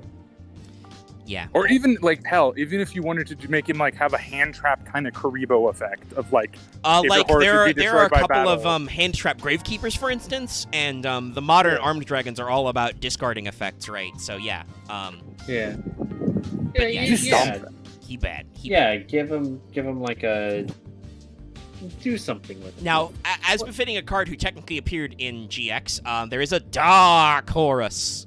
Of course there is. Who is based on level 8. Now, his card art, I think, is pretty sick, because he's Horus the Black Flame Dragon. Love his art. But black, with an eclipse. Like, he's dark-colored, he's got an eclipse. He looks sick. Yeah. I like him. Which, from an Egypt mythology standpoint, is awesome, because isn't Horus the god of the sun? Yeah, Horus is he's one of the sun deities, yeah.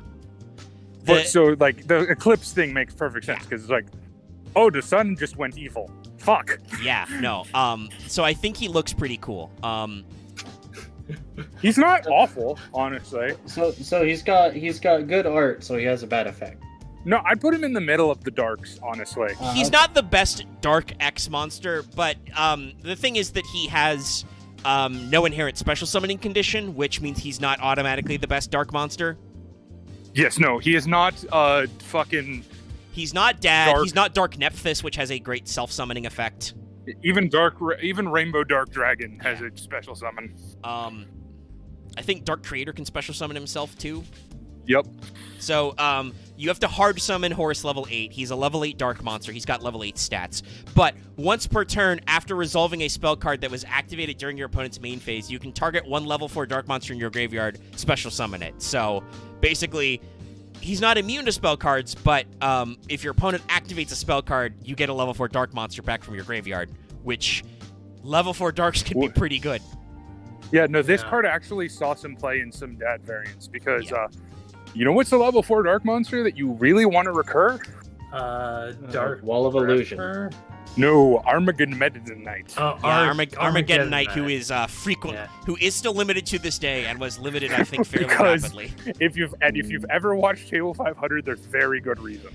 Yeah, everybody should know why your boy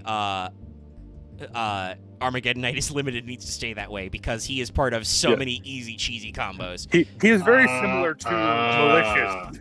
Yeah. Where every time Konami, for some reason, bless their hearts, every couple of years they go, maybe Malicious can come back to 3. Nope, no it can't. Whoops. Nope. Back to 2. No. Put him in jail. It's essentially just peeking out of the corner, like, is it time to come back? Nope. Because here's the thing. Format, no. Well, here's the problem. Like, in the context of a hero deck, Malicious is fine. Yes. But Problem look is at that Dark shiny War- boy. Dark Warrior is a deck. Yeah, Dark That's Warrior the turbo problem. shit is a problem. It's Like- a deck which and Mali makes it incredibly easy to work towards Isolde, which is bad. Yeah. So if we ban Isolde, which we should, Probably. I mean, I know she makes a lot of decks work, but most of them are kludge decks. and most of them are like jank, even by my standards. How do you spell this? I think the Link Isolde is actually spelled the regular ass way. Oh, okay. No, I will give you a hint. If someone pulls an Isolde, I will fucking job that week and ban that card. That card gives you the Isolde most is an PTSD. annoying. She's the Noble Knights Link, but she's generic warrior support. Which means that you can make a Dark Warrior tech deck and it sucks. And it for you. Well, here's like, the thing. she Other than maybe like cards that are already banned, I think she is the card I've seen in the most jank ass decks. yeah. Okay. She along with shit like Verte into Red Eyes Fusion is like I can make any fucking deck work if you've got some equip cards and some Dark Warriors. I mean, the problem of that combo is Red Eyes Dragoon, which needs to also be banned. I mean, honestly, the problem with that is that combo is a lot of the steps. That's the Red Eyes Fusion wasn't a problem until there was a degenerate Red Eyes monster, but if they ever print meta-relevant Red Eyes bosses, Red Eyes Fusion will always be a problem. It's a summon from deck. I'm reading this and I don't think I'm parsing this right. Like what? No, are you- David, I don't blame you. The combos that you have to do with Isolde are ridiculous. Isolde, two tails of the Noble Knights, 2 warrior monsters. So she's in a generic link too. If this card is link summoned, you can add 1 warrior monster from your deck to your hand. But for the rest of this term, you cannot normal summon or special summon monsters with that name, nor activate their effects. So pretty standard searcher. Yeah. Yes, Second that effect. part doesn't matter. You can send any number of equip spells with different names from your deck to the graveyard. Special summon 1 warrior monster from your deck whose level equals the number of cards sent to the graveyard. You can only use each effect once per turn. So, basically, usually it's Isolde send for Armageddon Knight. Like, you make Isolde, you send for, Right. you just whip out Armageddon Knight. If you're being really jank, Isolde send 8, Guilford the Lightning or something. Like, you can summon some very chunky boss monsters, but usually it's Isolde send for... I think in one of the recent ones there was Isolde Isolde send 11. Yeah. You can do... Basically, Isolde is how many Garnet equip spells do you want to pack in your deck to summon whatever fucking warrior monster you like? So then you do send for Armageddon Knight, banish a dark. Send a dark to the Dad? graveyard, and then... No, you don't Or use you Dad don't anymore. banish. It's just whatever the fuck you want. You can Yeah, link climb no. with Isolde, for instance, that way. She's just... Yeah. Isolde is I'll basically have to tuners. She is what Hulk is to tuners for warrior monsters. Like, there's Yes, so many no. nonsense, bad, really Hulk? shit jank warrior combos you can make with her. Fibrax? Yeah, Halky Fibrax, Yeah. Noodle Fiber, Needlefuber Heike Fibrax. Quistron Halky Fibrax. His requirements is he requires tuners to be link summoned, and he can make syncros on your opponent's turn. He makes a lot of Link era synchro decks work. And is In very famous broken You're way. gonna have to spell some of that because I can't. we can discuss this after we just finish Yeah, discussing okay, Black Yeah, so Horus. I've had Metaphys Horus on screen for like 10 minutes. Yes. Let's I talk about apologize. that. So Metaphys Horus, it's Horus of the White. Metaphys is a really interesting archetype. We could probably talk about it, but it's just monsters that are other monsters. Yeah. But Metaphys is a worm archetype. I think it was one of the first that uses other monsters as its base. Yep. It's basically just Horus level 6, but white. It is a level 6 synchro. It is a worm synchro. It's generic. So it's not bad for sure. It's a level 6 generic synchro. Secrets of Eternity. I'm not doing the copy pasta. Neither Vesper or Robin is here. The copy pasta will not happen. Insert And your own. I would mute them. Insert your own. I'm over it. I was actually slightly bothered by that. I have not gone on the MBT Discord since that incident. I It's don't died even down. know You could what go that's on. about, but thank God I don't It's an even know MTG what thing. it's about. It's annoying. Secrets of Eternity. But Metaphysics Horus is a synchro monster, one tuner, one of our non-tuner monsters. If this card is synchro summoned, you can activate an appropriate effect depending on the non-tuner monster it uses its synchro material. Normal monster. So Metaphysics had normal monsters. This face-up card is unaffected by other card effects this turn. If it was an effect monster, you could target one other card on the field, negate its effects. Pendulum monster. Your opponent chooses one monster they control and gives control of to you, but it cannot attack this turn. Keeping in mind, pendulum monsters can be both normal or effect, so you can usually get 2 of these. You can't get all 3, because you can't have a normal effect pendulum monster, but you can have a normal pendulum monster or an effect pendulum monster. And you can get him on there, and he has Horus level 6's stats. It's an interesting card. Omega, I think you're Wait, is Horus Metaphysics a synchro? Yes, he's a synchro. Yeah. Okay, that's the one I was thinking of. Yeah. And he is a pendulum era synchro, in case you couldn't tell, which I believe all the Metaphys have these kind of like weird interplay between non-effect, effect, and pendulum monsters. Because this is the Arc V era, so you got the kit bench. Look, all this. Arc V is awesome for this reason, in my opinion. Honestly, That it just made all this of the is old the one thing. summoning things. Like I do agree that OG pendulum summoning was a little intense. The fact that you could do it forever, basically, and lost no resources doing so was kind of annoying. But the fact that Arc 5 was a anniversary season that deliberately called back to all the seasons, because that's kind of a thing. Like in Zexal, they don't really do a lot of synchro summoning. They still really synchro cards, but it's not really, heavily previewed. But there's a fuck ton of fusion Xyz and synchro summoning in Arc 5, and that means there's a lot of cards that come out. Well, there's not that many Xyz. I mean, the Xyz isn't formulated, but there are Xyz cards that are good. There are some serious Xyz archetypes in that era.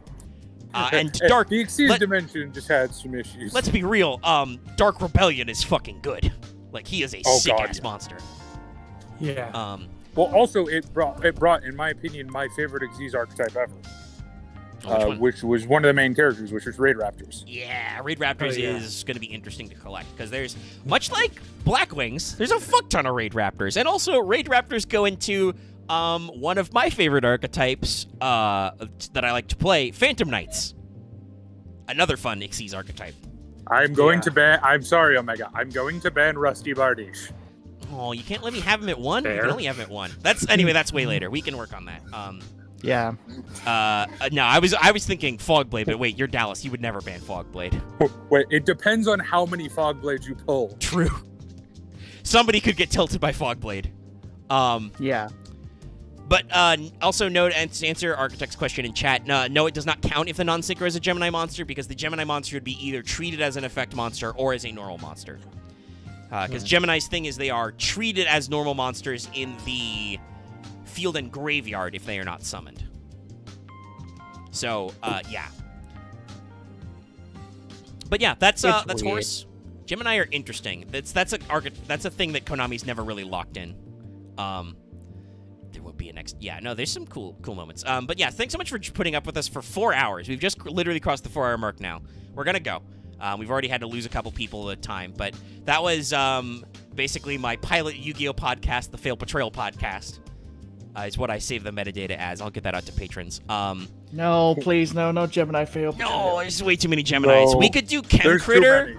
We could do Chem Critter because those are weird in our specific archetype, but there's way too many jank-ass Geminis. As someone who is a Gemini, I'm gonna veto that. No. We already had to take a break. I want to do the other level monsters sometime because there's way less of them, and also, a lot of them are fucking jank, both in terms of Omega, art there's and... way more than you think there are. No, there is a lot, but a lot of them are like 2 monsters or 3 monsters, There's a decent spread, but we would move through them very fast. Like, I don't even know if I would bother reading Allure Queen's effect. I would just say, she's bad and should feel bad. Go home. Yeah. As she was used by someone who was bad. And they do some interesting stuff, like they do some low-level monsters, like Dark Mimic is only 1 and 3. Well, there's also shit we haven't even gotten to. Like, when does Masked Knight come out? I don't know, but yeah, he's also interesting. Like, there's a lot of them. We talk about them, but we'll come back to that or some other shenanigans later. I would not mind. I still have some GX era fail portrayals. I want to hit Sidra at some point, and Viacroids would also be very interesting art to examine. Dear God, Sidra is going to take like an hour. Sidra will probably take us a while. We would want to do that one clean. We've got no other projects. Yeah, no. Sidra is similar to Heroes, where they've just gotten all of the support because they're really fucking popular. But yeah, so thanks for putting up with us for 4 hours. Like I said, I am going to release the audio of that podcast mode we had about GX2 patrons as a little bonus thing. We'll see how that does. Thank you for tuning into the stream. Our usual progression tournament tomorrow. We're going to see how Raging Battle turns out. Who is raging and who is battling. Yes, I'll have to see what kind of pun I can come up with for the title. Maybe I'll make it some a power will rage, tool. some will battle. And hopefully I don't get stomped. Only one will win. We're doing something a little special. I talked about this in the video already that I shot, but we've discovered that semifinals are cursed and bad, actually. So I've designed a bracket. And now you also got blown the fuck up in semis, my dude. I don't even think last week should count. But it does, though. That was, I think, the time when I was like, scientifically, I could prove semifinals suck. Because both of our semifinals for last week were 5 fucking minutes. And then the final I was in was like over 10 minutes. That was a long, drawn-out one-oneer. I mean, even the me versus Loth final was pretty good. Yeah, no, usually finals actually are usually back and forth. And honestly, I think most of us are disappointed when finals are blowouts. I don't know. It was a blowout, but I will treasure the memory of my light sword. I mean, that was interesting for sure. That was a record short, but I have assembled Exodia. Yeah, usually they're pretty good. But semifinals are just disappointment. So I've actually done some fucking science to this bracket to make there be less semifinal shenanigans, and hopefully that will be more rewarding and interesting for both our audience and also for our players. Because the moment I think the moment I went, that's game, and both Omega and Axe just went, what? Yeah, I was like, Axe was like more stunned. I was like, wait, you have game already? And I just went, yeah. Damn. Oh, by the way, related to the bracket, I'm not sure if he's told you, but apparently Rogue Robin will be able to join us next week, but on a weekly basis. Yeah, he's talked about that. He's got some rotation. That's fine. I was just pointing out in the chat about 2 McLord Emperor cards. I don't remember. Yeah, I don't see when he said that, so I haven't seen it directly, but that's okay. I can work on that. But yeah, for this week, we're doing the thing. That'll be good to actually have Robin play games with us and go back to 7 people every once in a while. For a while. Yeah. And then when Vesper feels like they can rejoin us, that means we can go to 8, which will be really interesting. That will have a lot of bands. Yes. But, it'll be how it is. Yeah, everybody cheers for Loth. Loth, I think, has a good shot. So I've randomly rolled my deck on a wheel. I did not roll my best deck, but I rolled a very functional, hopefully interesting deck to show people. I rolled a deck that will either make Loth lose very fast or win. Yeah. Depends. Yeah, but it's not as degenerate as the first thing I rolled. So if I can turbo out that synchro monster people told me use. Let's see here. But we are wrapping up the stream.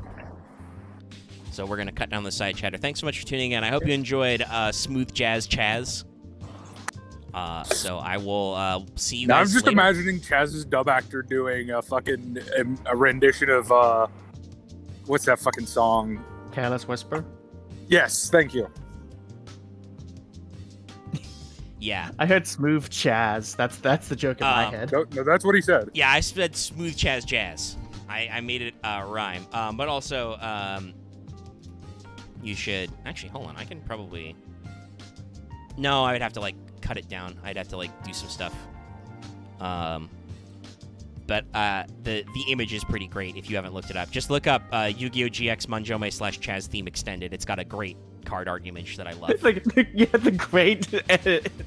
It's a grayscale edit of, a Mafia dinner, I think. And it's just the Ojamas, including Lime, and Armed Dragon, having dinner and just being gremlins with cigars. What is Ojama Lime? Because that's not a real card. I think he might appear in the show, but Ojama Lime is one of the Ojamas in Ojama Country.